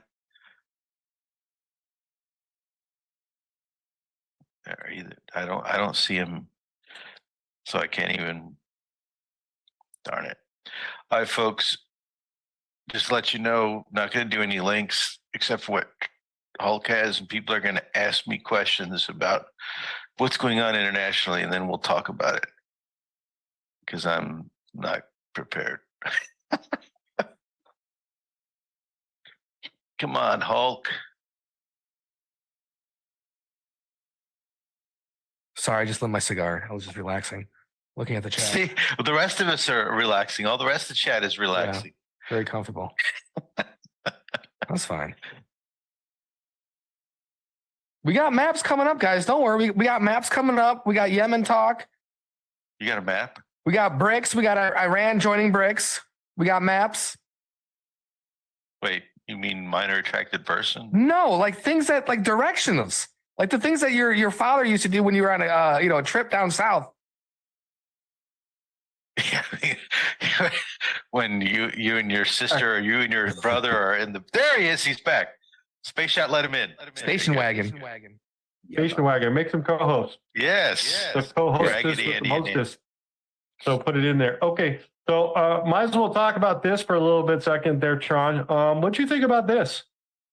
Yeah, I thought this is magical for many, many reasons, guys. The Ark of the Covenant, again, biblical reasonings, and also the fact that James O'Keefe had an amazing score, which we're probably going to get into sooner than later, but also the fact that this is a screenshot from the QAD website, which is a scraper not only for Q drops, but also tweets from or truths from Boss, tweets from Elon, Danny Scavs, and also this Entheos character. But this is a nice little connection. Again, Entheos speaking about the Ark of the Covenant back in the day, a few months back, and then here's James O'Keefe.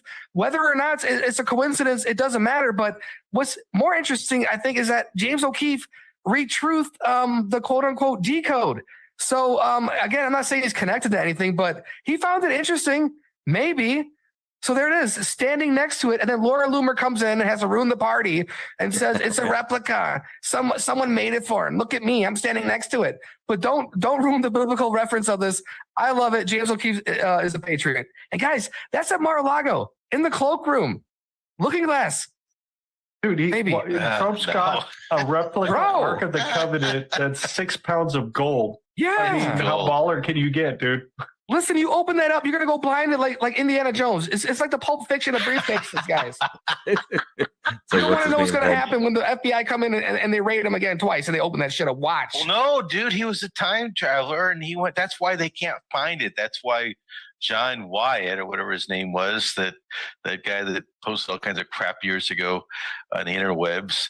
Why he could never find and reveal the Ark of the Covenant because he went back in time and got it and brought it back. Don't tease me. I know this is like a movie. It'll be a movie. Oh, speaking about movies, Tron, read that.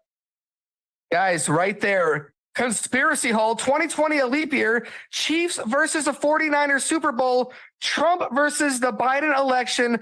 And 2024, another leap year. Chiefs versus the 49ers Super Bowl and Trump and Biden election. Look at that, guys. You would have made a fortune if you would have placed this bet before the season even started. Look at this. Dude. Memes come true, guys. Vegas has nothing on memes. Dude. Okay, so Taylor Swift. We're gonna get to that. Is a dude. It's a dude. Wait, do you got the Politico article where they're talking about but the I got MAGA Taylor Swift backlash? coming. Because Yeah, there's we're a coming MAGA with that. backlash, evidently. Yeah, the New York Times article and all that. We got that. That's in the windup. I do want to make a stop off by this because the news picked this thing up and it says man beheads father and calls a revolutionary against Biden regime. The 33-year-old called for violence against the federal employees as he showed the severed head on YouTube. And again, just as reference, it's blurted out, but this crazy guy did this. I'm just making reference to the two of this guy's coming in here. And where did the news play it? That's right. Right there, the QAnon aligned son wasn't a fan of Trump. So even though he's not a Trump fan or whatnot, the news picked it up that way. And I just find it really strange how they're trying to prevent private paramilitary act of 2024. Is this another rendition of the what's his name? Kamala Harris, Smollett, and the other dude, the other black guy, begins with the C. What was his name? Cory Booker. It's the Booker. Cory Booker.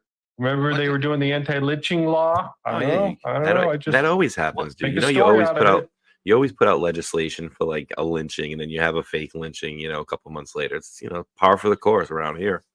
What does preventing private military act have to do with this?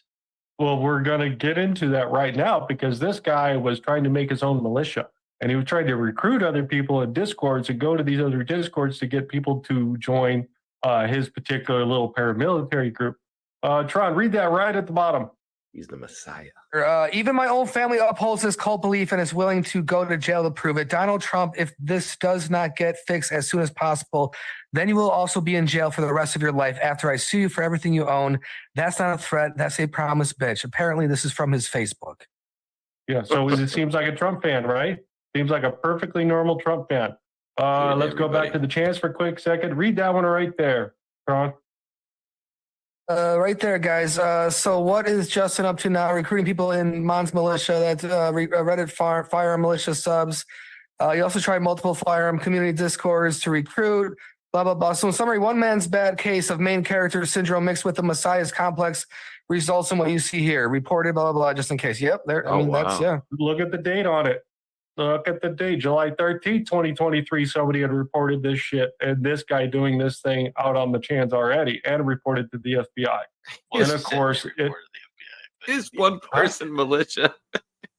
Yeah, it's a one-person militia, but the news is picking it up and saying he's a crazy QAnon guy and aligning it right with us. That's their plan to do with it. So I'm not saying anything about the anti-militia thing, but I just find it quite interesting of the connections that come out of it. But here's the thing. So the act, so that act, if you actually go into the act, not BlackRock. What's the other one? Eric Prince's deal. Is it BlackRock? Blackwater, I think. Blackwater. And there's others. There's several others that we utilize, in Ukraine, that we utilize everywhere. This would basically make those illegal. So the act is not related to this guy. Yeah, I know. I get what you're saying on the connections there. But again, people are reporting this gentleman did not vote for Trump in either one of the elections, even though they're going to try to line him that way. He probably voted for nobody. Dude hated everybody, apparently, dude. Pretty much, both sides. Especially the Biden regime here at this point. But another one here at Space Shot, read that. Oh, yeah, this was so frustrating, too, and I'll tell you why. This guy, Mike Gill, was shot. Gill served as a chief operating officer in the Commodity Futures Trading Commission under Donald Trump. A witness said a pool of blood gathered around his head after getting shot. Quote, Mike is an amazing husband, father, friend, and colleague. He has a wonderful sense of humor, no matter the situation, Gill's family said. And I had put this post out because that guy that's out of New Hampshire with the Pandora's box, what he's calling the Pandora's box with all these, money coming in from all the cartels, etc. He's basically saying, well, his name is also Mike Gill. So I posted that out and I said, oh, it's interesting. This guy is the same name as Mike Gill.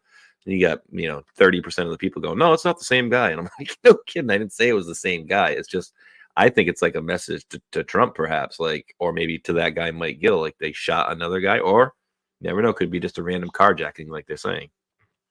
Well, evidently the assailant was driving or running from the cops in a car, crashed or whatever, got out of the car, ran over to where this gentleman and his wife were, got him or trying to steal the car, left, went to immediately another car, shot that person, tried to get them out of the car, and then the cop shot him and he's dead. But yeah, DC's just really safe out there. So that migrant problem there's no issues as long as anybody's paying attention to. Also, the House Sergeant at Arms got a subpoena by the DOJ. And I just want to make reference that the Ashley Babbitt family has sued in California court. So this might be a response for that or some other stuff with the Michael Berg case. So just throwing that out there that they did get subpoenaed and they announced it in Congress this week. So they're looking for records. So I don't think it has anything to do with January 6th or any of that stuff. That would have been done a while ago, but timing about a month out might be from the California case, as long as anybody's paying attention. Read that one there, Space Shot. Attorney General Andrew Bailey says the United States Supreme Court has set oral arguments in our government censorship case Oh, wow. Missouri versus Biden for March 18th. March Madness.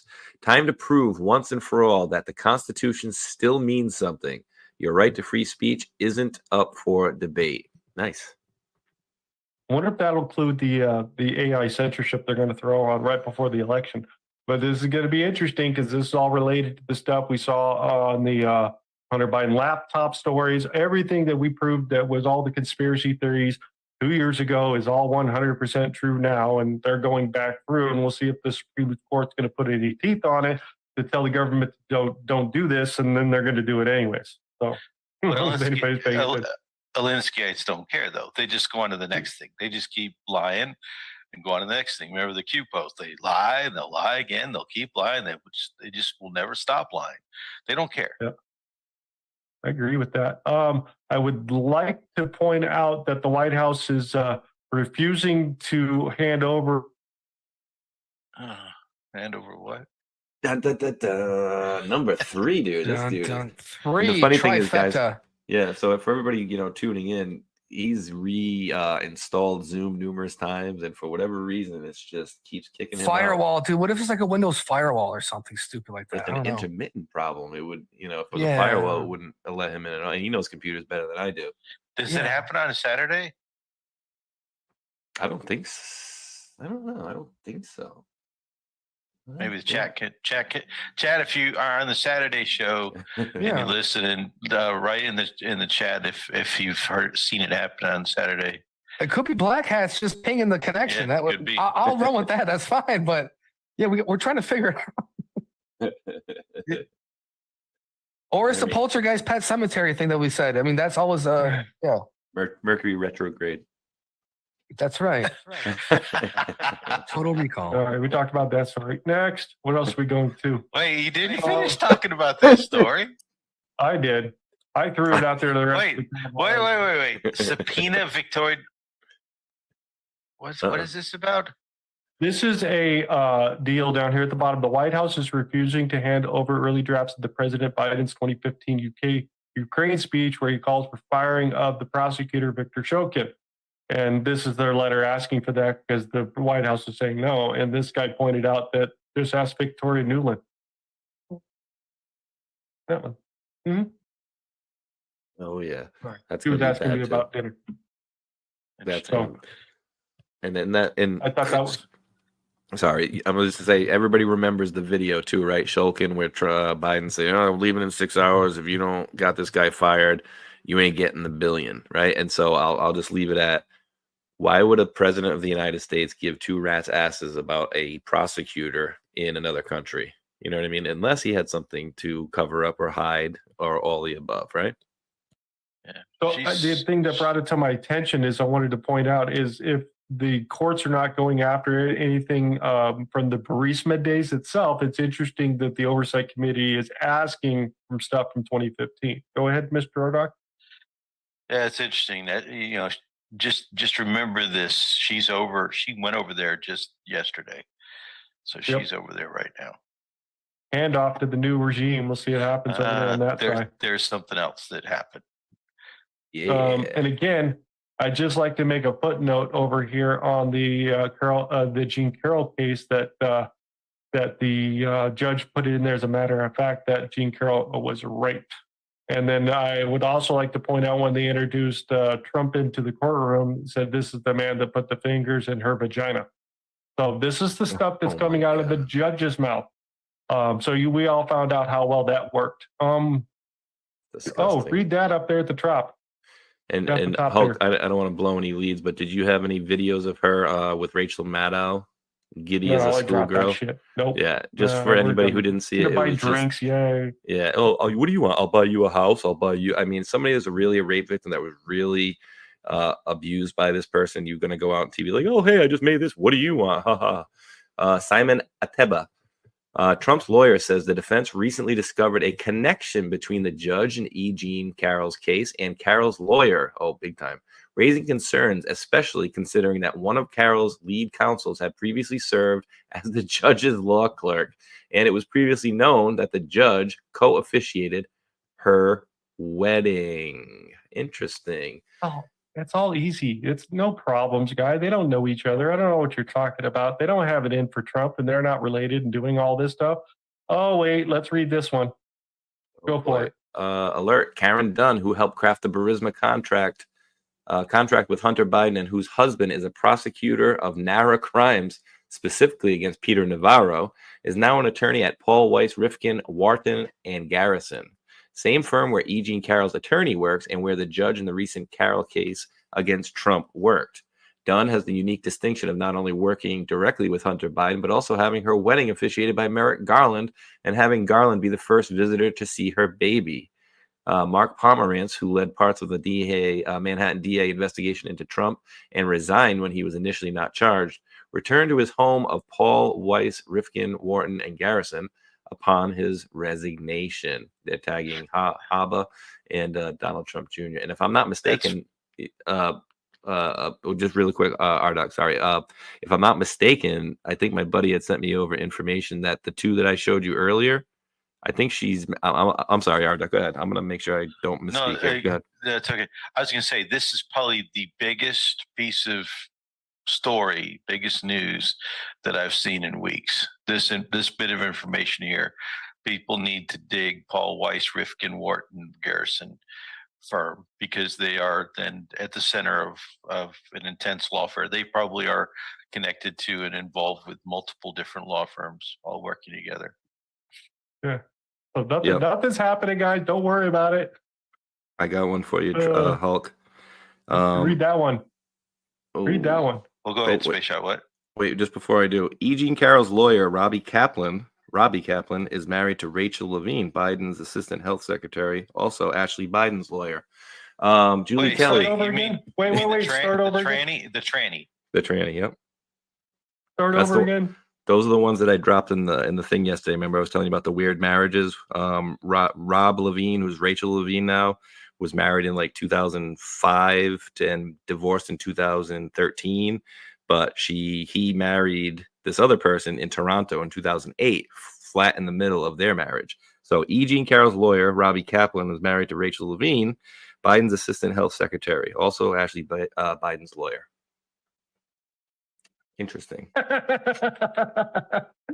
I'm just freaking blown away. Yeah, and then this law firm is at the center of a lot of dirty shit. You dig through this law firm, and you're going to find connections to. I mean, I hate to say it, a lot of Jewish people. You're going to find a lot of connections to some money, some mafia money, and I'll call it Jewish mafia money that is floating in here that is helping to run this shit. Man. I've dropped that link into all the chats. You guys should have it. That's all the way across so you can get it there. Spatial, read that one. To be a fly on the wall in sealed conference with Judge Cannon and Jack Smith prosecutors tomorrow related to DOJ's fight to keep, quote, classified evidence away from Trump and his co-defendants. This pertains to SIPA, as special guidance for how classified materials can be viewed. So private meeting, and guess who's not going to be there? Yeah, Trump. Trump doesn't get to be there, or his lawyers, or anything. It's all sealed, secret. So that was that. I'd like to point this out. Though, you go ahead and continue reading, Mr. Space Shot. Well, has somebody pulled Trump's security clearance? Because former presidents maintain their security clearance along with former heads, secretaries of state and CIA directors. So why would he not be allowed to see secret information? That doesn't make any sense. Exactly. Space, read this. Newly unveiled Obama secret memo reveals committee created in 2014 changed the controlling of presidential records following Russian hacking. The failure to disclose this info likely makes any actions by Trump in documents case not actionable in court. That's right. Yep. So again, they're bringing the old information out because remember they hid Obama stuff out there. So again, he's taking control and basically he's going to say, go ahead. Remember the Q post that talked about the executive orders, and it pointed back for the National Security Act of 1946, and then it showed the progression through the Clinton administration, when we dug into this thing back on Patriot News, and we got to Obama's executive order for security and how security is maintained, and that has been in place through Hillary Clinton's violations, through Biden's violations, all the way into the Trump administration. And it has not changed. That has been the rule. And so even under this rule, what they're saying is, see, the 2014 changed the controlling of presidential records. So even under Obama's executive order, which is still in place, Trump is exonerated. Now, is that 13526 the 13526, which happens to add up to number 17, and section 1.7, which states you can't leave anything that's classified. You can't keep anything classified that's going to basically, make somebody look bad or hide a crime. Is that the same executive order or different one? Some reason, and good Lord, you're going to be test my memory at 5 o'clock in the morning. Like EO 23487 or 23847 or something weird like that. It had those kind of numbers in there. Maybe I'm totally way off base. I'll take a look. See, 2014. Okay. I'm going to go play that clip that came out from PBS talking about January 6th. And did this person who did this directing is now being subpoenaed by Jim Jordan, the rest of the guys, about, hey, what'd you know? Where's all the other information we didn't have? But here it goes. Thompson's committee had gathered a trove of information. The challenge, what to do with it. The one thing that we knew was the information that we have is compelling. The thing we needed to do was tell that to the American people in a compelling way. So that's why we brought in a former president of ABC News. Yeah, I got a call pretty much out of the blue from the January 6th committee. They wanted a storyteller. And while they were brilliant lawyers, storytelling for a mass audience is not what they do. To bring in a guy like this who would think outside the box really did prove to be fruitful. And it was Goldston who really began to envision this as, in a way, a kind of mini-series, that there would be, sort of 9 episodes, and that these episodes would tackle particular themes. Attack on the Capitol. The investigation. The first hearing was primetime television. As the nation is about to witness a defining moment. The first hearing before the country, the results of the January 6th investigation. This is an extraordinary moment in American history. When it came to that first hearing, we knew how high the stakes were. Is about to hold its first primetime hearing. We were either going to, make people realize that this is important, or once you've lost them, you've lost them for good. Yeah, they sure did lose them for good. They basically says that they knew it wasn't going to sell, and it didn't sell. So not at least on our side that we saw. They didn't bring out any credible information, but this is some of the things that they're putting out from PBS being a documentarian on January 6th. But this is how these people think. They think that because they're liars, they have to propagate a lie. They have to do PR. They fight everything with PR. They fight everything in this information programmatic airwaves that deals with people's consciousness. Because if they can convince you to something, doesn't matter if it's true or not, it gets you down a path. You're cattle. You get moved along, prodded along. It's the same way they fight wars. PR. It's all PR. Exactly. And they're really good at it. What else do I want to show you? Inside the Biden's anti-Trump battle plan, and where Taylor Swift fits in, because she is not a psyop, guys. Good morning. Taylor Swift is this real? Psyop. Taylor Swift is not a psyop. Taylor Swift is not a psyop. Taylor Swift is not a psyop. Taylor Swift is not a psyop. Taylor Swift is not a psyop. Taylor Swift is not a psyop. I was going to retweet this, but I didn't because I didn't know if it was real or not, or if they were making fun of that old one. They are making fun of it. Okay, they are making good. fun of it. I didn't tweet it because I'm like, I don't think that's real. Yes, the video is fake. There you go. And I didn't know what political article you were referring to where they're against Taylor Swift or something you want to mention there. Politico, when I was pulled up the screen earlier, pops on there. I scroll down. It's like Politico has an article that says that there is a political backlash against Taylor Swift, and you read through the article, and it basically is saying that MAGA conspiracy theorists have alleged that Taylor Swift is with the Super Bowl, and her boyfriend Velsky. I don't know. Is this guy one of the a football player or something? Velsky. I don't know. Anyway, that they're somehow working together in cahoots with the government and so on and so forth, and they are a psyop. so it's interesting. That is in the Politico right now. I can go try to find the link again and drop it here. Now the other thing that was out there that Space Shot dropped, which I didn't know. Maybe people who are fans could talk about it. But she does witchcraft on stage. There, like Yeah. the symbolism. Yep, it's in there. I've seen a lot of it, dude. She's out there doing a lot of that stuff, even though she's that cherry pie type American she's trying to be. But you go see some of her performances, and she's getting real, that devil stuff real hard. So just saying. I did want to point this out. What else do we want to get into? I'd like to point to this little letter that came out. I would just, because it connects so well, deal from Hunter Biden. Remember they were doing the phone call and we need the money. You're supposed to send it. He says, I will bring suit in Chancery Court in Delaware. Okay. As you know, as my home state, I have the privilege to work with and know every judge in the court. So then I freaking ran by this one right here. Oh, look at Bo Biden. Hi, my name is Bo Biden, Attorney General of the state of Delaware. Here to talk to you about something that's very important to me and to my office, senior abuse.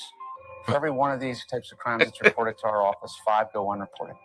But 2 million senior Americans are affected every year.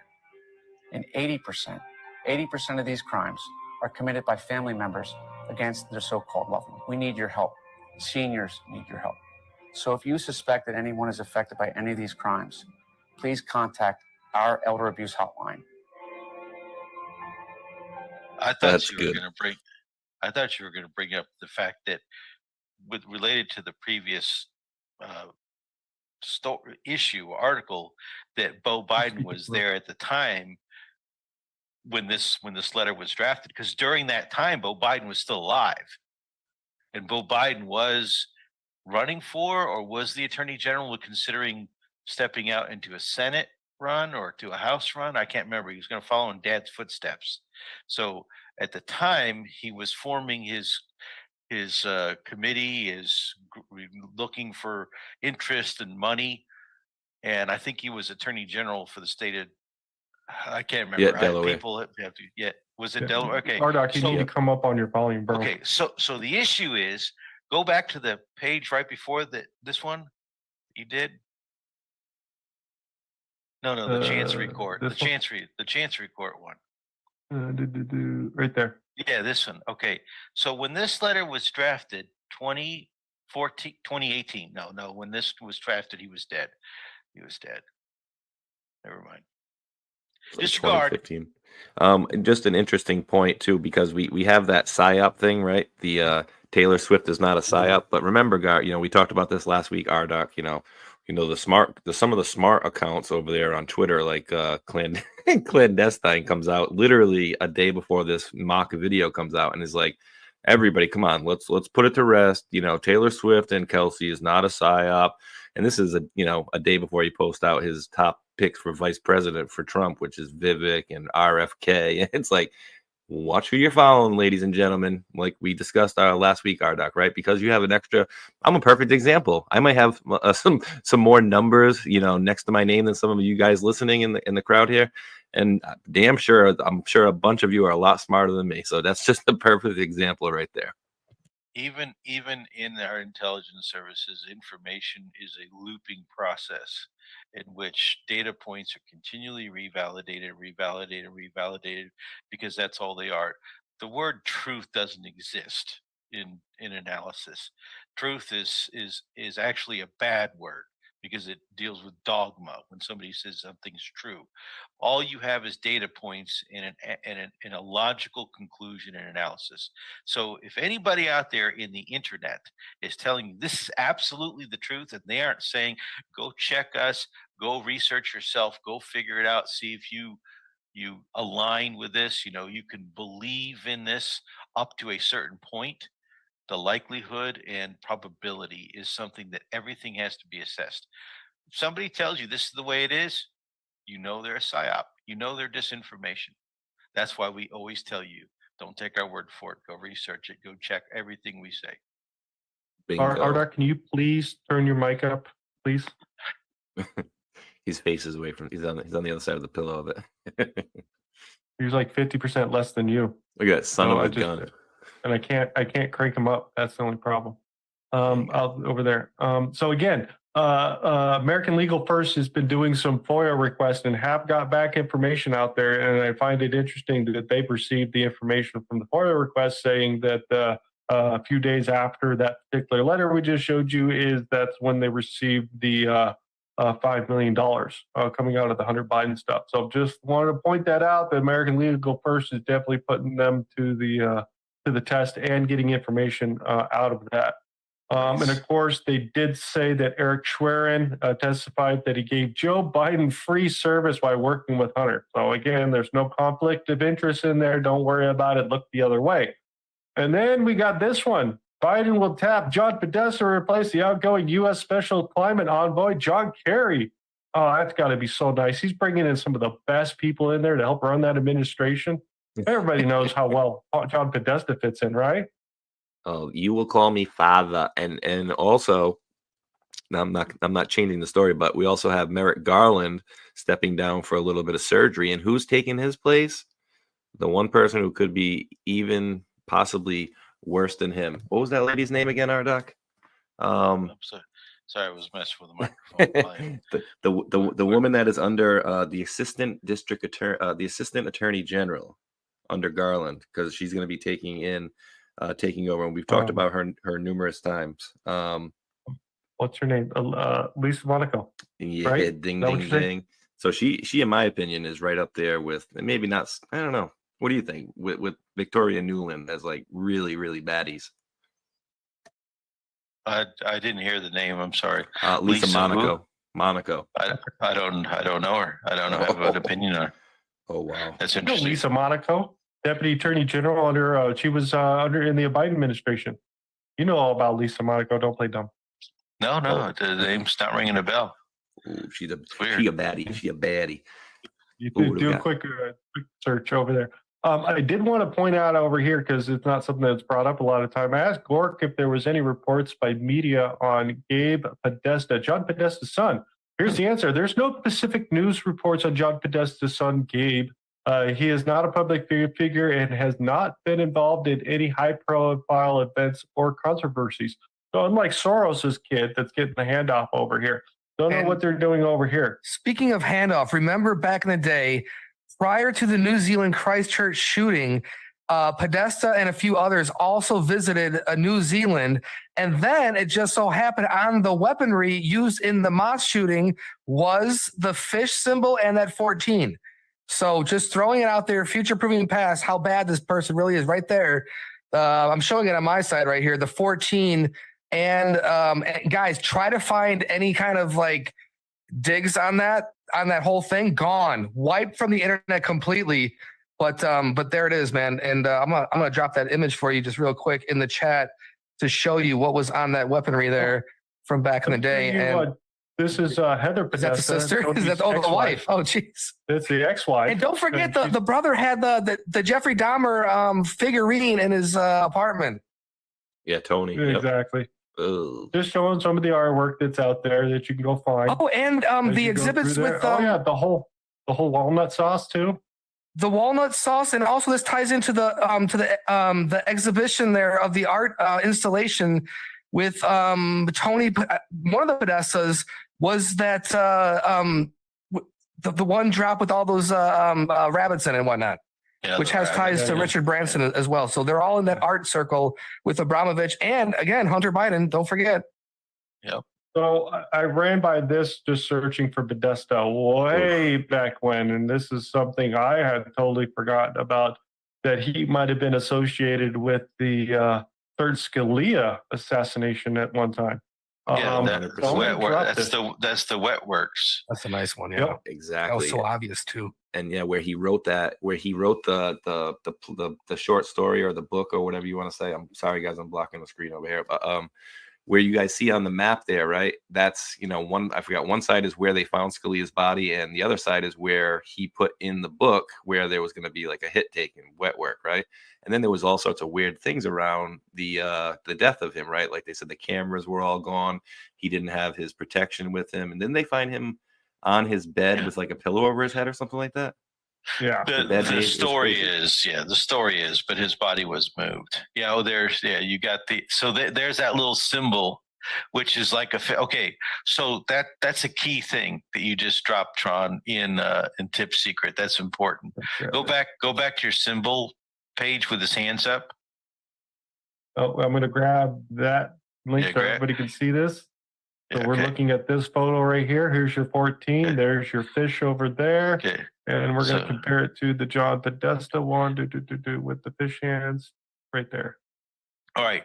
Now turn his hand up, right side up. So it forms diamond crossing and the legs up. Okay. You will see a lot of kids with this tattoo on the back of their neck or whatever. Now it's really the cool thing to do because they're little manga character, whatever, has this little symbol on it. But that is the symbol. It is the fish symbol he has in his hands is that symbol. Yeah, I agree. Like a stick figure way of drawing it. Yep. What else I got? Did that. Oh, this came out this week. Read that. Tony Podesta, his Washington, D.C. mansion just sold for $8.2 million. The sale price is considerably below the $10 million originally asked for. On December 30th, 2017, Donald Trump signed Executive Order 13818, which blocks the property of any individual involved in serious human rights abuse or corruption. The Kalorama Heights mansion is 2 doors down from Barack and Michelle Obama's house. Isn't that interesting? So he's leaving, selling the house, and the other Podesta's coming in. Just saying. They did finally get their lobbying firm up and running and properly papered. Do you remember that whole issue? And Tony had to back out. The other brother, though, I think what it is, they got one of their associates to open up the business and paper it up in their name, and he kind of sold their clients and business into it, but retain a right. They played some legal games in order to not go to jail. Interesting. What else do we want to go for you? Oh, Nancy Pelosi's son just dodges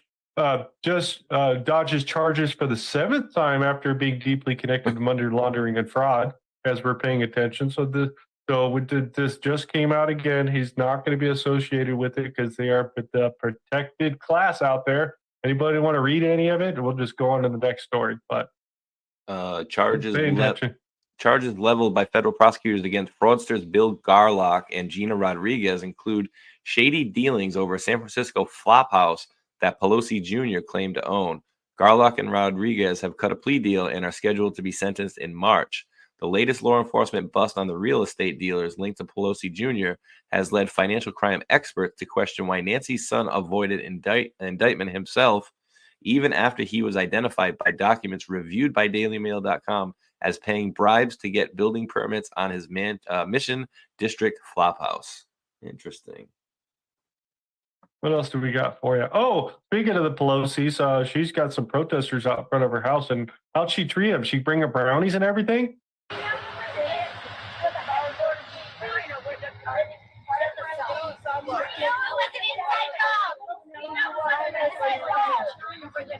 Is that Whoopi? Stop the genocide. Stop the Holocaust. The Democrats want the ceasefire. The Democrats want the ceasefire. The Democrats. She said, go back to China where you're from. Oh, that's There not at a the friend very of end, as China. that door. I like how the handler closes the door at the exact same time. Like she knows that that's the closing remark before she before the villain goes to her daily job there.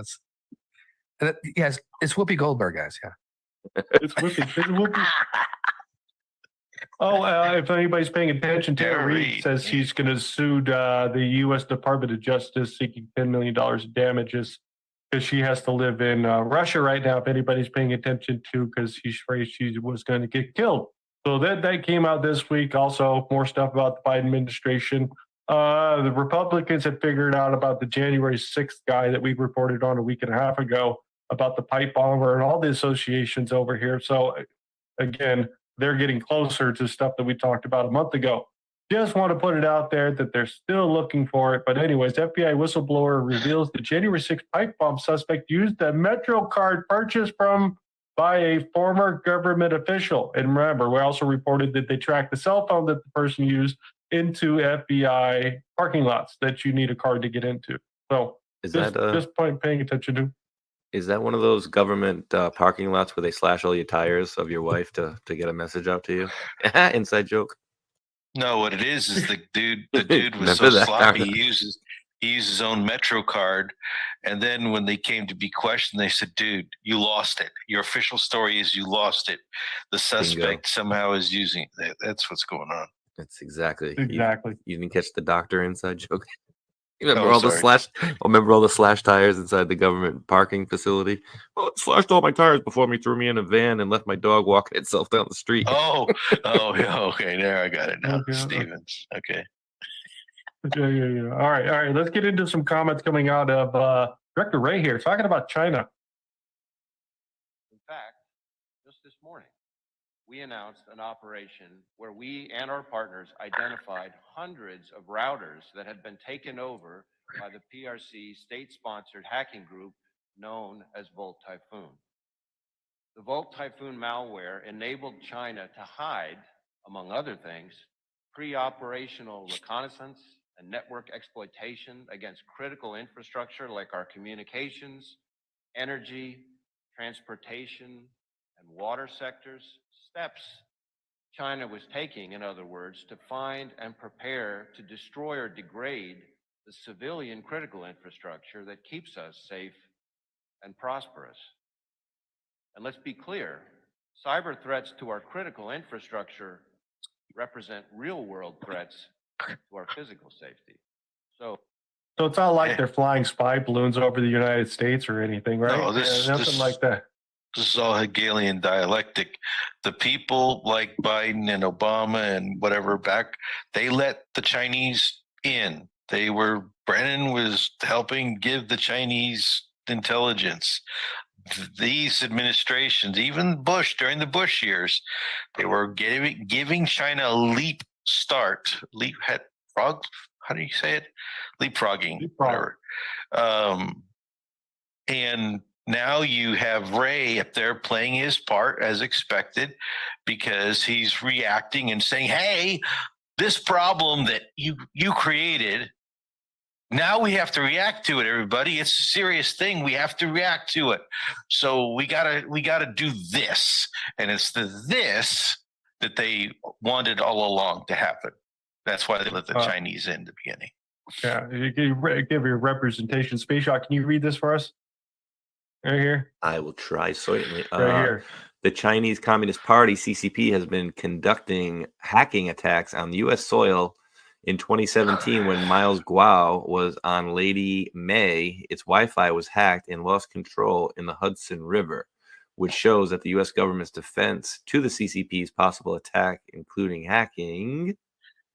That's good, close enough. So again, he's telling us the story that they hacked the Wi-Fi and then took a freaking boat out, because this particular Miles Guo was on that particular boat. So just the things that they can go and do is what I'm saying. Go ahead. We all do it. I mean, these hybrid groups is how everybody does things now.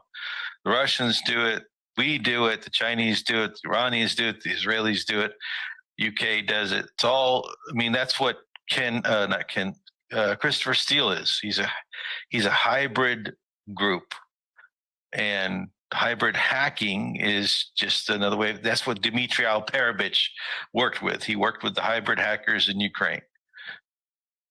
So yeah, that's anyway. interesting. So just more of that stuff coming out as we get in here. And again, National Security Agency has been accused of buying bulk data of America's internet browsing data without warrants. Well, we know the FBI is doing the same thing. So just wanted to point out that that's happening on both sides. And I haven't dug into this story yet here, but the FBI, George Soros, and Brazil's government say they will defend free speech and democracy. But this new month-long investigation finds they have been secretly working together to oversee mass censorship efforts in the direct violation of U.S. and Brazil constitutions. So I'm still going to go back and look at this story. It's something I just kind of put together, and I wanted to see what they were going to say. But let's get into the clone dude. Remember this guy, clone dude, right? Not. I find this quite interesting. I love this. This is great. Again, this is basically him admitting that Instagram and Facebook have a bunch of pedophile and underage child porn on it, and you need to apologize for it. So you didn't take any action. You didn't take any action. You didn't fire anybody. You haven't compensated a single victim. Let me ask you this. Let me ask you this. There's families of victims here today. Have you apologized to the victims? Would you like to do so now? Well, they're here. You're on national television. Would you like now to apologize to the victims who have been harmed by your product? Show them the pictures. Would you like to apologize for what you've done to these good people?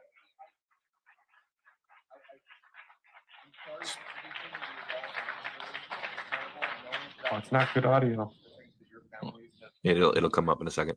And this is why we invested so much and are going to continue doing industry-leading efforts to make sure that no one has to go through the types of things that your families have had to suffer. You know, why, Mr. Zuckerberg, why should your company not be sued for this? Why is it that you can claim, you hide behind a liability shield, you can't be held accountable? Shouldn't Yeah, you gave no authorization to do it because we're not going to sue you in court. Let's get to what Ted Cruz had said about the same thing. Here, listen to this. Instagram also displayed the following warning screen to individuals who were searching for child abuse material. These results may contain images of child sexual abuse. And then you gave users two choices. Get resources or see results anyway. Oof. Mr. Zuckerberg, what the hell were you thinking? All right, Senator. The basic science behind that is that when people are searching for something that is problematic, it's often helpful to, rather than just blocking it, to help direct them towards something that that could be helpful for getting them to get help. In what, I understand get resources. In what sane universe is there a link for see results anyway? Well, because we might be wrong. We try to trigger this warning, or we tried to, when we. Because it's automatic. Okay, you might be wrong. Let me ask you, how many times was this warning screen displayed? I don't know, but the you don't know. Why don't you know? It's not logged. I don't know the answer to that off the top of my head. Yeah, but if you're a Republican with no research, they'll get the political fact, and all those people just ban your because it is logged. Because it is really logged. They do know. They can get it. They just they don't want to report on the people that they're connected to because it's big billionaires and their little staff and their little network of LGBTQ nutsos. Oh, hey guys, do you remember too a few years back, and I think it was during the drops, where they were citing a similar thing on Facebook, if I'm not mistaken, where there was basically it was a poll, right? It was asking about, did you want to see like underage stuff or something like that? It was like, yes, but I don't want to see it myself. But there was no option of like, no, it shouldn't be on here at all. So it's like a very similar situation. So it's clear that these people, like, they know what they're doing, right? And that's like, oh, well, we tried to trigger this, but clearly it's complete BS. Like that, you could even search that. That should go right to the police. If you're searching like, abuse of children, that should be like a flag right to the friggin' police. I'm sorry. Yeah, exactly. I agree with that. And remember that Facebook poll about how do you feel about pedophilia? They want you to do that, Space Chat. That's the reaction they want you to have, because then that's the ultimate trigger, so that when you type anything about certain keywords, they send it right to that FBI guy that we all know are sitting in their offices. Okay, that's exactly what they want. So instead, what they should do is develop something that makes sure it's prevented, not make sure that it can be done and that it logs and tracks and reports you, that it prevents it from happening in the first place. They want it to be a catch you, a spy on you, catch you, and report you thing, not a prevent you from doing this thing because we took the time to do it right. Do you see what I'm saying? It Oh, gives them definitely. evidence and whatnot. Definitely. I mean, I see that too, but I mean, I feel like the subject alone, like if you're going to be searching for, like, say if they search child abuse, right, something like that, then I don't have a problem with anybody tracking somebody that's doing that. So I see what you're saying, but like to a certain extent, certain things that get searched, there's no excuse for. There's not like, oh, I accidentally wrote in images of children being abused. You know what I mean? Like, sorry, missed a few letters there. All right. Yep. Well, most of their community uses secret code words anyway and stuff. They don't search straight out, child pornography or something like that. Well, let's talk about this video that I ran by with the Space Shot drop. I was going to talk about a screenshot here, but we're just going to go right to the video right here. Not much audio in it. You can see over here some Instagram model. We'll turn this down. Oh, look. Who's that? Robert Kennedy right there posting? Wow, right there at the end. Seems quite interesting. He's over there on TikTok liking some of these influencers. Robert Kennedy's right there at the bottom. Look at the bottom verified. comment. Hey, said, bro, imagine they pull this receipt at the debates. So yes, that is his official account, liking the big booty guru over here. So JFK, go to town. Let's talk about some leaked audio as we get into here. Some of the final things we want to talk about. Free Beacon has obtained audio from the whistleblower privately warning Fannie Willis in 2021 that her top aide was trying to misuse funds. Let's play a little bit of it. Give me a sentence. What is the sentence mean? Once I told him about his, respectfully and in an email, about his lack of leadership and the fact that he wanted to do things with grants that were impossible. And I kept telling him, like, we can't do that, and questioning stuff. He would take me off projects, tell people I wasn't doing what I was supposed to because I questioned him. Because I understood, I helped write that grant. I knew what was in that grant. He told everybody in front of Crystal, Deontay, everybody, we're going to get MacBooks, we're going to do that, we're going to get swag, we're going to use it for travel. I said, you cannot do that. It's a very, very specific grant. Took me off. I questioned Junior DA. There's kids in there from out of the county, all this. Took me off Junior DA. I did not want to do it. He made it look as if I wasn't doing what I needed to do because I questioned him. Because I knew for a fact Mr. Cuffey respectfully did not know what he was doing, period. So I respect that is your assessment. It was clear to me that you and Mr. Cuffey were not getting along. And I'm not saying that your assessment is wrong. I want you to really listen to the words I'm saying. Cuffey, and this is my... That's good enough right there. Kind of get the idea that they're spending money and they're kind of a little bit scared because they got the answer here. January 20th, 2025 reckoning is coming for, they don't want to do collateral damage. What was this all about?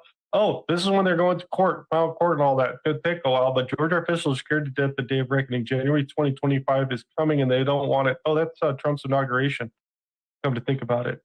If we think on that particular day. But this case over there with Rathensberger and Brian Kemp is starting to fall apart. We talked about it earlier in the show that they're missing like 350,000 votes they don't have registered for. Plus the court case that's coming out of 2017 saying this guy is doing some illegal shit with the voting machines we should take a look at. And then they came back and go, yeah, you're right. So this is all falling apart in Georgia really quickly, plus what's happening over in Arizona. So just wanted to throw that out. What else do I got here? I wanted to show you coincidences. Fulton County, Georgia has been hit with a cyber attack. An unexpected outage has downed the country's phone system and brought certain online transactions and transactions to a halt. Oops, I'm muted on their side. Transactions to a halt. Was it Hulk will be right back in. Let me send him an invite here, and why don't I take a second to thank Zen120 for the Rumble rant, maybe like a half hour ago. It says woohoo, so appreciate that. And that's interesting too. The previous one there, Ardoc or Tron, with the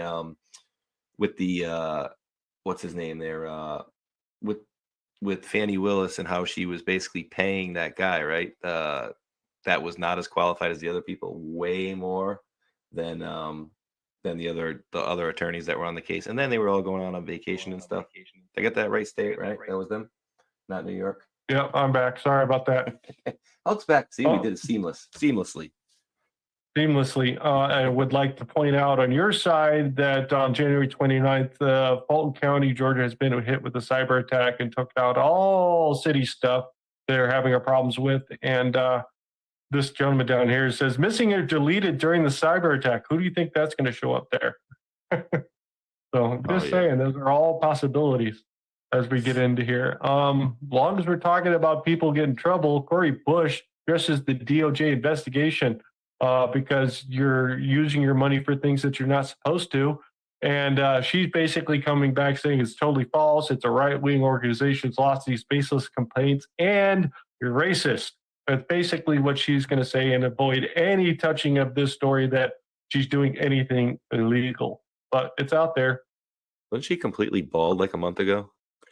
And dude, this one is so funny because if you read it, it's like, oh, look at James O'Keefe in disguise. Can anybody watching this not tell that that's James O'Keefe? Like, honestly. Well, here. It's like Clark Kent and Superman. How can Lois Lane not tell the difference? Come on. Okay. Oh, shit.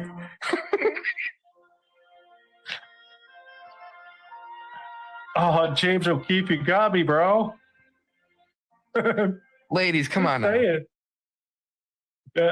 In this particular interview, this is supposedly a mid-level staffer over there at the White House protecting the internet and cybersecurity and whatnot. And he's saying all the same stuff that RDoc has talked about like a year ago, that they were planning on replacing Joe Biden, or maybe put Michelle Obama in there. You want to make any comments on this, Mr. RDoc? Yeah, I mean, I listened to it, and the issue that I see here with this guy is he is a risk for international intelligence agencies to gain exposure and compromise him and have an asset inside the White House that is tied into cybersecurity. That's the real issue. That's the summarized version of Space Shot. Now, what is the real situation here? This guy's a gay man. Okay, who cares? But he's a gay man with an agenda, and he's a gay man who's out there pushing and fame fagging, as we call it, selling his access, his position for dates and sexual encounters, and that's how he got trapped. Now, if O'Keefe was a real foreign agent and went and slept with him, developed a relationship, compromised him, that's a risk to the Biden administration. That's my point. But what this guy is going off to say that Hulk wants me to comment on is he's talking about how inside the insiders, the people that really handle and control Biden in the administration, they are talking about they got to get rid of him.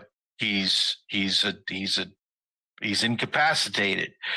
That Kamala Harris is completely hated by her staff. She can't keep black people on her staff. Yada, yada, yada, on and on and on. He just, he vomits out his stuff because he thinks it's getting him in good with his date. Okay, that's the fame fag side of things here. Space Shot, Tron, do you want to say anything? Or I just want to say for the record, we don't know that James O'Keefe did not have sex with this guy. I'm just putting it out That's there. true. That is true. Yeah. I think the way it looked when he's chasing him down the street, maybe that he didn't, but But Doc, I mean, what's the psychology behind the whole homosexuals are willing to spill all beans at said bar at a Friday night or something? Like Ooh, can I take this one? Susceptible to that? I mean, what? I mean, This is how we came up with the title of the show. Yeah. No, Can I take this? Can I take this one, Arduck? Just and I'll give my quick, easy one. So you'd have to look at it just the other way, Tron. Right? Say if you were just some desperate guy and you get some good-looking chick that's, oh, hey, what do you do for a living? Oh, I do this, and so the same thing. Say, it doesn't have to be a homosexual guy. It can be a guy looking for a girl for a date, or I vice don't think versa. versa. But it's always the gay stuff with the James O'Keefe. It's never the other way around. I don't think. Okay, so now that is why we came up with the title of the show that we did, because as you really think about it, and there's a lot more. These LGBTQ issues, these gay lawyers, they got hold of the White House. They got in power, and their guy is Biden. They don't want Biden. They never wanted Biden. Remember, I told you it was Buttigieg. That's who they really wanted, but they couldn't get him in. So they got Biden. But it's this group that is running things. Okay, and they are completely over their heads. They're insane people.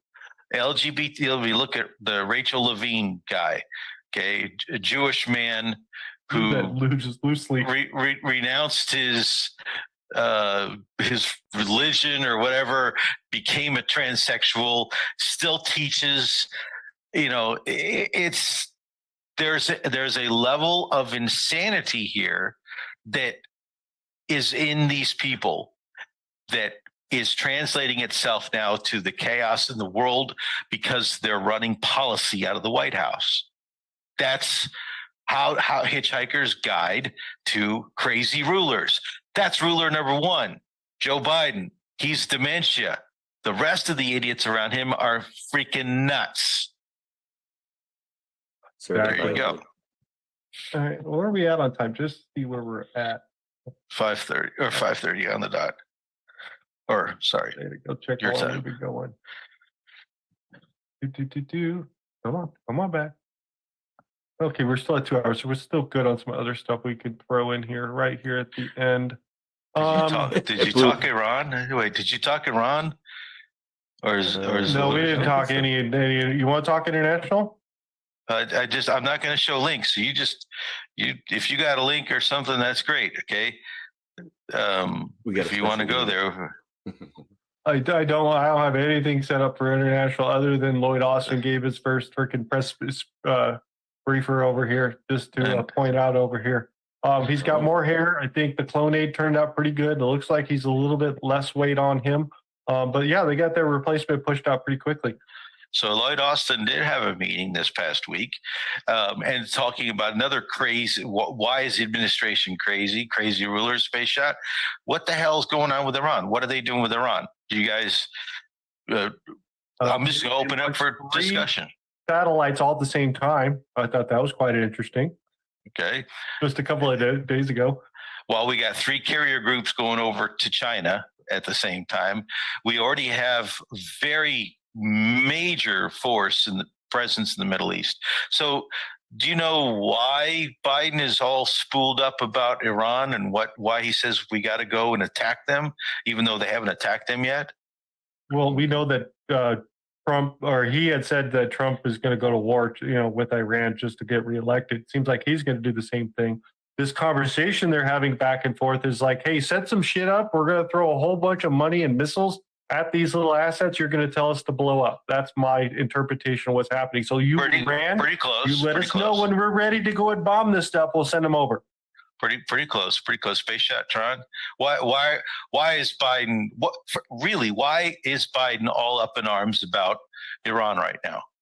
I'll be honest with you. I'm really out of the Iran loop in the last few days, to be honest. Okay. I want to say to fulfill almost like Obama's previous legacy. We always knew that part of that 16-year plan was Iran, Syria, Libya got taken out, and a host of others. But that Middle East was that target, that weapons of mass destruction. It wasn't done with Bush, so it kind of continued.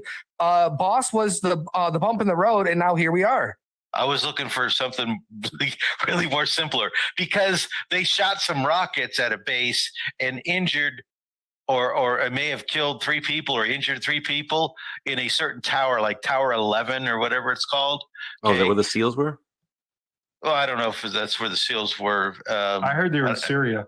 So, well, that's the issue. The base is in Syria, right on the border of Jordan, except Tower 11 is literally on the other side of the border. Okay, it's the base is set up and this is one of these little observation towers, and they're all part of a base that's in Syria.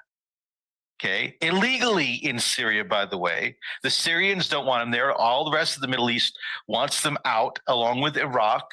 And the Iranian militants or militia or whoever the hell, they don't really know who they are. They're just somebody with weapons that fired rockets at this tower and killed these guys. But we blamed Iran. We have absolute proof it's Iran. And we're going to go shoot some stuff in Iran. Now get this. Okay, listen to this, guys. They tell the Iranians, hey, we're going to go and have a long multi-day response. You better listen to us. Now, when we do this, we don't want this to be a bigger, broader war in the Middle East, so don't retaliate, okay, please? I'm not kidding. They literally, State Department issues a communication essentially saying this, and the Iranians respond and say, if you shoot into the boundaries of Iran, okay, in our airspace, in our national territory, from American assets or whatever, then we will consider this a provocation and an act of war, and we will retaliate against your U.S. assets in the region. Okay, we will not. This is not acceptable for you to think you could just go and shoot a bunch of our stuff over the coming days and think, okay, yeah, it's okay. Now we're done. We've had a measured response. No, screw you guys. First of all, it wasn't us. And second of all, now I'm ad-libbing there a little bit, just a little bit. Now, one thing that happened is the Iranians did remove some sort of commander that was from the northern provinces of Iran.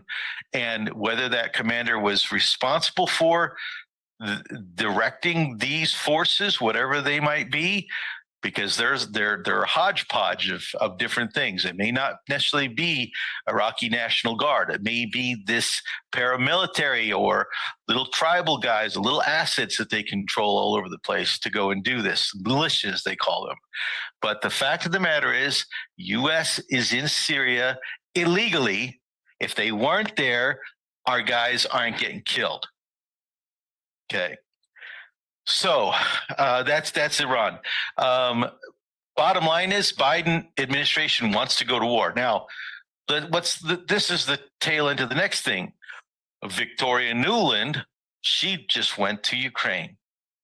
And it's like almost... You bringing cookies? She didn't bring cookies this time. She brought new bombs. Okay, guided bombs that can go 150 kilometers maybe. And she got over there at the same time that Zelensky and Zelensky are having their little tiff. What do I mean by tiff? So the news came out, 2-3 days ago, and the U.S. media, the Western media, latched on it. We've been talking about this for weeks now, weeks and weeks and weeks. Okay, Zelensky, the news broke in the U.S. Zelensky has been sacked by Zelensky, and everybody in the West reported is Zelensky's out. Zelensky's out. Zelensky fired Zelensky. Okay, no. Then later on, by the end of that day, it came out, no, he's not out. So what did happen? So what happened was. Zelensky doesn't want to fire Zelensky because then it makes him look bad to the military. He's got to keep the military guys happy because Zelensky is very popular. Zelensky is very unpopular in Ukraine. And the military guys that are there, that they look up to Zelensky. They do not look up to Zelensky. So he tried to do an end around game on Zelensky months ago using Budanov and Syrskyi. Those are his guys, so to speak. But he can't really count on them. He's afraid of Budanov. And Syrskyi's his guy. But, you know, neither of these two, Syrskyi is the infantry commander, technically underneath Zelensky. All right. But Budanov is military intelligence. He does the special ops. He does the assassinations. He does the UAV boat things that hit the ships in the Sea of Azov. He does all these little secret things that he's not really general military. He's never commanded the military. So the military guys don't look up to him, right? So Zelensky, crazy mofo that he is, one of these other crazy rulers, is out there trying to get troops to replace the 500,000 that are dead. And that news came out this week that there's over 414,000 dead. Okay. And that sound accurate to you? I think it's a little low, but it's close enough. I had 380 about 5 months ago, 414, 450, somewhere in that range, 33,000 alone in the month of January. Okay. So they are losing people faster than they can replace them. That's the issue. Right now, Putin says they have 600,000 troops in Ukraine, and Zelensky says they have 800,000 troops in Ukraine. That's so 800,000 Ukrainians out of about 1 million. Okay. And Russia has 600,000. But Russia also has 400,000, almost 500,000 new people that just signed new contracts. So that means they got potentially 1 million total coming in. Okay. And there's 1,000 per day signing up. So Zelensky's seeing this and he's freaking out a little bit. Get the recruiters, get those people, grab them off the street. So that's what we've been reporting on. Well, the Rada, so this is all connected into Zelensky and Zelensky, and all connected into Biden and what we're doing in Iran. Zelensky goes in and says, hey, I need men, Pentagon. I need materials. I need men. If we're going to win, if we're going to keep fighting, I need this stuff. And it gets reported by the Western media. Zelensky goes out there and goes, aha, I got him. Rada, you need to do a mobilization plan for 500,000 men. And we need to do this and do this and do this. And the Rada's like, really? Okay, we'll do it. That's their Congress. And Zelensky's like, I didn't ask for 500,000 men. I just need people, because politically it's a very bad issue in Ukraine, because nobody in Ukraine wants to fight. The Ukrainians themselves don't want to go to the front lines. It's a big PR issue. That makes it seem like everybody wants to do this. It's a lie. Nobody wants to go fight. They can't get people to go walk into a recruiting office and sign up. They have to go steal them off the streets and force them at gunpoint to go fight. So then you got an issue. And then there's loyal Ukrainians. Don't get me wrong. There's people that are loyal to Ukraine. They don't want to be part of Russia. There's that side, but nobody wants to fight. So they can't find men. So the Rada has decided to postpone this vote. They can't agree on it. So they're kind of delaying it and kicking the can. Well, March 31st is coming up. And here's why it matters to Zelensky and Zelensky. Zelensky's term ends constitutionally on March 31st. He's no longer president. The man is crazy desperate for power, though. His martial law decree ends in mid-February. I think like February 21st or something like that, somewhere around there. And if he renews it, it'll be another 90 days until May. But on March 31st, there's a big question whether or not he will be president. He effectively will not be president. Even though martial law may be in existence, he won't be president anymore. And he can't extend it again in May because he won't be president. He won't be able to make the decree. So Zelensky and Zelensky had a face-to-face meeting. And Zelensky says, sign this. It's his resignation letter. He won't sign it. I serve at the will of the president. If the president gets to choose me, the president can fire me. Okay, if you're going to fire me, fire me. And he starts packing up his office, but he says, I won't sign the letter. And then the news breaks by the end of the day, Zelensky's not out. He refuses to sign the letter. Okay. And the news breaks that Budanov and Siersky will not support Zelensky in removal of Zelensky. Why is that important? Because Budanov would have been the guy replacing him. Because neither of those guys want to be seen connected to the decision to remove Zelensky, the very popular commander of all these military men that are needed, that can do a coup against the president. Those guys are not liked by the military, and it's the military that will do a coup. So what's going to happen? March 31st, March 31st, March 31st. Oh, sorry. Hulk, is that you writing that? No, that was an hour ago. March 31st, Zelensky will likely be gone from presidency, and Zelensky says, I will serve the president. The president will decide. You can fire me. Otherwise, if not, I will still be doing my job even after you are gone on March 31st. And if you are not gone on March 31st, I will do my job and I will bring my military and take over your shit and kick you out. That's what he's afraid of, and that's what's really going on. So what happened? Victoria knew Lloyd Austin supposedly went over there and calmed them down a couple weeks back, and that's when he may have gotten injured or whatever. So notice now the report came out that Austin was there, and it's right around the time that the missiles happened. Okay. And then he got sick, but there was no official notification back during the time. It said he was in the hospital, but now the reports came out that said he was there,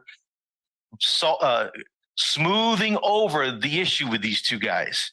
So there's been a disconnection now in somebody's reporting the facts. Now we have a situation where Newland has gone over there now. She's the one that started all this. She's the one, the little overlordress that was responsible for Ukraine for Biden. She's got to go fix everything or clean it up, right? So she gets there and she's bringing with her some surprises for Putin. The news came out today. We got some surprises. Well, they launched their surprises at Crimea today. And there was a bunch of missiles, 20 missiles. 17 of them, these are cruise missiles, by the way. 20 of them were fired, 17 shot down over the Black Sea. 3 of them shot down over Crimea. Now, there were multiple waves of attacks. And so the second wave of attacks was, these missiles came in throughout the day, and they were shot down. But then at the same time, or roughly the same time, the Ukrainians did attack a corvette. It's a corvette. If people are familiar, it's a smaller than a frigate, smaller than a destroyer. But it is a military vessel, and they hit it repeated times with these little unmanned marine drone boats and blew it apart. These ships can have as many as 40 crew. Don't know if this one was crewed or not. We're still waiting on information, but this just happened. So why is that important? Why did they do that today? Because now CNN is reporting live, real time. It's CNN, so trust us. This is official. Zelensky has been fired by Zelensky. On every single occasion that there's bad news for Ukraine, which this is bad news, they have to have PR to cover it up. So that's one reason why they did the big drone attack, and Newland's there to make sure that the shit goes down when it goes down, and to make sure the transition's got her blessing and the blessing of the United States of America. But it's there to make sure that Budanov will step into the role and that it will be clear that Budanov is the hero. He blew up a Russian ship. Budanov, the guy that attacks Russia with drones, Budanov is the hero of Ukraine, and therefore Ukrainian military look up to Budanov. That is the issue that's going on right now in Ukraine, and long and short of it. The rest of the mess in Avdiivka, they're falling apart. In northwestern Donbass, they're falling apart. Up in Kharkiv region, and the Russians are actually starting to make an inroads into the border from the north. Putin's talking about a buffer zone that's going to go all the way across to possibly Lviv, who knows, but at least to the Dnieper River, and including Odessa. And Hungary, the Hungary political factions have said, you know, if Ukraine's going to lose, we want our historically Hungarian provinces back. So they actually started divvying up Ukraine before Ukraine fell apart.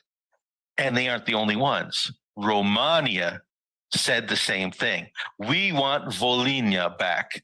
So, and the Polish have already said in their political aspirations, we want Lviv. Lviv, this is our historically Polish territory, you know, so Poles come fight in Ukraine because Poles have special dual authority, visa authority in Ukraine to be able to come into Ukraine and fight. So they already started parceling out Ukraine. There's not enough weapons. The West is talking about sending more weapons. Oh, yay, Biden administration, you just did this really great thing. You got a deal going with Greece where you're sending Greece these M2s, these Bradley M2s instead of, you know, giving them direct to Ukraine. So you're doing that way and getting around it. And then Greece will sell them or give them to Ukraine. So yeah, good deal. Well, how much is it? $200 million. It ain't $61 billion. Okay. So Biden is still playing games, but Ukraine has no weapons. They're running out of ammo. But Newland brought them these new 150-kilometer distance guided bombs, which, okay, they don't have much of an air force to drop them, but they got them. And they also may have brought some new long-range cruise missiles. Hey, great. How many? Maybe let's see, 1,000, maybe 100, 500. I don't know. We don't know how many. We'll know in the coming weeks.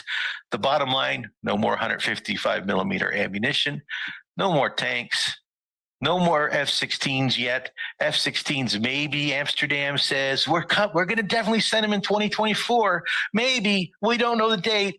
We got to decide that.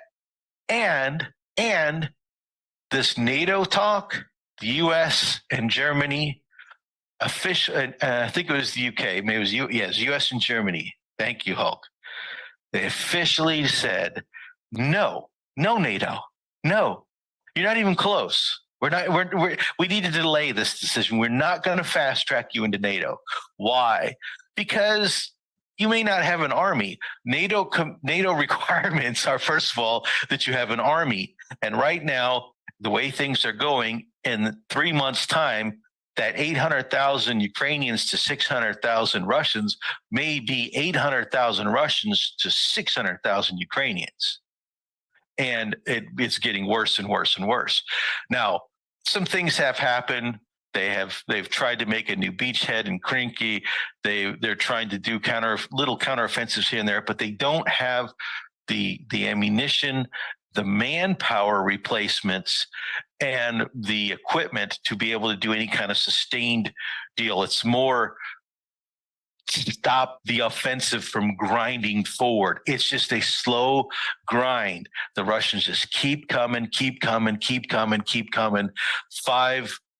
kilometers, one hedgerow at a time, and they can't stop it. So that's your Ukraine update. That's Iran update. And that's why the Ukrainians are freaking out, and crazy Zelensky is over there doing his little thing, and crazy Biden is going to maybe try to get us into another war in Iran, because the people that are running the show of both these places are a bunch of insane LGBTQ nutbags that think they know better. That think they know better than all the rest of the world, and they're really stupid. They're really insane. They're really self-centered, and they think that PR is the way you always fight and win. Hey, Iran, we want good PR. We need to launch missiles and hit your stuff so that it looks good, looks like we're not weak. But don't make a bigger war. But we're going to blow your shit up. Okay? We're going to be surgical about it. I want to remind you of a story because I don't want to take it from you because I thought it was just great. And it was kind of funny too. I'll just say the drone story. Which one? Go ahead. Just do it. Just talk about it. The repair facility. Oh, yeah. The other day, this is the Military Summary Channel. I didn't source this. Dima from Belarus.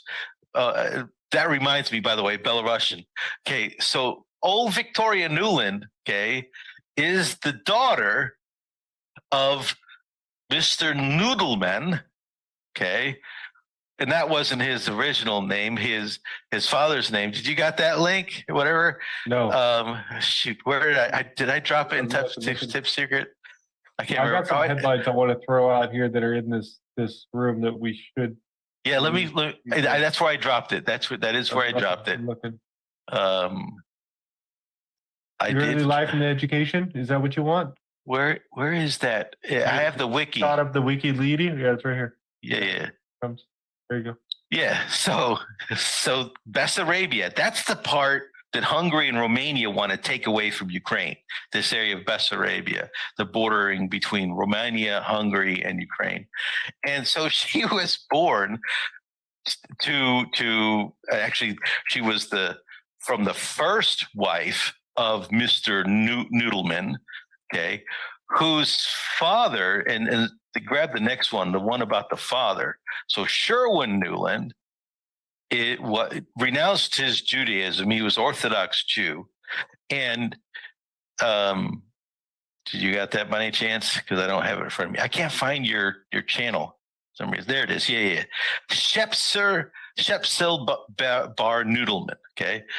That was his real name. That was his official name. He changed it because he knew he couldn't get into Harvard. People would say, hey, who are you? You're some sort of weird Eastern European, blah, blah, blah.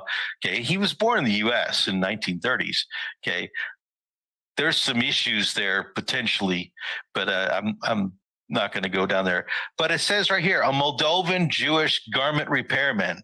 That was his father. A Belarusian Jew was his wife. Okay. That's the area they're from. This is why it's personal to Newland. She is part of this Zionist movement.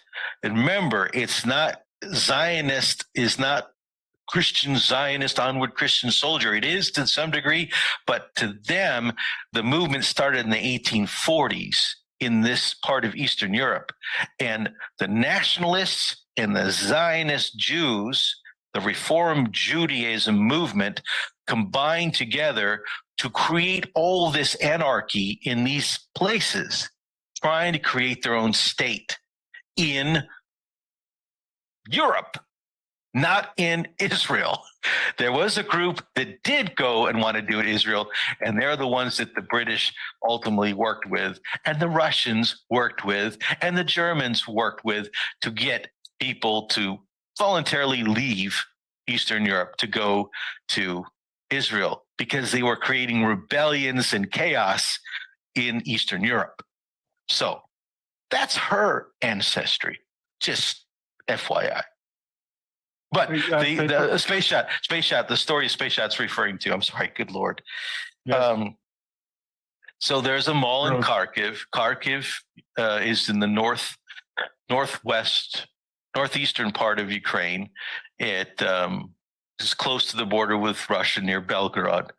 And there's a mall in there that people go to, just like any other mall. Maybe not as big as U.S. malls, but it's not that bad. And outside the mall, you have these little kiosk shops, sometimes little cafes, maybe a little flower shop, little electronic shop. And here's a guy that opens up a little repair business. Well, he's in the business of repairing drones, commercial drones, you know, your little DJIs or, you know, stuff that your cameramen are doing to do wedding for. Oh, but he also advertised on the internet that he has soldiers are welcome because he has a military contract and he will fix their drones for free. Okay, well, the real game changer in this whole conflict is the use of drones by both sides. And these FPV drone operators are hunting each other on both sides. They're very, very, very big deal. So the Russians literally spent a very expensive Kinjal missile and nailed this guy's 10 meter by 10 meter square small little kiosk store, like a tent, sitting outside this mall with a Kinjal missile, because he advertised on the internet that he has a military contract and he fixes military drones. It's a military target. They whacked it. All right, you ready for some? It's just so stupid. Like, how stupid can you be to put that out in the public? You know what I mean? Looking for business, Prove man. a point. Let's do some quick headlines to make sure people are aware of this. There's your first one right there. Gun malfunctions during the attempted assassination of Bulgarian Prime Minister. So that happened this week. That's kind of a big deal. It is a big thing. Yeah. Over there on that side. And it seems like AOC, but Ilhan Omar. Ilhan Omar got called out by the president of El Salvador right before the election because he said, "We need help."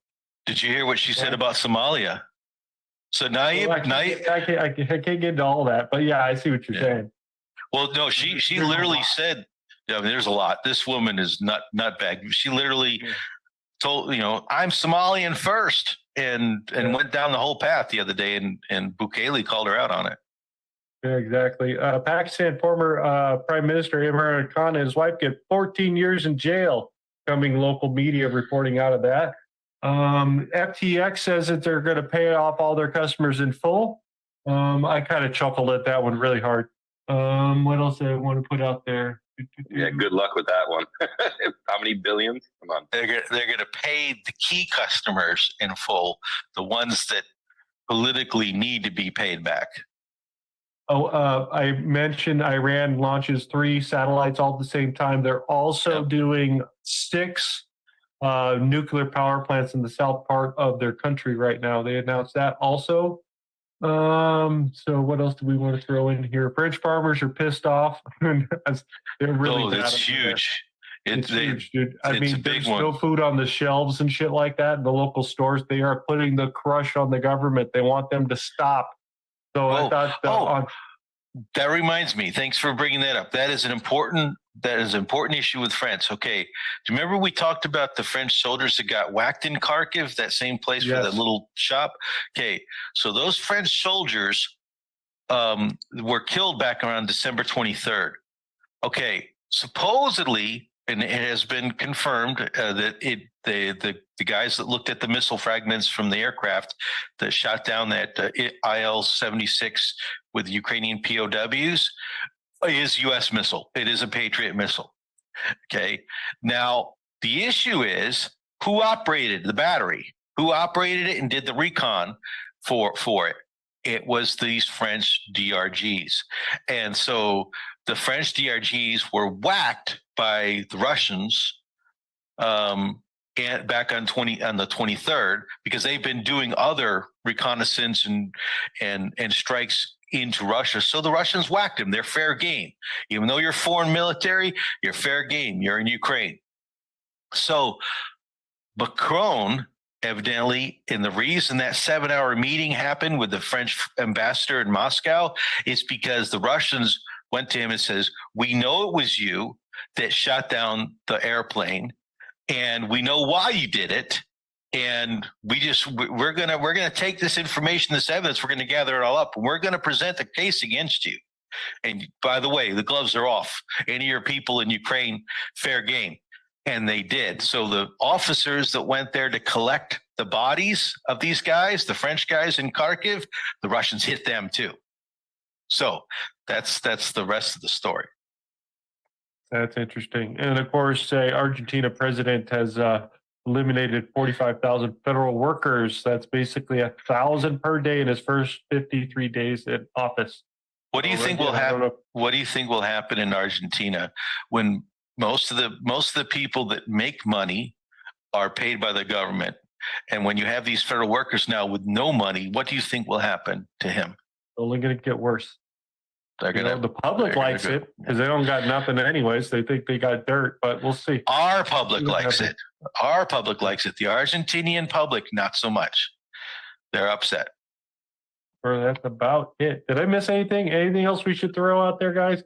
I've gone through and looked at the last little couple pieces, and I think we're actually pretty good for the show topper here on this side. Thank you, Doc, for coming back. I'm glad you could find some time to come out and hang out with us and spread your knowledge out there. Tron, Space Shot, anything else you would need to throw out that you want to say? Shoot, I mean, yeah, you cover it all. I mean, and that was just 1 week, guys. I mean, so much happens. This is why Space Shot and Hulk have that Saturday show. I have multiple shows. We're gonna get Doc to do a show once in a while, but so much is going on, and we see this acceleration between now and election time. And like Doc has kind of mapped it out. No pun intended, the last couple of months, but the world is kind of preparing for this American election. The stock market is at all-time high, crypto's up, and certain sectors are benefiting from this Biden economy as he's pushing Bidenomics. But again, this popsicle stick of America can't hold on much longer. I mean, Boss had it set up right. This is even what he said. One of his last speeches before he left was, I set it up perfectly for him. Let's see what happens. And here we are. So just a couple more months left, guys. It's the first of the month of February. So yeah, man, November, let's rock. So what is going on in Texas? Did you guys cover Texas? A little bit, yeah, in the beginning. Okay. NASDAQ is planning on hundreds of job cuts. So I didn't know that was a thing when you were talking about that. UPS, a lot of job cuts. Starbusters, a lot of them. A lot of them. And then Delaware was screwing with Tesla and screwed them out of like $60 billion. And they want to renegotiate the thing that the shareholders and the board. They're going to come to Texas. They're going to Tesla will get everything back in Texas. The other thing, remember I told you guys, employment is always a lagging issue, 6 months lagging. And so usually when the economy starts improving, there you go, you got some stuff. Then the economy starts improving, it usually takes 6 months before hiring to start up, to catch up, because people don't want to outlay capital for the hiring. And then same thing on the decline, usually takes 6 months from the point recession starts till jobs start getting cut, because they try to hold on employees to the very last, because it's hard to get those people back, and you got to usually lose revenue and lose sales capacity and capability when you cut these employees. So that's meanwhile, Russia released GDP numbers, and their GDP is going to be growing by a minimum 2.6%. A lot of people are saying that it's going to be higher than that. They ended up finishing the year at 3-something in a year that they were supposed to be showing a contraction. Hey, could you show me the correlation of why all these are out January 2024 for a lot of these people they're listing off? Is it the end of their cycle? What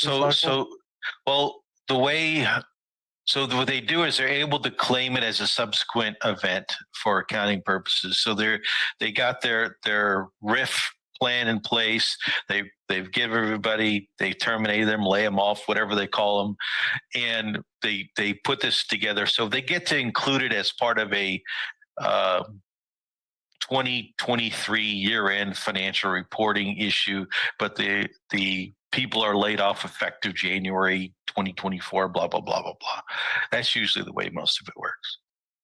All right. Well, that's where I wanted to. I think we got everything else good. We'll cover the rest of it on Saturday show. Ron, what is for dinner? Guys, dinner tomorrow night, biscuits and gravy, 10:15 Eastern. Please show up It's going to be a great time. D-Live, Foxhole, Rumble, non-political show. This is comedy. This is laughter. We're going to have memes. We're going to have Kex. We're going to have Danny Scabs memes off the hook. And most importantly, guys, Trontent is first and foremost. That means you send us your photos where you're at on vacation. If you want to go on and on, you want to tell us how you are and where you're going. Show us recipes too, guys. Whatever you're cooking, we'll take it. And then Sunday morning, Great Awakening Morning Show, guys. Leonidas is back with Grasshopper and Bread to the Table, guys. Danny Scabs, Cashy Pats, all the famous names will be with us there. And again, guys, a great time. That happened. Hold on, my throat. Let me clear my throat, guys. It's the first of the month. Hold on. I got the Bone Thugs in Harmony. Hold on.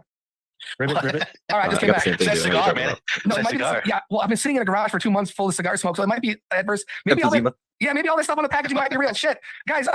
If I might die sooner than later, tomorrow night and Sunday morning. Thank you so much, guys. Thank you, Untitled. Thank you, Dragonfly in the chat for the Rumble support. Thank you, guys, and mods. You guys are rock. Hit that thumbs up. Thank you, Space Shot Doc and Hulk. Great show. Dig me and pray. Where we go, when we go all. Bums. Love you guys. Yep. Thank you, Stone Roller, for the $5 Rumble rant out there. Also, tomorrow night, me and Space are going to do a test stream of the Rumble Studio, so you definitely want to see those shenanigans. So we're going to try that out tomorrow night. You guys want to see a plane If you crash? have a Rumble Studio, we would like to try out the call feature itself. So make sure you get all your ducks in a row and whatnot out there. We might do radio exits if you're misbehaving, so don't be offended if you're off the call pretty quickly. But we're going to attempt that. That's tomorrow night. We're not sure of exactly what time. We'll let you know. It should be in the same hour, couple hours we do the Table of Titan stuff at. Yeah, Tron, what time does your show start? What day? Friday. 10:15 Eastern. All right, 10:15 Eastern. All right, Hulk, we're going to do that live stream test 10:14 Eastern. Awesome. I like competition, guys. My chat rolls. You guys know how we roll. No, we got 500 in the chat. Yeah, I'm just trying to get to their closing song, so I'm actually going to speed it up even more. To the guy who's the developer over there. So, can we simulcast, right? Because we usually use Zoom. Are we both going to be able to use, the studio? I bet they probably thought about this stuff, and there's probably ways to do it. So we'll figure it out for sure. I'm ready to go for the test stream on my side. Yeah. So, Mr. Ardoc, final thoughts for the crew? Final thoughts for the crew. Guys, I don't know about y'all and whoever out there is praying, but I feel like something is getting ready to move. God move or move me. I feel like something's. You had a good movement. What? Yeah, exactly. I did yesterday, actually. That's how I know I'm getting better. Come on, everybody knows about their, post getting over being sick poop. It's like Christmas poop, like hanky the Christmas poop. Okay, that's right. Everybody poops, and even everybody goes on these stupid Telegram accounts like JFK Jr. and makes comments about girls with big butts, don't they? Exactly. Am I the only one? No, you're not the only one. This is not like, this is good. JFK Jr. might not have it all down, but he's got like 10% of that right. And anybody that says that, hey, Trump should pick any one of these Republican people as a vice president pick, you can tell them to go kiss my ass because they're deep state. Exactly. No. I have seen all the new ads coming out against Trump and whatnot. The influencers, they're fully active out in the social media feeds. I'm starting to see it. It's picking up this week out there. Also, just reporting from George over on Twitter. Busy tweet says Jack Smith's election interference case against Trump has been removed from the court calendar and is postponed indefinitely. The trial goes next month. So it is off the docket, guys. So that was probably part of that secret meeting we were referencing they were going to have today, and they pulled the case from the court, and it's done. So we'll see what happens to the other ones. So I was really hoping to get that election interference shit through, but I think Trump's got too much evidence out there. Let's not get too much farther into that because we need to get out of here. Mr. Space Shot, final thought. Oh, yes. Final thought, sir. As we roll out of here, that is huge, dude. So just nobody says anything, right, about it. It's just, hey, it's been removed from the court calendar, postponed indefinitely. That's huge. And remember, this guy just absolutely, pardon my friend, screwed the pooch many a time here, trying to rush things after he waited for 2 years to indict and all this, that, and we know it's all political. So I take that as a major win because, unless they reamp it, which we're going to just redocket it all of a sudden, you have to go through the whole process again, I would believe. But this is going to be interesting. Like Ardoc said, too, I do kind of somewhat feel, you kind of get these feelings like something would be coming, right? You don't know if it's going to be good or bad. Generally, probably would be bad, but I'm comfy right now. I'm comfy in all that I'm seeing out there. Yeah, exactly. And what does it help, Ardoc, right? To sit here and stress out about something, even something that you know is coming bad, right? To sit there and stress out about it, there's nothing you can do, right? It's not going to help. It certainly won't help you, right? Well, you can do it by, like Tron always says, remaining in prayerful response. That's the supplication. That's the tzaddik cough. And so you remain in that state of synchronicity with God, in peace, unity, divine unity, and that is your that's the way you do it. And then everything else will become clear as to what you can do, what you should do. Amen to that. Perfectly said. And like I said, stressing is just going to make you more stressed out and won't help the end result of anything. So just go with the flow. So thank you to the mods out there. You guys absolutely rock. I think I'm redlining here. Big hat tip, of course, to the folks over there at the Patriot News Country and Wiley, helping us get this endeavor off the ground. We'll just leave that many moons ago. And our mods out here, like I said, absolute rock stars, tirelessly helping myself, Tron, Hulk, Ardoc when he streams, and many others out there. So can't thank them enough. And for you guys for tuning in and hanging out with us for these last many years, it's been a hell of a fun ride. There's been a lot of ups and downs. I would say more ups and downs. And I think we're going to be in for some more ups, maybe after some downs here coming up. But I'll be here, and I know Ardoc and Hulk and Tron will be here with me till the end of this thing. We're going to see this sucker through. So can't wait to see what's going to be going on next. And we'll see what happens this week coming up, or this next Monday coming up. Hulk, excuse me. Yeah, you know what relieves stress? Smashing that thumbs up button. Oh, I thought you were going to say masturbating. Dude, I thought the same thing. I was like, shit, it actually works. Like, you might go blind, but that's why you got the LASIK. It's fine. It's fine. Stop all over the ending right there. It's all right. Make sure you smash the thumbs up button. Leave a comment in the bottom of the video. Hulk wants or share the show. Or go ahead and I got to give him a happy ending out there. So make sure you like, subscribe, share, make a comment in the bottom of the video that you're currently watching. All those little pieces do help out on any one of the shows you're currently watching. We appreciate everybody over on the Pilled. I've released the scratches over there. That chat rocks over there. You should be checking it out. They're definitely putting it together over there on pilled.net that's out there. And just want to say thank you. Test stream tomorrow night. We're going to see how Rumble Studio works. We're right in the middle of Charles' show. Maybe he'll call in if it works, if you can add other people. Who knows? We might have fun. With that being said, Space Shot always says, he says, thank you also, Stone Roller over here. And I got notification from Rumble after I ended my live stream. I missed somebody's Rumble rant yesterday. So I apologize for that, but I do appreciate it. And we do appreciate each and every one of you guys for tuning, guys and gals, for tuning in. And until that next video, thumbs up, like, and subscribe. Peace. Be good humans. Much love. Let's go! You're now tuned in to the Patriot News. Patriots United, that's how Patriots do.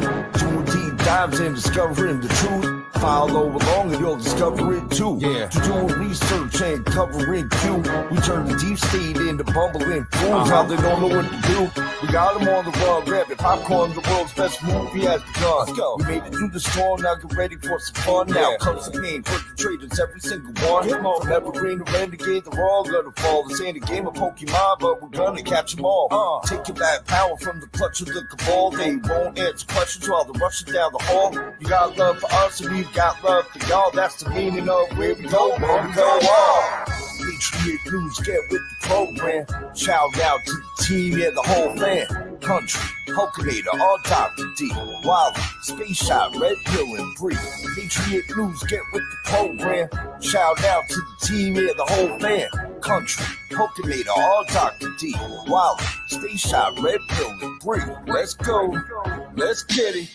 Yeah, you know what's going on at the table of Titans. Yeah, you know they're going strong. Yeah. We're taking back control. The cabal got it wrong. We got it where we fit in, right where we belong. The movement is exclusive, so come join along. Red Pill with this music while you enjoy the song. Yeah. It's easy to lose and we've been waiting for so long. No one all we know about common ping pong. Wake the normies up, sleeping with pajamas on. Yeah. It's time to wake up to the Q phenomenon. Feel the energy, just like the beat I'm rhyming on. The Great Awakening, it's time to turn the sirens on. Where we go on with no one left behind. The community we formed here is one of a kind. The deep state is scared and they're running out of time. Cause the Patriot News got them running from the crimes.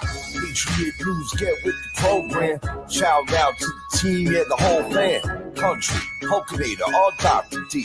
Wild, Space Shot, Red Pill, and Bree. Patriot News, get with the program.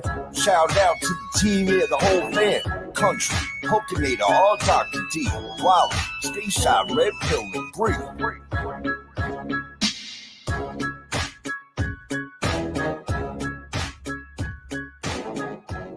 All right, that was the Table of Titans. I had to let that play. It's it's always the last couple of minutes that they do that. They're talking about their scratch offs and all that other stuff. I wasn't trying to disrespect them because normally I just let that stuff play, but I got somebody coming to pick up some gas cans, so I needed to make sure that. I needed to make sure that I can get up to the gate in the right amount of time for me to be able to keep playing stuff for you guys and not have to run down here to hurry up and get another video on. So, all right, up next we've got, and we know from this morning, give me a second to get the banner up for that, and then we are going to jump into it. Here we go.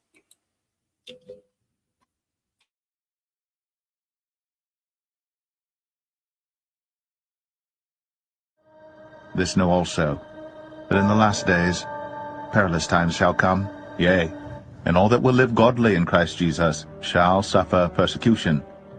But evil men and seducers shall wax worse and worse, deceiving and being deceived.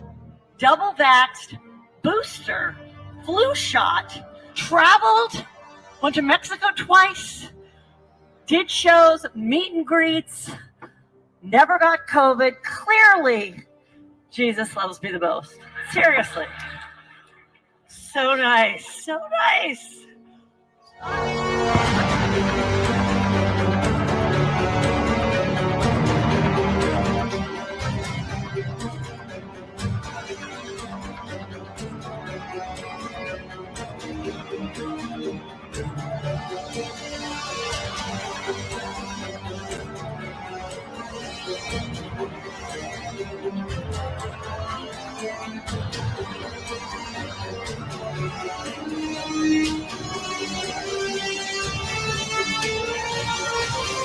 Well, we got a big one today. The child trafficking is being exposed on Instagram. They get confronted. More countries move to gold. Dems are getting exposed, and pedos are moving to the front lines. Texas continues to make waves.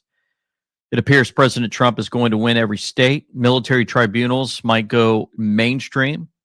We're only in the second month of the year, folks. Well, let's go. Folks, we're kick this off. Just want to remind you, August 11th through the 18th, we're going to be at sea, going to Alaska. At Sea with LT is what they called it. Pretty cool. And we know.com is where you can find out how to sign up for that. Enjoy some time, relaxation. Enjoy Alaska with my family. We're going to have a blast. We're going to have some preaching. We're going to have some great songs and music from the Isaacs. It is going to be wonderful. I hope you guys can join us and check that out. Check this out. 2023, the Wall Street Journal reported that Instagram's recommendation systems were actively connecting pedophiles to accounts that were advertising the sale of child sexual abuse material.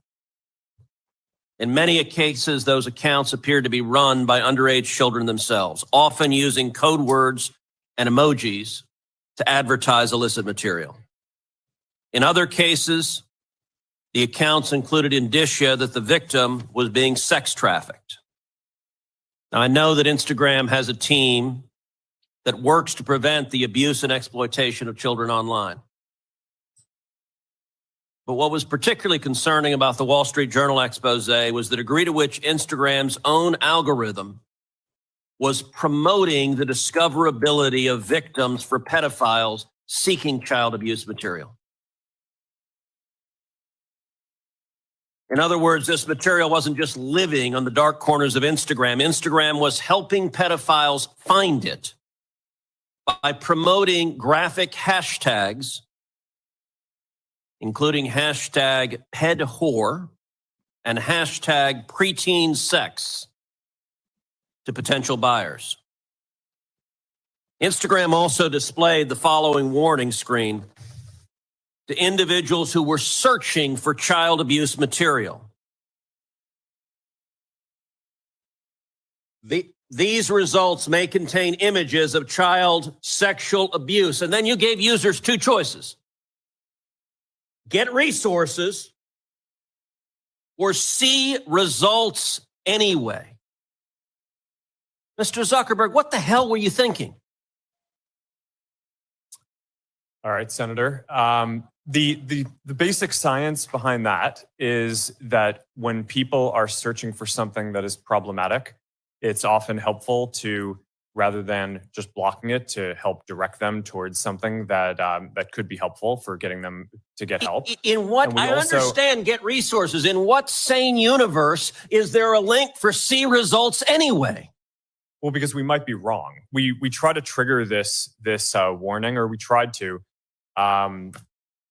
when we think that there's any chance that the results. Okay, you might be wrong. Let me ask you, how many times was this warning screen displayed? I don't know, but the Hey, you don't know. Why don't you know? I don't know the answer to that off the top of my head. But Well, Scotty grabbed that clip for us as a reminder. How can you even dance around something like that? Different looking Zuckerberg, by the way, when I looked at him. The last one looked very robotic. A lot of folks said it looked like a robot that they were putting out in front of everybody. This looks like a completely different guy. Who knows what's going on here? But the exposure of Instagram and these social media accounts with the abuse of children is making its waves back again into the mainstream. In a year where a lot of stuff is getting exposed, a lot of things in the Hollywood area, the music area, the comedy area, and more, it's starting to come out. And day after day, week after week, we're being confronted with it. And then Tony Podesta ends up on the front lines because this sicko is going to be serving at the top honors in the Biden administration. That's right. They're going to move him up. He probably had Epstein on his speed dial, thanks to Chief Medical Officer for sharing that one. Probably had on his speed dial for 24/7 deliveries. Well, he just sold his mansion in D.C. for $8.2 million. The sale price is considerably below the $10 million. December 30th, 2017, Donald Trump signed Executive Order 13818, which blocks the property of any individual involved in serious human rights abuse or corruption. Huh. The Border Patrol Union just went off on Joe Biden. Joe Biden is undoubtedly the biggest human and drug trafficker in American history. He's hiring more Border Patrol agents and throwing more money at the border immigration catastrophe will not make one bit of difference as long as Joe Biden is our president. He won't let the Border Patrol do their jobs. He'll use the money to facilitate more trafficking. It's unbelievable. Also, a reminder from Tony Saruga, some of the loudest voices for America First, MAGA, are not who you think they are. Words are cheap psyops. Trust no one until those responsible for the election steal and J6 are in prison. Ask yourself why the 44,000 plus J6 videos still haven't been released. Any blurring of faces is to cover for DIA, Department of Defense, FBI, CIA, Secret Service, ATF, and their confidential human sources criminal behavior. That's right. All of this J6 stuff, I interviewed the other day with Woo's News. If you guys happen to miss it, I encourage you to go watch our videos. Go to amweknow.com and you'll find out the video where I interviewed him and Eric Clark. A lot of folks went out to check it out, and you did a wonderful thing by supporting Woo's News on his Give, Send, Go. It was amazing. He wrote me, he was just in shock at the And We Know supporters.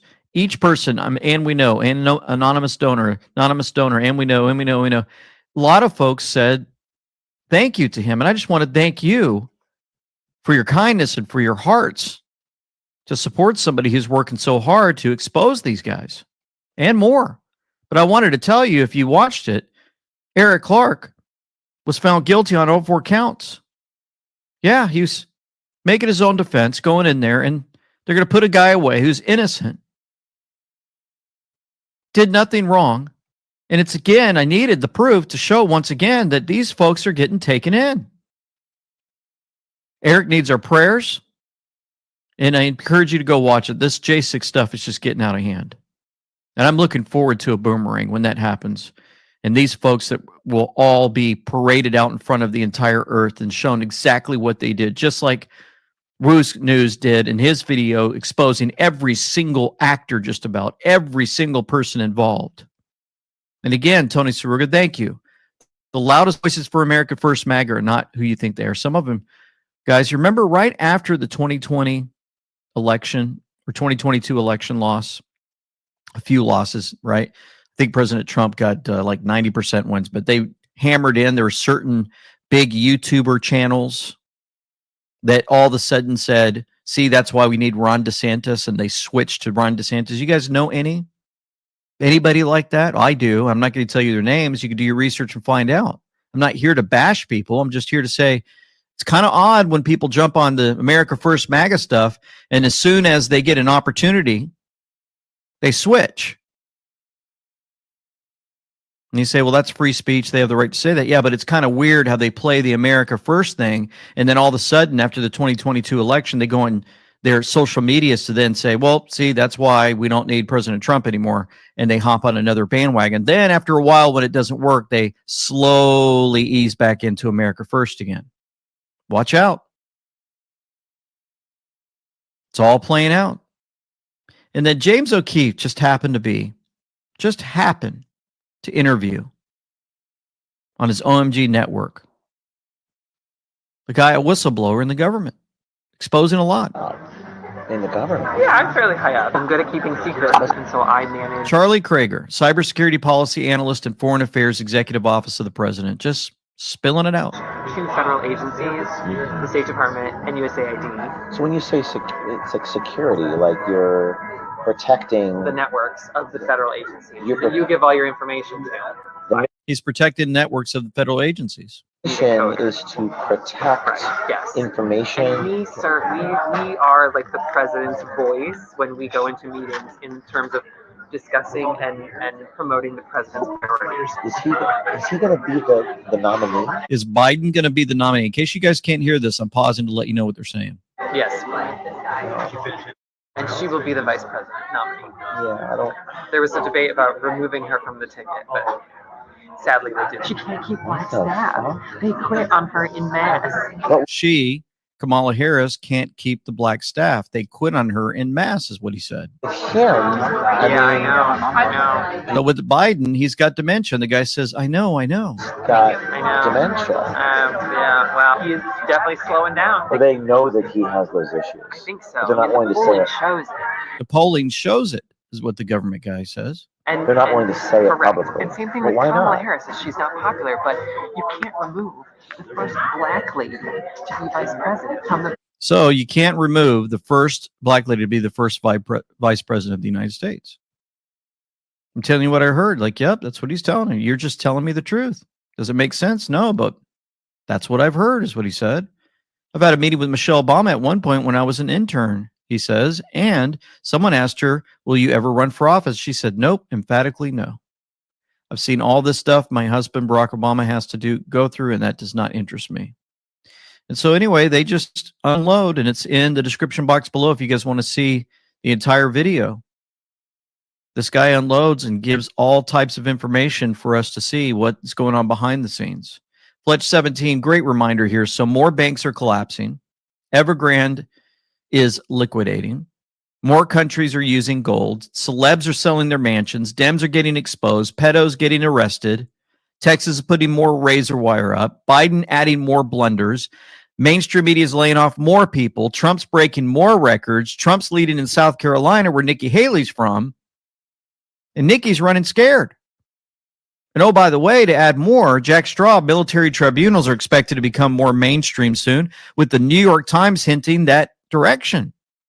The world will learn about Darcy Crandall and JAG and the task force that was specifically established to target the international pedophile ring.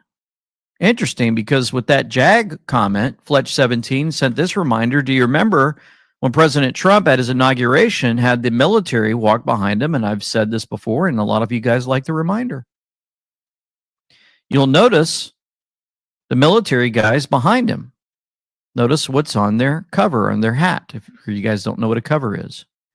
On the left, you had the military intelligence cap braid. Let me circle this for those that are looking at your television screen. See that? And on the right, you had the Judge Advocate General. It's a JAG. Why? Isn't that interesting to know that during his inauguration, 2017, that he had to sit there and think about how long it was going to take to get to 2024 and the stuff that they were going to have to start unveiling back then. 7 years, like, man, I got to wait that many years for this thing to play out to wake up these people. Fletch 17, I know many of you have seen the video and picture, but many have not. Show me any other president in U.S. history to have the military with them while they do their inauguration speech. Never saw it before, folks. Special note, who is standing by Trump specifically? Why is this important? Military is the only way forward when all other means are corrupt. Who controls the military? So when sometimes, man, I'll say military is the only way, whatever, I'll mention that in some of the posts, and then, man, do I get blasted in the comments below? Yeah, you always say military is the only way. There's no way. But you know what? I'm just telling you, folks, it just seems more and more obvious each day that we go by. And I'm not telling you that I worship President Trump, and I have to repeat, I have to say that over and over again. Okay? Not worshiping Trump. We're stating simply that there seems to be something going on to rescue Not only America, but this entire earth. And if America's saved, then the rest of the earth is saved. But you know what? Part of that saving, in my opinion, has to be more than this. It has to be the immoral activity that's happening across our nation, across the airwaves. The cheating and everything needs to go away. Basically, start over with a new government. Could President Trump be the 19th president of the Republic of America? Who knows? Well, here's something to help us out. Well, we keep talking about these three-letter agencies. You know, they were once symbols of protection and order, seem to have been weaponized against us, the American people, especially the top 1%. We talk about it all the time. To give you an idea of the gravity of the situation, consider this. The IRS has amassed an arsenal of 4,500 guns, 5 million rounds of ammo, 621 shotguns, and a lot more. The Department of VA, tasked with assisting our veterans, has acquired 11 million rounds of ammo. What's up with that? The U.S. Postal Service, the agency that delivers our mail, has a tactical team also. Man, that's a lot. If your government does not use deadly force on people raiding into your country, they don't defend those borders, but they'll use deadly force to collect your taxes, to enforce unconstitutional laws. Then traitors have taken over our country. So a lot of stuff here, but we don't need to live in fear. I tell you what, though, the NMN, through all of this that's going on, this isn't just any supplement. It's a game changer. A recent Harvard study, which you can check out here, showed that NMN can help reduce weight, cholesterol, even blood pressure in overweight adults. And it's important to stay healthy in times like this. This thing has been dubbed the limitless pill and can take 10 to 20 years off of you. It's like the fountain of youth in a bottle. So here we go. I don't promote many people, but I respect these guys. They're fighters standing up for what's right. I asked them if they could offer a special deal for today. So especially since we're going deep into these topics, they agreed to an amazing buy two, get one free 48-hour deal. The stuff isn't cheap, so it's a great opportunity to stock up. Black Forest Supplements is ready to fight for this. So check it out. It's in the description box below. blackforestsupplements.com/LT. Buy two, get one free 48-hour promo. So again, just when I thought the Biden regime couldn't get any more stupid, this is from BioClandestine, they bring John Podesta back into the spotlight. Why would they make it this easy for us? Biden just brought in the ringleader of the satanic pedos. Given the Epstein files coming out, this might be the dumbest thing the deep state could have done. Now, citizen journalists are going to recirculate all of his pedophile satanic activity. Now, I'm going to show you guys a picture. And if you have children watching, I'm going to just ask you, if you would, to have them close their eyes for a moment, because I want to show you this to the adults that don't know, that might be new, that I haven't shown this to in years. But you need to know what kind of art is shown across social media that this guy had in his room. I can't show you all the art, but I'm going to show you some of it, and it's going to disturb you. I'm going to count to three. 1, 2, 3. There we are, children inside of it. Looks like a pool, swimming pool. In the swimming pool, we think we know where that's at. That's his art that he puts on his wall. These are demonic fools. Satanic-filled, demonic-filled fools. Now we are going to be pumping out all red pills about the Podestas, making Biden's optics even worse. It's like Zelensky promoting Marina Abramovich to oversee school construction in Ukraine. They are making it blatantly obvious where their allegiance lies, confirming they are evil. It's time to red pill the public on the Podestas. It's time to dive back down maybe the most disturbing rabbit hole there is. I've been dreading the day I would have to do this, but it must be done. Why, folks, must it be done? Because you know what? It's been years. We were exposing these guys years ago. It's time to bring it back out in the limelight. Why? Because there's a lot of people that just started waking up the past 6 months probably, and they have no clue what's going on. And these guys know it. These Podesta guys, these folks that run the Podestas, these guys that fund them, and more. Well, they know. And now they're being brought up front, these social media freaks, when they should be bringing the Podestas out for questioning. But anyway, Marsha Blackburn goes after Zuckerberg again for the teenagers for sale on Instagram. I want to talk with you about the pedophile ring because that came up earlier and the Wall Street Journal reported on that. And one of the things that we found out was after that became evident, then you didn't take that content down.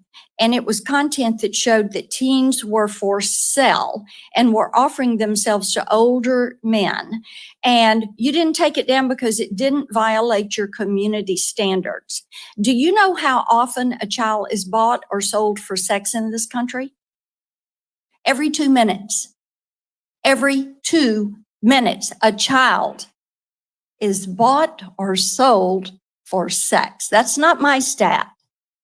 That is a TBI stat. Now, finally, this content was taken down after a congressional staffer went to Meta's global head of safety.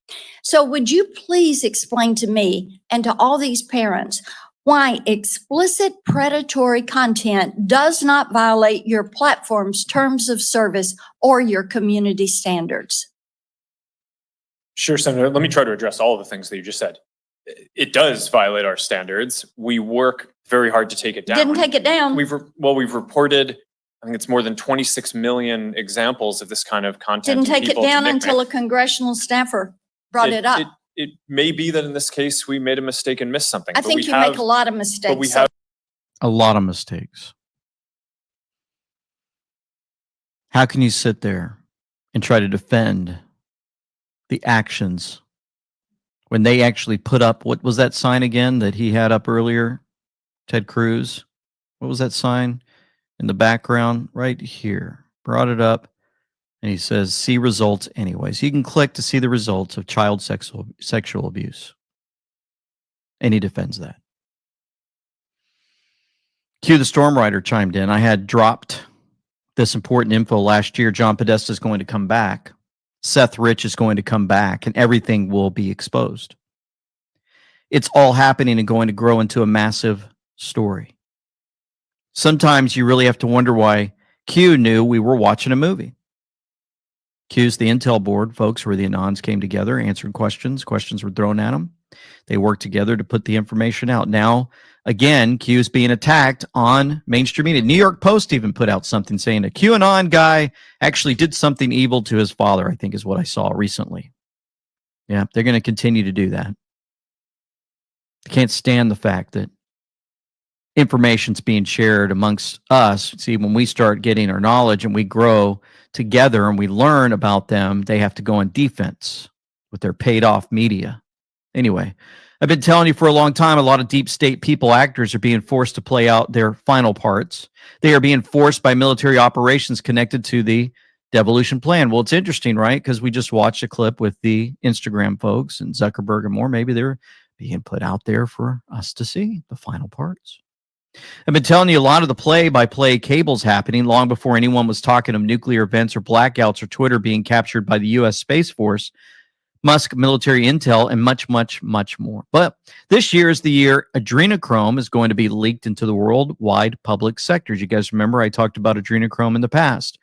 How do they take it out? Well, all you have to do is watch Monsters, Inc. And you get an idea because that movie pretty much showed it. You get the kids scared. You stick something into some part of the body. You extract the adrenaline rush that these children get because they have the highest amount of adrenaline when they're scared. You fill it up with that red stuff, put it into bottles, and you sell it. It's the most dangerous drug on this earth, most expensive. And they put it in the movies for us to see. And will connect to the understanding of over 8 million missing children annually. Human trafficking is the real pandemic. That's why Trump initiated executive orders to combat the crisis, but also instead he's installed covert military operations to bring down world operations in an 8-year Q cycle. Why do you think the world's biggest pedophile and child trafficker, Epstein, was arrested under the Trump administration? How does the CIA, the Bushes, the Mossad, the MI6, globalists, Clintons, Davos, World Economic Forum, United Nations, etc., all fit into adrenochrome harvesting and human trafficking ring and the pedophile ring? And again, it reminds us of why President Trump had to enter the scene. right? And so going into that particular remark, it reminds me of something I was going to show later, but I'll go ahead and show it now. Thanks to Grasshopper again. Fabulous work. Trump just dropped an article almost quoting word for word drop 153 from the keyboard. You see why it's going to get under attack again, folks? Remember, the mainstream media will not say anything positive about Q. It's all negative.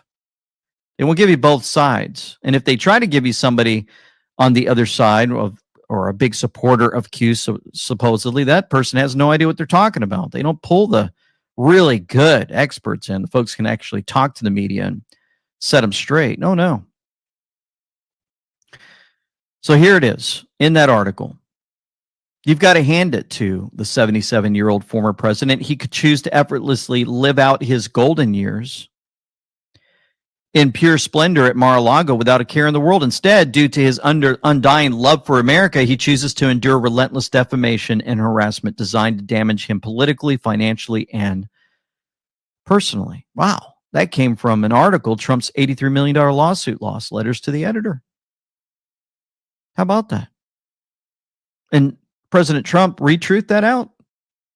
And he made sure that everybody saw the script, right? He did a screenshot of that so people could see those words. And if you highlight those words, it goes right to the drop 153. Ask yourself an honest question. Why would a billionaire who has it all, fame, fortune, and a warm, loving family, friends, etc., want to endanger himself and his family by becoming president of the United States? You know, folks, I saw his granddaughter playing golf with Good. I watch golf on YouTube. And I think she also played with Grant Horvat, if I remember right. If you guys, any of you out there saying, yeah, I watch that too, and you're excited, yeah, I watch these YouTuber golfers. They're awesome. Very entertaining. And I thought, you know what? They're playing in the President Trump's private course. She has full access to that course. I'm pretty sure that when you have your granddaughter out in public and she's playing golf, you want her protected for the rest of her life. And he knows that. Why would he want to target himself and those he cares about? Does he want to make the U.S. world a better place for his family and for those good and decent people who have long been taken advantage of? Perhaps he could not in good conscience see the world burn. It all just seems to continue to come together. Yet you got this other guy. You can spend the next 9 months debating about irrelevant minutia, if you'd like. The reality is the DNC establishment are engaged in human trafficking, pedophilia, genocide, brainwashing, censorship, bioweapon development, and Satanism. If that's not a deal breaker, what is? Folks, I've got this up. Just want to thank you for hitting that subscribe button or follow button and the like and the share. We're growing. We were number 2 against Dan Bongino. We'll probably never catch up with him. Would love to, but you know what? He's doing a great work too. Your guys' efforts in liking and subscribing are pretty key. Pretty key. And earlier I forgot to share a clip from our interview with Woo's News, Rafa. Here's a clip from that in case you missed it. It's reopened, but yeah. So that will require some money as well. I want to buy a billboard in Apple Valley, Minnesota, and I'm trying to stir the pot with this particular investigation because it's a little different. Trying to get a case reopened is a little different than collecting footage for years and making a coherent story out of it. So he's been working on other things, helping other people, just like he was helping Eric Clark. It's amazing. And then that J6 stuff, the committee actually admits that they show trials were a publicity stunt. They admit it. They were designed and produced to be entertainment. This was a story told in a mini-series format. Thank you to Lawyer for Laws posting this. In this remarkable PBS documentary. They admit the whole thing was a publicity stunt. Check this out. Thompson's committee had gathered a trove of information. The challenge, what to do with it. The one thing that we knew was the information that we have is compelling. The thing we needed to do was tell that to the American people in a compelling way. So that's why we brought in a former president of ABC News. Yeah, I got a call pretty much out of the blue from the January the 6th committee. They wanted a storyteller. And while they were brilliant lawyers, storytelling for a mass audience is not what they do. To bring in a guy like this who would think outside the box really did prove to be fruitful. And it was Goldston who really began to envision this as, in a way, a kind of mini-series, that there would be, sort of 9 episodes, and that these episodes would tackle particular themes. Attack on the Capitol, the investigation. The first hearing was primetime television. As the nation is about to witness a defining moment, the first hearing before the country, the results of the January 6th investigation. This is an extraordinary moment in American history. When it came to that first hearing, we knew how high the stakes were. Is about to hold its first primetime hearing. We were either going to, make people realize that this was important, or once you've lost them, you've lost them for good. On the evening of June 9th, 8:01 p.m., the doors opened. My heart was beating pretty fast on June 9th. And it was a real question of, is this going to work or not? All right, everybody, here we go. 5 on the line, please. I'm in this tiny control room right up the stairs from Canon Caucus. And we count down to the start of the hearing. And at that point, what can you do? Here we go. In 3, 2, 1. The Select Committee to investigate the January 6th attack on the United States Capitol will be in order. Without objection. We wanted to make sure that this was a presentation that would grab the audience and hold on to them. Chairman Thompson loved to say, it's got to pop. It's got to pop. See that? All produced, and they admit it. So the real production, if they would have done their job, all they had to do was bring out Woo's News and say, hey, watch this. And they could have grabbed every single person who was acting, every single agent who was undercover pretending to be a MAGA President Trump supporter, marched them all in, had them all arrested and put away. No, they went after normal, everyday citizens to try to scare them from ever doing it again. They'll go after more in the future. We'll share that in a minute. Before we get there, andweknow.com is where we're at. Truth, hope, faith, and freedom. Folks, you can go there. You'll find us on Rumble, Twitter, all the social media sites, and more. We had an interview with Todd Callender that we're going to be playing soon on Clout Hub. And it's pretty amazing because we have the ability to actually have our videos play in another language. This interview will be coming out soon. When I show it to you, you're going to be able to see how amazing it is when videos are being played and the language that you want it to play in will actually pop out. It's going to be cool. And so we're also at thepatriotlight.com. You get your news, home, politics, world news, markets, faith, social news, and more. I encourage you to check that out. And also we do a weekly Bible study for you if you want to check that out. And shop.andweknow.com. It's at our andweknow.com site. You guys can go there and find all of our goodies, including the Texas shirts that are available now. And you guys want to support Texas, we've got all of that available on andweknow.com. Shop.andweknow.com also. Here's more great pictures of Patriots wearing our gear.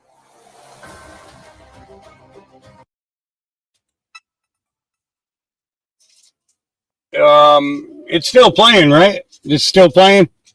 I'm getting a comment. What happened to And We Know? I'm not sure. Did the Facebook side drop or something? Give me a 5x5 if you're hearing us both on the YouTube side and the Facebook side. Okay. Okay. Yeah. Okay.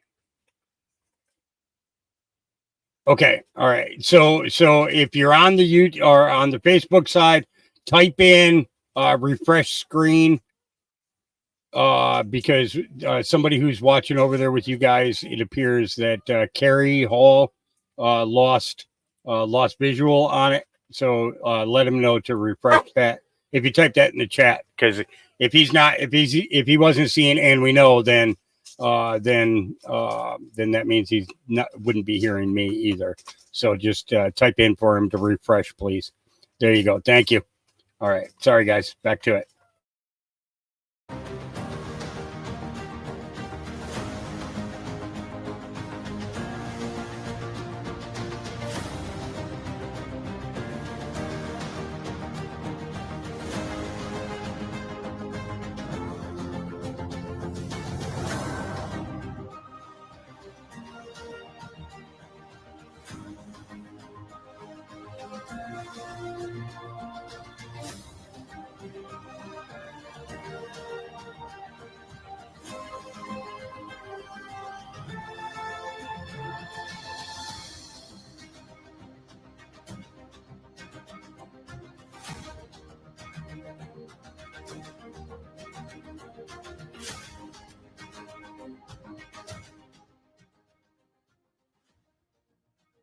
Well, folks, I want to show you the prime example of one way they silence good people within the government by silencing and coercing them into submissive servitude of a tyrannical system that maintains its power by force. Thank you, David Lester Strait, for this clip. Jobs and Family Services is not posting. This is an Ohio official arrested for speaking at her own meeting. What? Please stand up, Why? because I'm requesting you to stand up. We're not going to deal with this. You're being very disruptive. You're disrupting the. I'm Stand not up. Stand up, ma'am, please. Stand up. disrupting a meeting. That's correct. You're being disruptive. Stand up. You can be removed for You being stand up disruptive. now. The Put your phone down, ma'am. why? Put your phone down, ma'am. This is for my safety. I'd rather go out where there's videos. Do you have a video on? I do not. No. Now, you're now under arrest for disrupting. Phone down. We're going to place you in handcuffs. You are now under arrest for I have. disruption of a Whoa. public meeting. I am. So Nikki Frenchko, elected county board commissioner, was arrested during her meeting when she criticized the sheriff. Her colleagues had her arrested for exercising free speech. Shockingly, the deputies went along with the unlawful arrest. Fortunately, Nikki had it all recorded on her Facebook live stream. If they can do this to me at an open meeting in broad daylight and violate my rights like that, it scares me to think of what they would do to someone else behind closed doors. How many times has something similar happened to others? At school, PTA board meetings, city hall meetings, traffic stops. This tyrannical rule that seeks to silence opposition is not acceptable. Every policy enforcement officer who participates in such abuses should be fired immediately. Bravo to Nikki for standing. So other folks that go out, citizens doing their job, were asking a question of a guy who wanted to support, the open borders. Check this out. You just think that anyone can come to the U.S. like? Absolutely. If you go to New York, go to the Statue of Liberty, what's it say? All is welcome. I don't think it says that, but dude, this is great because I just happened to pick up 3 guys from Honduras. Well, they were at Home Depot. They're from Honduras and they have nowhere to go. So this just worked out perfect. Look, Hector takes medication twice a day, and right now they got to use the bathroom. All 3 of them. Is it cool if they stay here? Why not? What do you mean? He says they can't stay in his home. Open the borders, let everybody in, but you can't stay in my home. Now, this could be a skit because it looks like to me like his hair is fake under the hat. I don't know. I could be wrong. Something looks off about it. But you know what?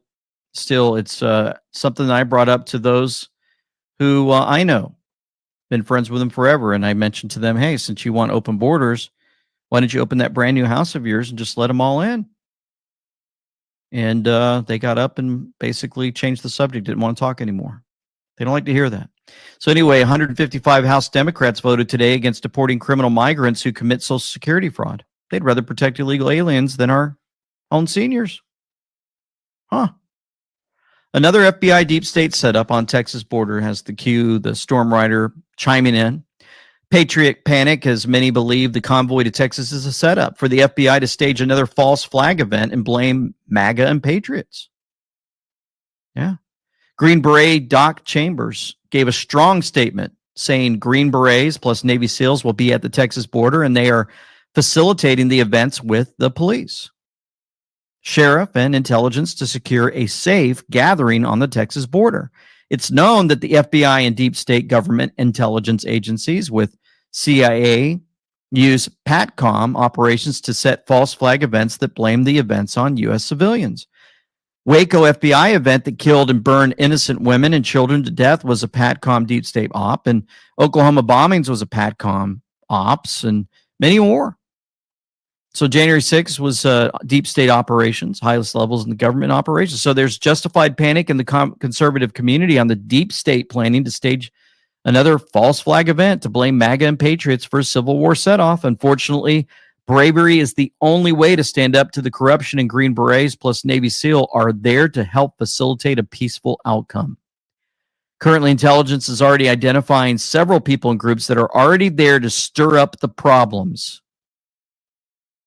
It is very important for patriots and Trump supporters to understand these coming next 11 months are vital for Americans to rise against the UN, Davos CIA cabal through the world in many fronts, including operations on the Texas borders. This year is a powerful year where U.S. patriots must pick powerful moments to stand physically in demonstration and give their credence and voice inside actual demonstrations and movements. The same bravery of standing against the system is also going to happen in Europe on a massive level, and it's already happening. I had it for later on, but I'll show you this now. Breaking. Look at all of this. The farmers across Europe. They're getting smoke grenades thrown at them. More, they're standing up. Also, the Irish farmers. Yeah, they've now joined the protest with the farmers. They were forced. They're being forced to slaughter 200,000 cattle on behalf of climate change. These guys have had enough. They're lining up for miles. Well, you'd probably say kilometers, but you know. And there's basically a picture of what's going on. All the farmers outside the EU complex. And what are they doing? They're spitting out all the manure and everything like that, all their hay and all kinds of stuff. They're standing up. They're said they've had enough. It's happening. More than you know. And so those that would still go after President Trump, many are saying, that maybe if President Trump picks a good vice president, we'll move along. Well, a lot of folks are spreading rumors that they're going to go after, he's going to maybe have RFK Jr. Well, President Trump actually said RFK Jr. is by far the most radical left person running for office, maybe ever. Look at his environmental program and close up the USA.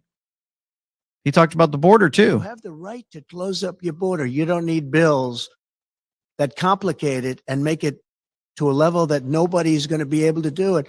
And the minimum was 5,000 people a day, if that can be right. It's hard to believe that can be right, but they were negotiating to allow 5,000 people a day. That's a tremendous amount. Nobody wants to have that happen to our country, and they're still not going to know where they're coming from. Right now, we have no idea who these people are that are pouring into our countries. Last night, I watched where they're beating up police officers in New York City, a gang of people that just came in that didn't speak English. Nobody knows who they are, where they come from. And very importantly, they come from jails and prisons. They come from mental institutions and insane asylums. And they're terrorists. They have a lot of terrorists coming too. Yep. And speaking of insane asylums, all you have to do is head over to the Evil Witches at The View at their coven, and they play the theme song for Donald Trump's Apprentice show to celebrate the $83 million rape hoaxer E. Jean Carroll. There they are, coming out partying, thinking that they've just won this amazing thing. We finally got President Trump. We finally got the lawsuit, the $83 million. Oh, it's so amazing. We're going to dance, we're going to party, and then see what Whoopi says. We just walked out to the OJ's for the Love of Money, which is the theme song of The Apprentice. And that's connected to the fact that you know who has to pay money, money, money, money. something like $83 million. 83.3. Oh, I'm sorry. $83.3 million. There you go. So, of course, Eugene Carroll says she'll do anything she can to help Biden beat Trump. Said that when you've actually faced the man, he's just a man with no clothes on. Yeah. It's the people around him that are giving him the power. What do you mean by that? Well, Hans Christian Andersen's great fairy tale, The Emperor Has No Clothes, that is written about Donald Trump. It's just, we're the ones who clothe him in all this power. He has none himself. It's his followers. It's his hangers on. In the court, they were strutting back and forth and handing him messages. It was, right, Robbie? Ms. Carroll, you say nothing. You say the emperor has no clothes. The emperor is trying to run for president again. And right now is leading. And right now, the polls suggest it's a coin flip. It's very close. Have you heard from Joe Biden's campaign arm about potentially campaigning against the former president, Donald Trump? No. Are you interested in doing so? Do anything I can. That's a yes. Huh? What was it? Do anything you can. All is set up for the brainwashed out there that believe all this trash. So MJ Truth said, basically said the man who, stole and leaked Trump tax records, Charles Littlejohn, sentenced to 5 years in prison. Oh yeah, so their day in court will come. The appeals are coming. They're going to celebrate all they want. Let them celebrate. Because what will really happen? Law and order. That's the real song that needs to be playing. Let me get you ready to play that bad boy when the real information comes out and that boomerang happens. In the meantime, the mainstream media is going to do all they can to go against President Trump. Even Brian Kilmeade says Nikki Haley is a legitimate conservative. All of a sudden, we're talking about Nikki Haley, who, by the way, is a really good candidate. And she's got support, and she is not a moderate. She is a legitimate conservative. So I find it interesting. I find it fun to report this. She is a legitimate conservative. So I find it interesting. And he laughed on the left. He's got that little close-up right there. They can put that clip together. Charles Downs. Yep, he knew. What a lie. What a lie.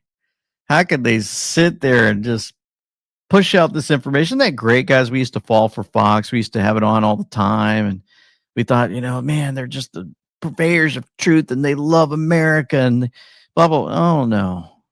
Man, we're waking up, aren't we? We're waking up to America, our country, right? Here we go. Because in America, we don't worship government. We worship God. That is why our elected officials put their hands on the Bible and say, "So help me God," as they take the oath of office. It is why our currency proudly declares, "In God we trust." And it's why we proudly proclaim that we are one nation under God every time we say the Pledge of Allegiance. And here's a great note from a great American who wants to help all of us out, especially with our health. Well, if you're seeking protection from bioweapons, viruses, bacteria, chemicals, or pesticides, Sanus One has the product for you. Nanoblast technology designed to counter this. Sanus One has a proprietary formula and process unleashing the power of natural restorative balance, vastly improving bioavailability over standard supplements. With mineral chelation and a blend of quality natural ingredients, our supplements are designed to enhance your overall feeling of increased health and well-being. The Mega Oxidizer and Mega Packs Triple Detox products are the result of our proprietary millennial method of nanosizing, binding, and infusing nutrients and nutraceuticals. The cutting-edge process increases bioavailability more than 5 times, delivering effects rarely seen before in the human body. They now ship around the world. Go to the description box below and click on that link, sanus1.com/LT10. That's sanus1.com/LT10. Emotional, guys, okay? Because I'm committed to this. Little kids need to be able to breathe clean air. They need to be able to access swimming pools. They need to have lifeguards there who are going to teach them how to swim. And they need to have activities. I don't know what we're going to do for a couple, 3 months. I'll call universities. I'll call other places. The governor went on to say she is also looking at other locations, but has not said exactly where. Yep. So there's the outrage as Massachusetts Democrat governor closed the Cherish Sports Center in majority black Boston suburb for 4 months, so it can be used to house the migrants. One day at a time, one wake up call at a time. MJ Truth, illegal aliens over children. Massachusetts does it again. In addition, the long neglected facility will receive a makeover worth $500,000 to make it more comfortable for the illegals. My thoughts?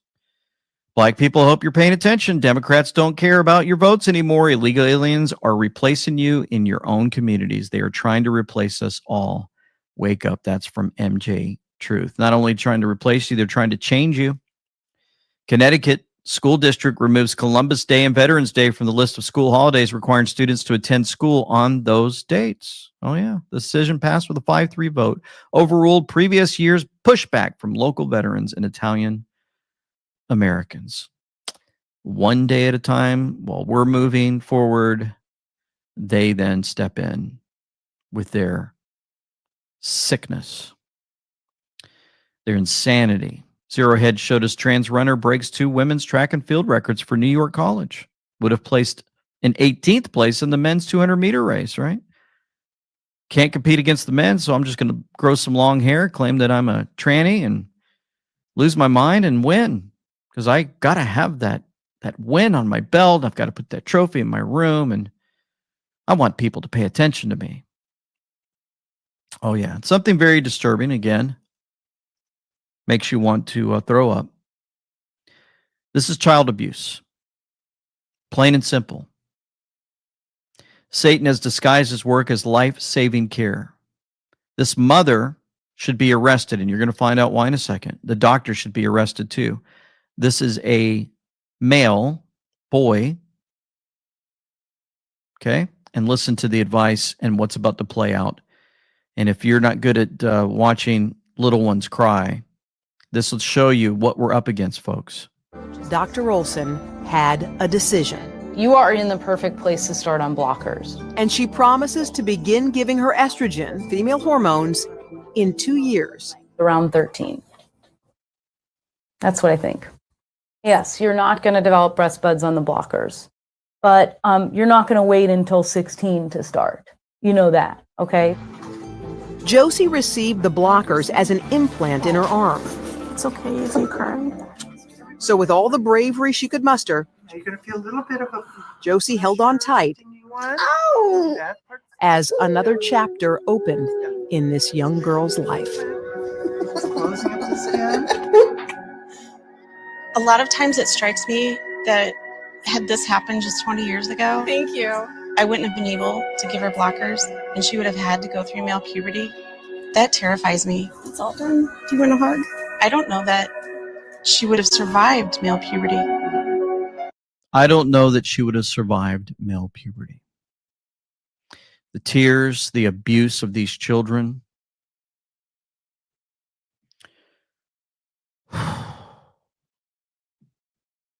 That was hard to watch.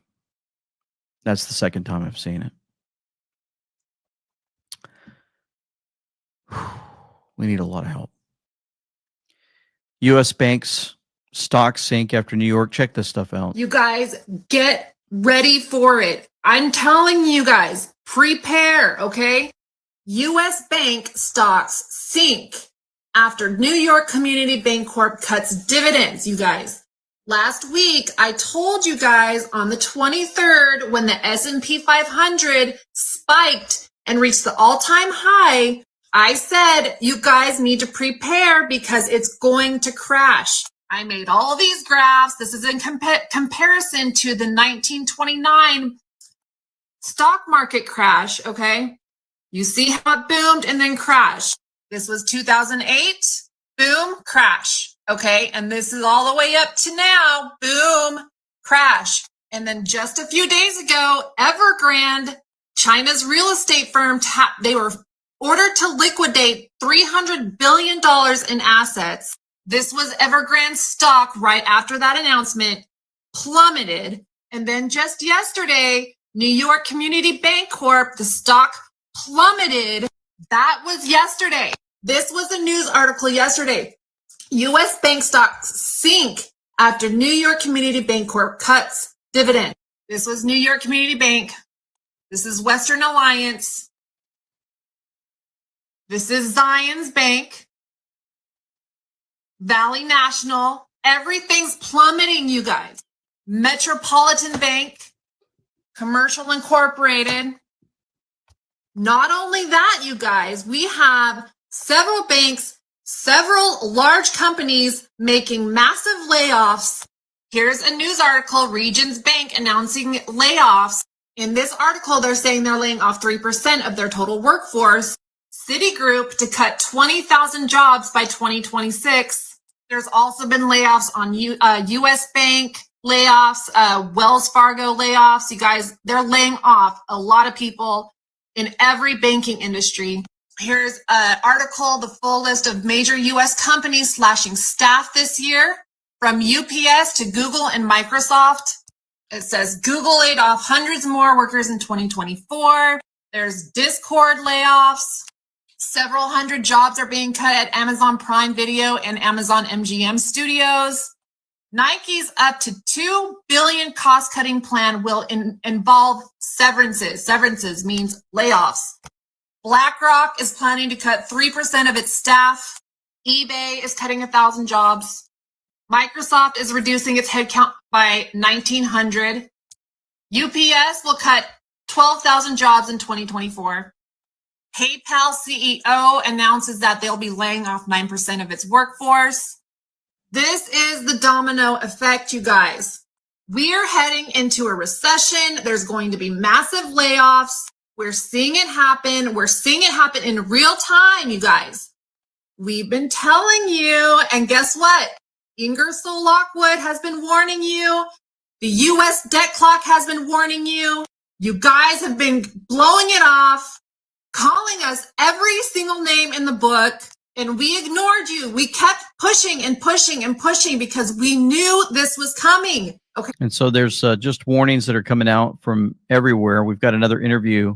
It's going to drop this Sunday. 4 states could lift precious metal tax. Biden puts economic sanctions on America and tech layoffs. Why? Why would Biden put economic sanctions on his own country? It doesn't make any sense at all. We're pretty shocked when we were doing the interview talking about these particular things. But if you guys want more information with Dr. Kirk Elliott, you can go to amweknow.com/entitlements and check it out. It's in the description box below. Women, infant, children programs, food stamps, whatever, the handouts, unemployment insurance, all of that, right? So, so there's going to be this net drawdown, but the government's going to say, wait a second, we don't have any more money, because we used to make money when people worked off of income tax revenues. Computer doesn't make any money. They don't have to pay income tax revenues. A computer can't procreate, LT. They can't have kids.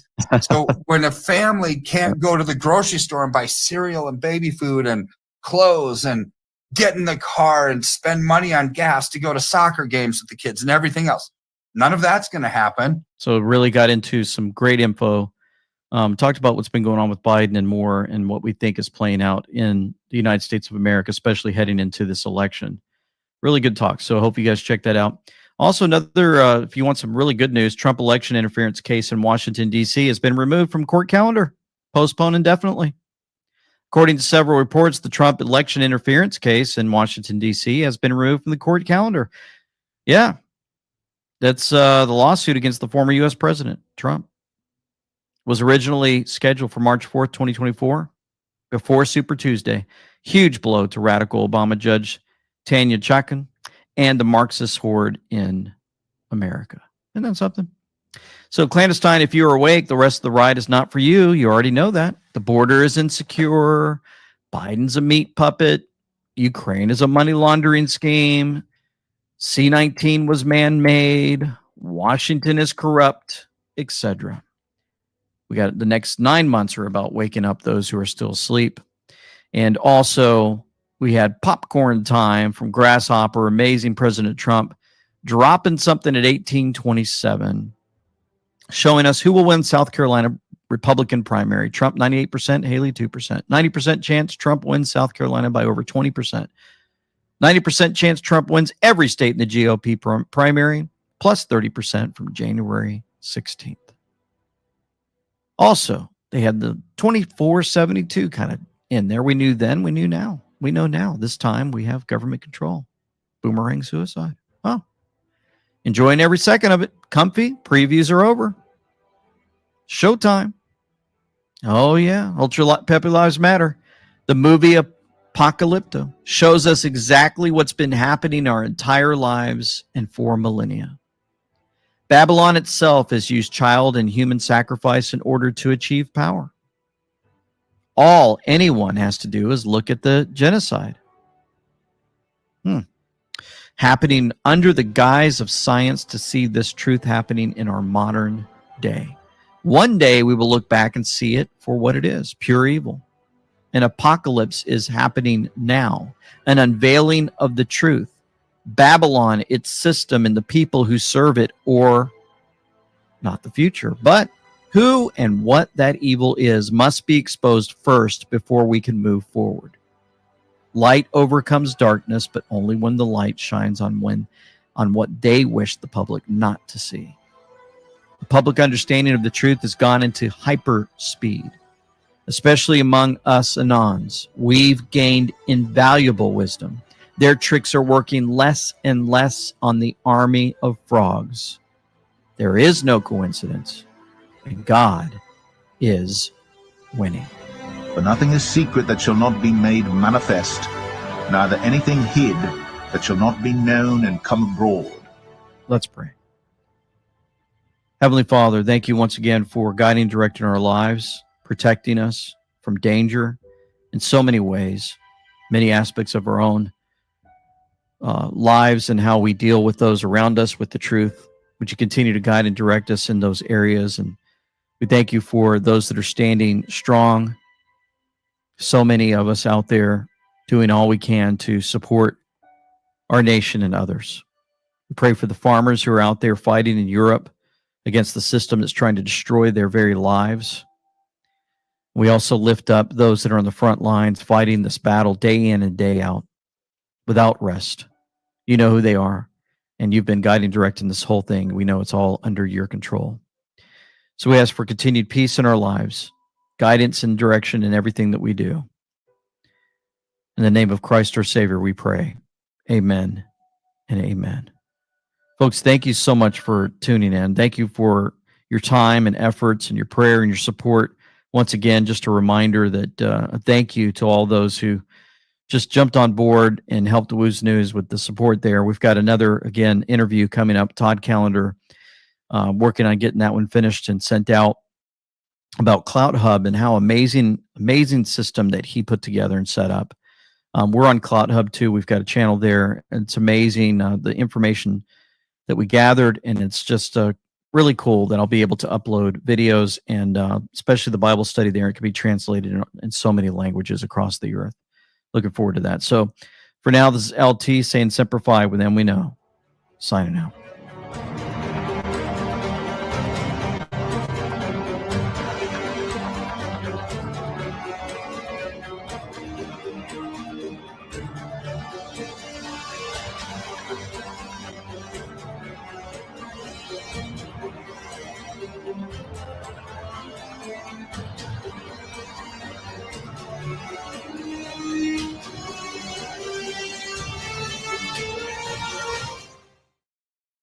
All right, that was And We Know, and that was the load of everything that I had for you today. 7 hours, 20 minutes, pretty good amount of content.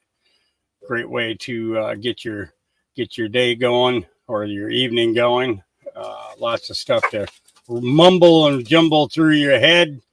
I'm not sure who's doing anything live tonight. Let me double check and see if there's any notifications. Oh, hey, Indy's on tonight. Independent Many, United, that is. Ronnie York will be back with everybody on the 4th. He has one set up for Sunday evening. along with Stephen Harloa. And I believe that is it.